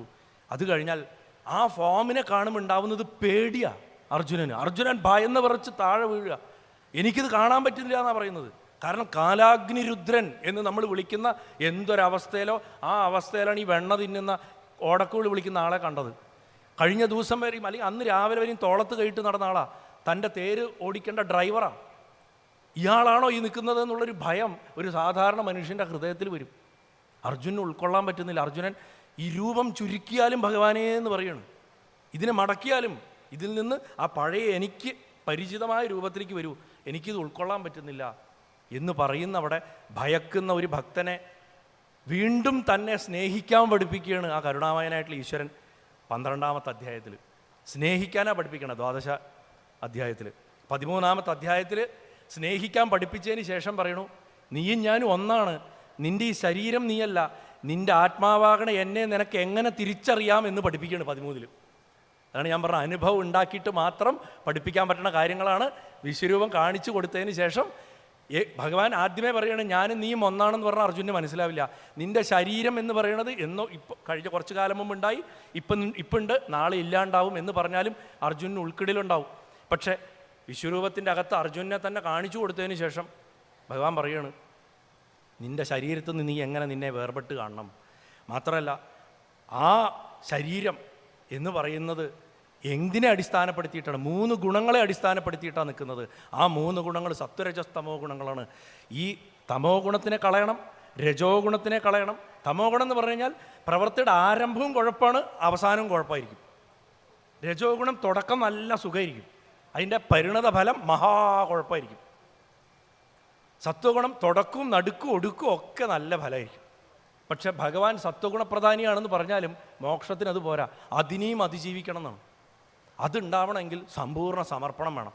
എന്തും ഭഗവാന് കൊടുക്കാൻ പറ്റണം. നല്ലൊരു ഐസ്ക്രീം കഴിച്ചു, നല്ല ടേസ്റ്റ്, ഭഗവാനെ ഇത് നിനക്ക്. വായിൽ വെക്കാൻ കൊള്ളാത്തൊരു ഭക്ഷണം കഴിച്ചു, ഇന്ന് നീ എനിക്കിതല്ലേ തന്നെ, ഇതും നിനക്ക്. അങ്ങനെ കൊടുക്കാൻ പറ്റണം. ഇത് നിങ്ങളുടെ ദൈനംദിന എക്സസൈസിൽ കൊണ്ടുവന്നു കഴിഞ്ഞാൽ ഇതിലപ്പുറം നിങ്ങൾക്ക് ഗീതയുടെ അമൃത ജീവനം ജീവിക്കാൻ വേറൊരു ക്ലാസിൻ്റെ ആവശ്യം വരുന്നില്ല. ഭഗവാന്റെ നിരന്തര സ്മരണ താനെ സംഭവിക്കും. ഇവിടെ ഒരു ജപത്തിൻ്റെ പോലും ആവശ്യമില്ല. കാരണം എന്തിനാ ജപിക്കുന്നത്, എന്തിനാ ധ്യാനിക്കുന്നത്, എന്തിനാ വിഗ്രഹത്തെ ആരാധിക്കുന്നത്? മനസ്സിനെ ഒരു സിംഗിൾ ചിന്തയിൽ കൊണ്ടുവരാൻ, അവസാനം ആ ചിന്തയെയും വിലയിപ്പിക്കാൻ. പതഞ്ജലി മഹർഷി യോഗസൂത്രത്തിൽ പറഞ്ഞു ചിത്തവൃത്തി നിരോധം യോഗം. മനസ്സിൻ്റെ ആക്ടിവിറ്റിയെ ഇല്ലാണ്ടാക്കലാണെന്ന്. മനസ്സിൻ്റെ ആക്ടിവിറ്റി ഇല്ലാണ്ടായ മനസ്സേ ഇല്ല. അതിലേക്കാണ് എത്തിക്കേണ്ടത്. അതിനെ എത്തിക്കാൻ വേണ്ടിയിട്ടാണ് ഇക്കണ്ട പടാപ്പാട് മുഴുവൻ പെടുന്നത്, ഈ ഗ്രന്ഥങ്ങളൊക്കെ എഴുതിയിട്ടുള്ളതും. ആ ഒരു തോട്ടിലേക്ക് കൊണ്ടുവരാനാണ്. ആ തോട്ടുമല്ല അവസാനം. ഗുരുവായൂരപ്പൻ്റെ വിഗ്രഹം എന്ന് എല്ലാവരും പറയും, വിഗ്രഹമല്ല അവസാനം.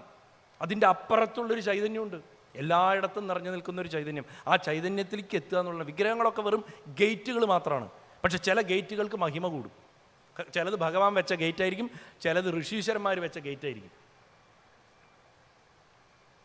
അതുകൊണ്ട് ആ ഗുണങ്ങൾക്ക് അപ്പുറത്തേക്ക് കടക്കാൻ ഭഗവാൻ പഠിപ്പിക്കുകയാണ് 14.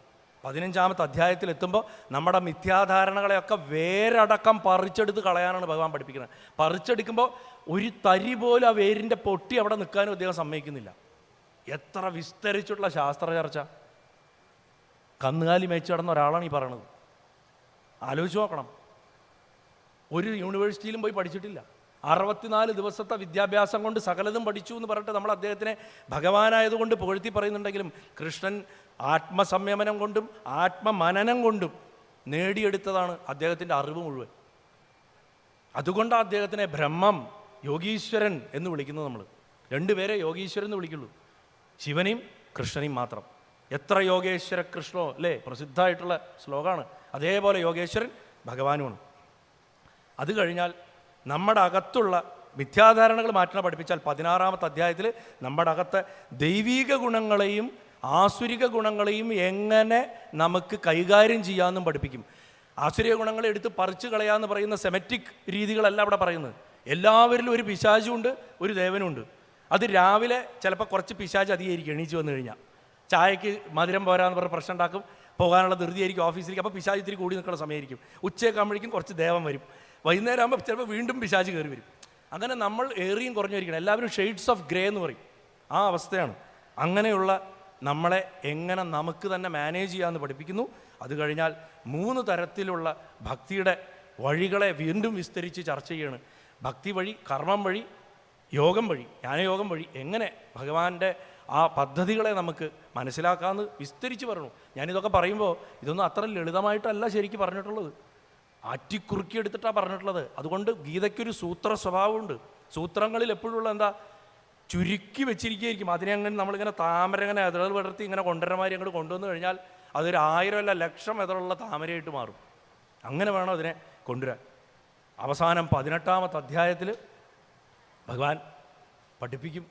15-ാമത്തെ അധ്യായത്തിൽ ഞാൻ പറഞ്ഞു നേരത്തെ, എങ്ങനെയാണ് നമ്മുടെ മനസ്സിലുള്ള മിഥ്യാധാരണകളെ മാറ്റേണ്ടതെന്ന് മനസ്സിലാക്കി തരണം. എങ്ങനെയാണ്? തൻ്റെ പുരുഷോത്തമ സ്വഭാവത്തിനെ കാണിച്ചു കൊടുത്തിട്ടാണ്. പുരുഷോത്തമ യോഗം എന്ന് പറയും.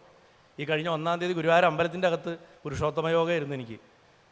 സത്യം പറഞ്ഞാൽ ഭഗവാന്റെ അടുത്തിരുന്നിട്ട് അത് പറയുമ്പോൾ മറ്റെവിടെ പറയണതിനെക്കാട്ടിലും കൂടുതൽ സന്തോഷമാണ്. കാരണം നമ്മൾ അല്പബുദ്ധി ആ ഭഗവാന്റെ മുന്നിലിരുന്നിട്ട് ഏതോ ഒരു വിഡ്ഢിയെ പോലെ ഇരുന്നിട്ട് അദ്ദേഹത്തിൻ്റെ യഥാർത്ഥ സ്വഭാവം എന്താണെന്ന് മറ്റുള്ളവർക്ക് പറഞ്ഞു കൊടുക്കാൻ ശ്രമിക്കുന്ന ആ ഒരു വലിയ അബദ്ധം, അതിനെ ആലോചിച്ചിട്ട് ചിരിക്കാനേ നേരണ്ടായിരുന്നുള്ളൂ എനിക്ക്, അത് കഴിയുന്നത് വരും.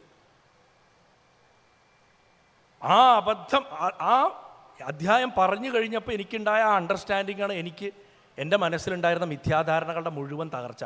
വാസ്തവത്തിൽ ആ അധ്യായം കൊണ്ട് ഭഗവാൻ ഉദ്ദേശിക്കുന്നതും അതാണ്, നമ്മുടെ മിഥ്യാധാരണകളുടെ തകർച്ച. 15 കഴിഞ്ഞാൽ പിന്നെ ഈ 18 ആ ആത്യന്തിക സത്യം എന്താണെന്ന് ഭഗവാൻ അടിച്ചുറപ്പിച്ച് പറഞ്ഞിട്ട്, അർജുന ഇനി ആയുധം എടുക്ക്, യുദ്ധം ചെയ്യേന്ന് പറയുന്നു. ഞാനിപ്പോൾ ഈ അടുത്ത കാലത്ത് എൻ്റെ ഒരു പുസ്തകം പുറത്ത് വന്നിട്ടുണ്ട്, കൃഷ്ണാസ് വിസ്പർ 18 മെഡിറ്റേഷൻസ് പറഞ്ഞിട്ട്, ആമസോണിലൊക്കെ ഉണ്ടത്. അതിൻ്റെ ഒരു ഔപചാരിക പ്രകാശനം ഇപ്പോൾ വേൾഡ് ബുക്ക് ഫെയറിൽ വരണേ ഉള്ളൂ, പ്രഗതി മൈതാനിൽ ഡൽഹിയിൽ. ആ പുസ്തകത്തിൽ 4 ഭാഗങ്ങളാണ്. ഭഗവാന്റെ ജീവിതവുമായി ബന്ധപ്പെട്ടിട്ടുള്ള അനവധി എപ്പിസോഡുകൾ എടുത്തിട്ട് ഓരോന്നിനെയും ധ്യാനമാക്കി മാറ്റിയിരിക്കുകയാണ്. അതിൽ ഒരു ഭാഗം മുഴുവൻ യുദ്ധക്കളം എന്നാ പേര്. യുദ്ധക്കളം ധ്യാനിക്കാൻ സാധാരണ ആരും പഠിപ്പിക്കാറില്ല, പക്ഷേ ഗുരുവായൂരപ്പൻ എന്നെ യുദ്ധക്കളം ധ്യാനിക്കാൻ വളരെ ചെറുപ്പത്തിലേ പഠിപ്പിച്ചിരുന്നു. അന്ന് ഞാൻ പഠിച്ചതും മനസ്സിൽ ഞാൻ കൊണ്ട ആയുധങ്ങളും ഞാൻ പ്രയോഗിച്ച ആയുധങ്ങളും എടുത്തിട്ട് ഞാൻ അതിൽ വെച്ചിട്ടുണ്ട് ആ പുസ്തകത്തിൽ. താല്പര്യമുള്ളവർക്കത് വായിച്ചു നോക്കാവുന്ന, കിൻഡിലും ഉണ്ടത്. അപ്പോൾ ഞാൻ ഇത്ര നേരം പറഞ്ഞതിൻ്റെ പ്രായോഗിക വശം ആ 4 ഭാഗങ്ങളുള്ള പുസ്തകത്തിലെ ഒരു ഭാഗം മുഴുവൻ ഇതിൻ്റെ പ്രാക്ടിക്കലാണ്, എങ്ങനെ ഇത് നിത്യജീവിതത്തിൽ നമ്മൾ അപ്ലൈ ചെയ്യണം. ഗാന്ധിജി പറഞ്ഞ ആ ഒരു കോട്ട് കൂടെ പറഞ്ഞിട്ട് ഞാൻ അവസാനിപ്പിക്കാം. Put tons of Gita in one scale and an ounce of practice of Gita teaching the other. The latter will far outweigh the former. ഗീതയെക്കുറിച്ചുള്ള പഠനങ്ങളെ മുഴുവൻ എടുത്തിട്ട് നിങ്ങൾ ത്രാസിൻ്റെ ഒരു തട്ടിൽ വയ്ക്കുക. ഗീത ജീവിതത്തിൽ പ്രാവർത്തികമാക്കുന്നതിൻ്റെ ഒരു തുള്ളി എടുത്തിട്ട് മറ്റേ തട്ടിലും വയ്ക്കുക. ഈ പ്രാവർത്തികമാക്കാൻ വേണ്ടി വെച്ചതിൻ്റെ തട്ട് എപ്പോഴും താഴ്ന്നു കിടക്കുന്നു. ഇതാണ് യഥാർത്ഥ തുലാഭാരം. ഇതാണ് യഥാർത്ഥ തുലാഭാരം. ഭഗവാൻ പറഞ്ഞത് ജീവിതത്തിൽ പ്രാവർത്തികമാക്കുക എന്നുള്ളതാണ് ഏറ്റവും വലിയ സാധന.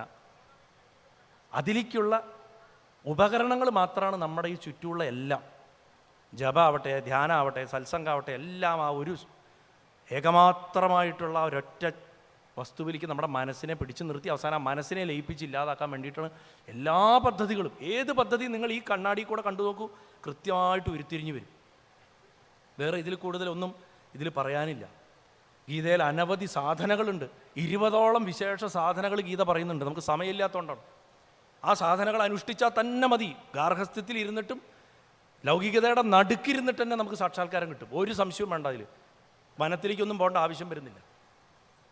അതേപോലെ തന്നെ 18ഓളം മികച്ച പാഠങ്ങളും ഭഗവാൻ പഠിപ്പിക്കുന്നുണ്ട്. അനവധി പാഠങ്ങൾ. ജീവിതമാകണ യുദ്ധത്തിൽ നമ്മൾ എങ്ങനെ അതിനെ നേരിടണം, ആ വളരെ പ്രായോഗികമായിട്ടുള്ള പാഠങ്ങൾ. അതൊക്കെ കുട്ടികൾ, പ്രത്യേകിച്ച് നിങ്ങൾ കാരണം ഞങ്ങളുടെയൊക്കെ തലമുറകൾ കണ്ടീഷൻഡായി കഴിഞ്ഞു. ജീവിതത്തിൻ്റെ ഒരു പകുതി ഭാഗം കടന്നു കഴിഞ്ഞു. പുതിയതായിട്ട് എന്ന് പറഞ്ഞിട്ടൊന്ന് ചെയ്തിട്ട് കൊണ്ടുവരാൻ സമയം എടുക്കും. നിങ്ങൾക്ക് അങ്ങനെയല്ല, വളരെ എളുപ്പത്തിൽ മാറ്റങ്ങൾ നിങ്ങളുടെ ജീവിതത്തിൽ കൊണ്ടുവരാൻ സാധിക്കും. നിങ്ങൾ സെൽഫോൺ ഉപേക്ഷിക്കേണ്ട, വിനോദയാത്രകൾ ഉപേക്ഷിക്കേണ്ട, സന്തോഷം ഉണ്ടാക്കണം, ഒന്നും ഉപേക്ഷിക്കേണ്ട.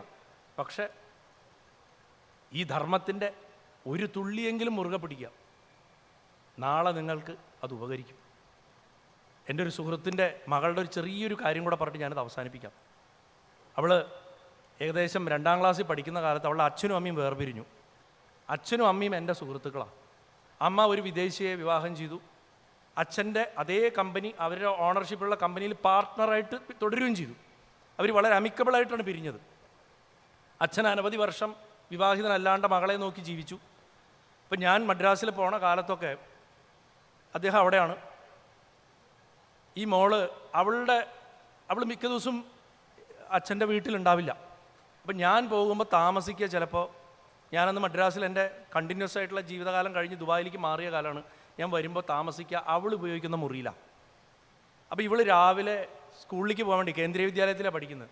6:30-7 മണിയാകുമ്പോൾ വാതിലിൽ വന്ന് മുട്ടും. അപ്പം ഞാൻ ചിലപ്പോൾ ജപിക്കേറ്റായിരിക്കും. എന്നോട് പറയും, Sarath uncle sorry to disturb you എന്ന് പറഞ്ഞിട്ട് ആ പാവം വരിക അകത്തേക്ക്. അവളുടെ പുസ്തകം, ഡ്രസ്സ് ഇതൊക്കെ എടുക്കാനാണ് അവൾ വരുന്നത്. രാവിലെ അമ്മയുടെ കാറിൽ അവളെ കൊണ്ടാക്കിയിട്ടുണ്ടാവും ഒരു 6:15. അമ്മയുടെ വീട്ടിലായിരിക്കും തലേ ദിവസം അവൾ. ഒരു ദിവസം അവൾ എന്നോട് പറഞ്ഞു, uncle you know what, I have 2 sets of everything, that's why I'm bothering you. എനിക്ക് എല്ലാറ്റിനും 2 സെറ്റ് വേണം, ഒന്ന് അച്ഛൻ്റെ വീട്ടിലും വേണം, അമ്മയുടെ വീട്ടിലും വേണം. അതുകൊണ്ട് എനിക്ക് ഇങ്ങനെ ഷട്ടിൽ അടിക്കേണ്ടി വരുമെന്ന് ആ 2ാം ക്ലാസ്സിൽ പഠിക്കുന്ന കുട്ടിയുടെ മനസ്സിലെ ഒരു വിഷമം. അന്നത്തെ ദിവസം വൈകുന്നേരം അവൾ സ്കൂളിൽ നിന്ന് വന്നപ്പോൾ ഞാനവിടെ പുറത്ത് ഒരു ലോൺ ഉണ്ട്, അവിടെ ഇരിക്കുക, ഞാൻ എന്തോ വായിച്ചുകൊണ്ടിരിക്കുക. ഇവൾ എൻ്റെ അടുത്ത് വന്നിട്ട് ചോദിച്ചു, എനിക്ക് ഒരുപാട് കൺഫ്യൂഷൻ ഉണ്ട്, ഞാൻ ആരുടെ കൂടെയാണ് നിൽക്കേണ്ടതെന്ന്. 2ാം ക്ലാസ്സിൽ പഠിക്കുന്നൊരു കുട്ടിയാണ് ചോദിക്കുന്നത്. ഞാൻ എന്ത് ഉത്തരം പറയുക? ആരാ അവളെ എൻ്റെ അടുത്തേക്ക് പറഞ്ഞു വിട്ടത്? ഇയാളുടെ അടുത്ത് പോയി ചോദിച്ചു കഴിഞ്ഞാൽ ഒരു ഉത്തരം കിട്ടുമെന്ന് തോന്നാൻ ആ കുട്ടിക്ക് എന്താ കാരണം ഉണ്ടായതെന്ന് എനിക്കിന്നും അറിഞ്ഞൂടാ. അന്ന് ഞാൻ പ്രഭാഷണം ചെയ്യണ ആളല്ല, ഞാനൊരു സിനിമാക്കാരൻ മാത്രമാണെന്ന്. അവളൊക്കെയാണ് എൻ്റെ യഥാർത്ഥ ആദ്യത്തെ ഞാൻ നമസ്കരിക്കുന്ന ശിഷ്യകൾ. അവരൊക്കെ, ആ കുട്ടികളൊക്കെ എന്നോട് ചോദ്യം ചോദിച്ചില്ലായിരുന്നു ഇന്ന് ഞാൻ നിങ്ങളുടെ മുന്നിൽ നിൽക്കില്ല. ഞാൻ അവളോട് പറഞ്ഞു, നിനക്ക് ഞാനൊരു ചെറിയ മന്ത്രം പറഞ്ഞുതരാം, ആ മന്ത്രം കാണാപാഠം പഠിച്ചോ, നാളെ അത് ഉപകരിക്കും എന്ന് മാത്രം പറഞ്ഞു. അന്ന് ഞാൻ അവളെ പഠിപ്പിച്ചത് ഞാൻ പോലും അധികം ചെല്ലാത്ത താരകമന്ത്രമാണ്. ഹരേ രാമ ഹരേ രാമ രാമ രാമ ഹരേ ഹരേ, ഹരേ കൃഷ്ണ കൃഷ്ണ കൃഷ്ണ ഹരേ ഹരേ. എന്തുകൊണ്ടാണ് ഞാനിത് പഠിപ്പിച്ചതെന്ന് വെച്ചാൽ, രാമശബ്ദം പ്രവൃത്തിയാണ്, കൃഷ്ണശബ്ദം ബ്രഹ്മബോധമാണ്. കൃ എന്നുള്ള ശബ്ദം ബ്രഹ്മവും, ഷ്ണ എന്നുള്ള ശബ്ദം അതിൽ നിന്ന് കിട്ടണ ആനന്ദമാണ്. അത് തലതിരിച്ചിട്ട് കഴിഞ്ഞാൽ ബ്രഹ്മത്തിൽ നിന്ന് തിരിച്ച് കർമ്മത്തിലേക്ക് ഇറങ്ങി വരില്ല. ആ മന്ത്രം തലതിരിച്ച് പറയരുത്. അത് ആര് പറഞ്ഞു എന്ന് പറഞ്ഞാലും തലതിരിച്ച് പറയരുത്. അതൊരു വേദമന്ത്രമാണ്. കർമ്മത്തിൻ്റെ പടികൾ ചവിട്ടിക്കയറി, ധർമ്മത്തിൻ്റെ പടികൾ ചവിട്ടിക്കയറി വേണം നിങ്ങൾക്ക് ബ്രഹ്മത്തിലെത്താൻ. അല്ലാണ്ട് ബ്രഹ്മത്തിൽ നിന്ന് എടുത്തിട്ട് കർമ്മത്തിലേക്ക് തിരിച്ച് തലകുത്തനെ ചാടുകയല്ല വേണ്ടത്. It's not the other way around. എന്തായാലെങ്കിലും ഞാൻ ആ മോൾക്കത് പറഞ്ഞു കൊടുത്തു. ഞാനത് മറന്നുപോയി. ഇന്ന് അവൾ US ഡെൻറ്റിസ്റ്റാണ്. ഈ കഴിഞ്ഞൊരു ദിവസം അവളെ ഞാൻ ചെന്നൈയിൽ നിന്ന് കാണുകയുണ്ടായി. ഒരു 6-7 മാസം മുമ്പ് അവൾ എൻ്റെ അടുത്ത്, വളരെ തിരക്ക് പിടിച്ച ഒരു ഫാമിലി ഫംഗ്ഷനാണ്, അതിൻ്റെ ഇടയിൽ അവൾ എൻ്റെ അടുത്ത് വന്നിട്ട് പറയുക, uncle now I am using what you taught me that day. എനിക്കിപ്പോൾ അത് വളരെയധികം ഉപകാരപ്പെടുന്നുണ്ടെന്ന് പറഞ്ഞു. കാരണം അന്ന് എനിക്ക് കൺഫ്യൂഷൻ മാറാൻ വേണ്ടിയിട്ടാണ് പറഞ്ഞു തന്നത്. പക്ഷേ ഇന്ന് എൻ്റെ ജീവിതത്തിലുള്ള കൺഫ്യൂഷനുകൾക്ക് എനിക്ക് ഉടനടി എൻ്റെ മനസ്സിനെ ശാന്തമാക്കുമ്പോൾ ഒരു ഉത്തരം കിട്ടാൻ അത് സഹായിക്കുന്നുണ്ടെന്ന് പറഞ്ഞു. ഞാൻ എന്തുകൊണ്ടാണ് എൻ്റെ ഈ അനുഭവം പറഞ്ഞു വെച്ചാൽ, ഇവിടെ ഓരോരുത്തരും അവരവരുടെ അനുഭവങ്ങളെ പറയാം, നമുക്ക് നമ്മുടെ അനുഭവങ്ങളെ പറയാൻ പറ്റുള്ളൂ. നിങ്ങൾ ഓരോരുത്തർക്കും ആ ജഗദീശ്വരൻ്റെ അനുഗ്രഹം കൊണ്ട് എന്തൊരു അമൃത ജീവനമാണോ ഭഗവാൻ വിഭാവനം ചെയ്തത് മനുഷ്യരാശിക്ക്, അതിൻ്റെ പൂർണ്ണ സ്വരൂപത്തിൽ തന്നെ അനുഭവിക്കാനും പ്രാവർത്തികമാക്കാനും അത് അടുത്ത തലമുറയ്ക്ക് പറഞ്ഞു കൊടുക്കാനും. കുറച്ച് വർഷങ്ങൾ കഴിഞ്ഞ് നിങ്ങൾക്കൊക്കെ ഒരു 80 വയസ്സാകുമ്പോൾ പറയാം, ആ കുറേ കൊല്ലങ്ങൾക്ക് മുമ്പ് 10-50 കൊല്ലം മുമ്പ് ഇതിങ്ങനെ ഒരാൾ വന്ന് നിന്നിട്ട് അവിടെ ആ സ്റ്റേജിൽ നിന്നിട്ട് എന്തൊക്കെയോ കുറേ വിളിച്ച് പറഞ്ഞിട്ട് പോയി. അയാൾ പറഞ്ഞൊന്നും ഞങ്ങൾക്ക് ഓർമ്മയില്ല, പക്ഷേ അതുകൊണ്ട് ഒരു ഗുണമുണ്ടായി, ഞങ്ങൾ ഭഗവത്ഗീത എടുത്ത് വായിച്ചു, അതിൽ നിന്ന് ഏതാനും ശ്ലോകങ്ങൾ ഞങ്ങൾക്ക് പ്രാവർത്തികമാക്കാൻ പറ്റുന്നത് പകർത്തി വെച്ചു, അതിൽ 1-2 ഞങ്ങൾ ജീവിതത്തിൽ പകർത്തി, അതുകൊണ്ടാണ് ഞങ്ങൾക്കിന്ന് ജീവിതത്തിൽ ഇത്ര എത്താൻ സാധിച്ചതെന്ന് പറഞ്ഞാൽ എവിടെയെങ്കിലും എൻ്റെ ആത്മാവുണ്ടെങ്കിൽ ഞാനത് സന്തോഷിക്കും. അതാണ് എനിക്ക് നിങ്ങളോട് പറയാനുള്ള അവസാനത്തെ വാചകവും എന്ന് മാത്രം പറഞ്ഞുകൊണ്ട് ശ്രീ രവി സാർക്ക്, രവീന്ദ്രൻ ഉളമ്പത്ത്, അതേപോലെ പ്രിയ അനുജൻ ശ്യാം ചൈതന്യ, നിങ്ങൾ 2 പേരോടും എൻ്റെ കൃതജ്ഞത വളരെയധികമാണ്. ചിന്മയാനന്ദ സ്വാമിയുടെ പേരിലുള്ള ഈ ഒരു മഹാവേദിയിൽ എനിക്ക് വന്ന് നിൽക്കുന്ന ഒരു ഏതാനും വാക്കുകൾ ഗീതയെക്കുറിച്ച് പറയാൻ സാധിച്ചത് ഒരു മഹാഭാഗ്യമായിട്ട് ഞാൻ കരുതുന്നു. അതും ഞാൻ നേരത്തെ പറഞ്ഞ പോലെ ഒരു യോദ്ധാവ് മറ്റൊരു യോദ്ധാവിന് പറഞ്ഞു കൊടുത്ത ഗീത, യോദ്ധാക്കളെ ആരാധിക്കുന്ന ദിവസം തന്നെ, അതേപോലെ തന്നെ രാജ്യത്തിൻ്റെ ഗണതന്ത്രതാ ദിവസത്തിൻ്റെ അന്ന് ലോകത്തിലെ ആദ്യത്തെ ഗണതന്ത്രതാ രാജ്യതന്ത്രജ്ഞൻ തന്നെ പറയാവുന്ന കൃഷ്ണൻ്റെ ആ അനുപമമായിട്ടുള്ള ആ സന്ദേശം, അതിൻ്റെ പ്രായോഗിക തലത്തിനെക്കുറിച്ച് എന്തെങ്കിലും ഒരു ബോധം എനിക്ക് നിങ്ങളിൽ ഉണ്ടാക്കാൻ സാധിച്ചിട്ടുണ്ടെങ്കിൽ അത് ഗുരുവായൂരപ്പൻ്റെ മാത്രം അനുഗ്രഹമാണ്. എന്തെങ്കിലും തെറ്റുകൾ എൻ്റെ വാക്കുകളിൽ സംഭവിച്ചിട്ടുണ്ടെങ്കിൽ അത് എൻ്റെ മാത്രം തെറ്റാണെന്ന് പറഞ്ഞ് നിങ്ങളെല്ലാവരെയും ഗുരുവായൂരപ്പൻ്റെ രൂപമായി കണ്ട് മനസ്സുകൊണ്ട് സാഷ്ടാംഗം നമസ്കരിച്ചിട്ട് ഞാനിതിവിടെ ഈ യജ്ഞവേദിയിൽ സമർപ്പിക്കുന്നു. നാരായണാഖില ഗുരോ ഭഗവൻ നമസ്തേ. ഗുരുവായൂരപ്പ സർവേശ്വര.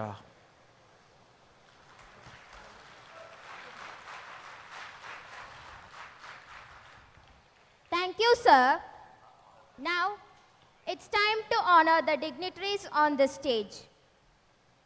I request Admiral K. Muralidharan Nair sir to honor Major General M. Indrabalan sir.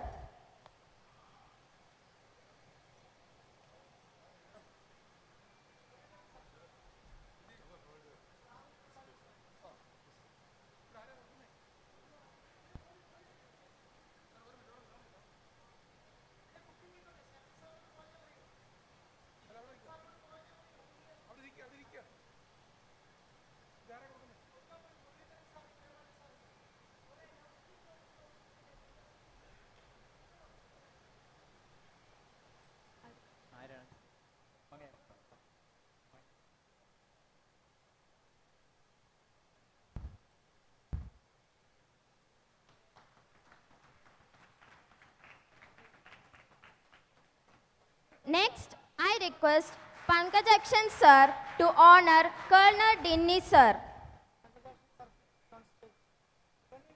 Pankaj Akshan sir, please be on the stage.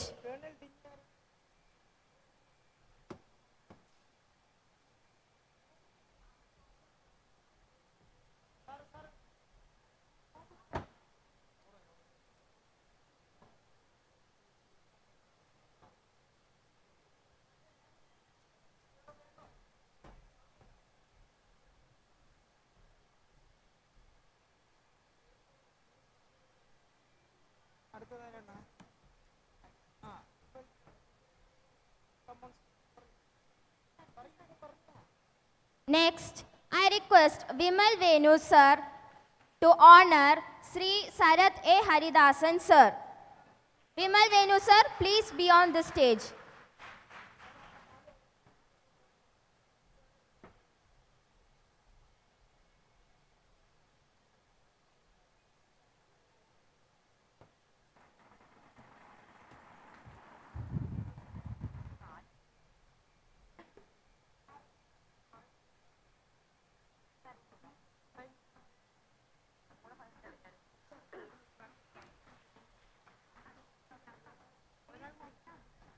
Next, I request Madhusudanan Master to honor Admiral K. Muralidharan sir.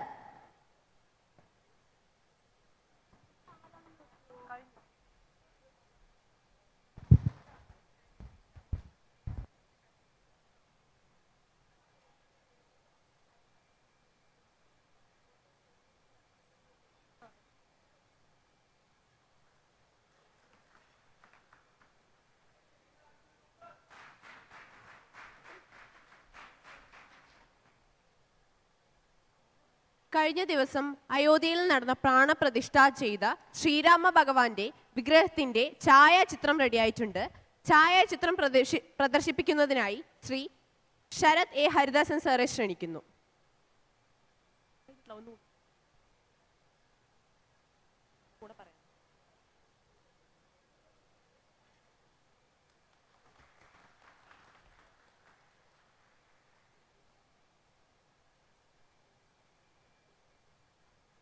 ₹201 നമ്മുടെ സ്റ്റാളിൽ ഛായാചിത്രം available ആണ്.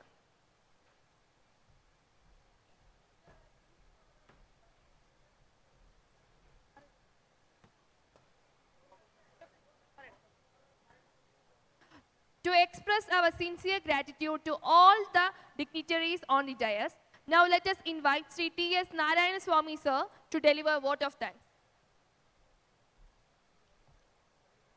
ഓം സദ്ഗുരുഭ്യോ നമഃ. നന്ദി പറയാനാണ് എന്നെ വിളിച്ചിറക്കുന്നത്. അപ്പോൾ എന്തായാലും നന്ദി ദീർഘിപ്പിച്ചിട്ട് നന്ദിക്കേട് എന്തായാലും കാണിക്കാൻ ഉദ്ദേശിക്കുന്നില്ല. മേജർ ജനറൽ ഇന്ദർബാലൻ സാർ പറഞ്ഞ മാതിരി അവർക്ക് നെർവസ്നെസ് ഉണ്ടെങ്കിൽ നമ്മൾ പബ്ലിക് ഓറേറ്റർ അല്ല, എന്തായാലും ചെറിയ നെർവസ്നെസ്സും ഉണ്ട്. അപ്പോൾ എന്തായാലും ആദ്യമായിട്ട് നമുക്കറിയാം സ്വാമി ചിന്മയാനന്ദയുടെ 108ാമത്തെ ജയന്തി പ്രമാണിച്ചിട്ടാണ് നമ്മൾ ഈ പ്രോഗ്രാം പ്ലാൻ ചെയ്തത്. അതിൽ ബിഹൈൻഡ് ദ സ്ക്രീനും വിത്ത് ദ സ്ക്രീനും പണിയെടുത്ത നമ്മുടെ ചെയർമാൻ രവീന്ദ്രൻ സാറിന് തീർച്ചയായിട്ടും ആ ടീമിന് വലിയൊരു നന്ദി രേഖപ്പെടുത്താൻ ആഗ്രഹിക്കുകയാണ്. കാരണം ആദ്യം പ്ലാൻ ചെയ്തപ്പോൾ 2 പ്രോഗ്രാമാണ് ഇതിൽ ഉദ്ദേശിച്ചത്. അതിൽ ഒന്ന് നമ്മുടെ ശാസ്ത്രഗീത, അത് എല്ലാവരും സ്റ്റാളിലാണ്, അപ്പോൾ എല്ലാവരും വിസിറ്റ് ചെയ്യണം. രണ്ടാമത്തെ ആയിരുന്നു അമൃത ജീവനം. അപ്പോൾ നമ്മൾ ഉദ്ദേശിച്ചത്, കാരണം ഗീതോപദേശം ശരിക്കും ഒരു യുദ്ധഭൂമിയിലാണ്. അതേമാതിരി നമ്മൾ ആക്ച്വൽ യുദ്ധം നമുക്ക് രാഷ്ട്രത്തിന് നടത്തുന്നവരെ ആദരിക്കണം. എന്തായാലും തീർച്ചയായിട്ടും ഇതിൻ്റെ ഒരു ഭാഗമാണ് രവീന്ദ്ര സാറിൻ്റെ ഐഡിയ ആയിരുന്നു. അതിൻ്റെ ഭാഗമായിട്ടാണ് ഇന്ന് അമൃതജീവനം നമ്മളിവിടെ അവതരിപ്പിക്കാൻ ഉദ്ദേശിച്ചത്. അപ്പോൾ അതിൽ ആദ്യമായിട്ട് നമുക്ക് താങ്ക്സ് പറയേണ്ടത് നമ്മുടെ സ്വന്തം സ്വാമിജി ചിന്മയ മിഷൻ്റെ ഗ്ലോബൽ ഹെഡ് സ്വാമി സ്വരൂപാനന്ദജിയാണ്. കാരണം മൂപ്പർക്ക് 10:30 വേറെ ഒരു അപ്പോയിൻമെൻറ്റ് ഉണ്ടായിരുന്നു. എന്നിട്ടും നമ്മുടെ സ്വീകരിച്ച് മൂപ്പരിവിടെ അരമണിക്കൂർ വന്ന് നമ്മളെ അഭിസംബോധന ചെയ്തു. രണ്ടാമത്തത് നമ്മുടെ അഡ്മിറൽ മുരളീധരൻ സാറ്, വളരെ നന്ദി നമ്മുടെ ഇൻവിറ്റേഷൻ സ്വീകരിച്ച് വന്നതിന്. Major general Indrabalan sir, thanks for your valuable speech and A valuable gift. അതേമാതിരി നമ്മുടെ ശരത് ഹരിദാസ്, ശരിക്കും മൂപ്പരൊരു ഫുൾ ഡേ സ്പീച്ച് നടത്തേണ്ട മെറ്റീരിയലായിട്ടാണ് വന്നത്. അപ്പോൾ അവർക്കും സംസ്കാരയുടെ പേരിലും ചിന്മയ മിഷൻ്റെ പേരിലും നന്ദി രേഖപ്പെടുത്തുന്നു. ഇതിനെ ഒക്കെ ഉപരി നമ്മുടെ ഇന്നത്തെ താരം നമുക്കറിയാം, മാർട്ടേഴ്സ് ഫാമിലിയാണ്, ഫാമിലി മെമ്പേഴ്സാണ്. അവർക്കും നന്ദി രേഖപ്പെടുത്തുന്നു.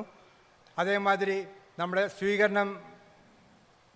സ്വീകരിച്ച് കർണൽ ഡെന്നി കോട്ടയത്ത് നിന്ന് ഓൾ ദി വേ ഇന്നലെ രാത്രി തന്നെ എത്തി. മൂപ്പർക്കും ചിന്മയ മിഷൻ്റെ പേരിലും സംസ്കാരയുടെ പേരിലും നന്ദി രേഖപ്പെടുത്തുന്നു. നമുക്കറിയാം ഇന്നത്തെ ഫ്ലാഗ് ഹോസ്റ്റിങ്ങിന് നമ്മുടെ NCC കാഡറ്റ്സാണ് നമ്മളെ പരമാവധി സഹായിച്ചത്. ചിന്മയ മിഷൻ്റെ പേരിലും സംസ്കാരയുടെ പേരിലും അവർക്കും നന്ദി രേഖപ്പെടുത്തുന്നു. എല്ലാവർക്കും ഒരിക്കൽ കൂടിയും നന്ദി രേഖപ്പെടുത്തിക്കൊണ്ട് എല്ലാവർക്കും ഒരിക്കൽ കൂടി നമസ്കാരം. ഹരി ഓം. എല്ലാവർക്കും ഭക്ഷണം കരുതിയിട്ടുണ്ട്. എല്ലാവരും ഭക്ഷണത്തിന് ശേഷം മാത്രമേ പിരിഞ്ഞു പോകാവൂ. നമ്മുടെ 10:45 സ്റ്റാളുകളുണ്ട്. ഗംഗാജലം മുതൽ മറ്റ് വീട്ടു സാധനങ്ങൾ വരെയുള്ള എല്ലാ ഉൽപ്പന്നങ്ങളും അവിടെയുണ്ട്.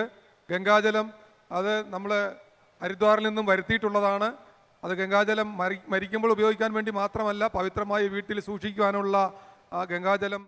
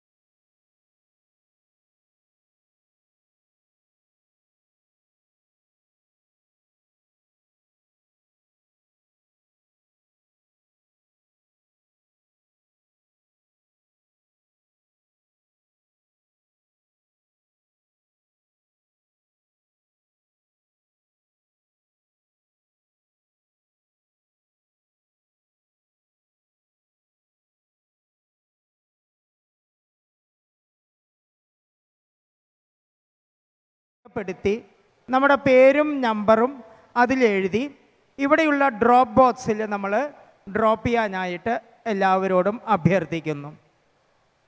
ശാസ്ത്രഗീത നമ്മൾ ഓരോരുത്തരും കാണേണ്ടതും കേൾക്കേണ്ടതുമാണ്. കാരണം തൻ്റെ ഒരു മനുഷ്യൻ്റെ ജീവിത ലക്ഷ്യം, ജന്മ ഉദ്ദേശം,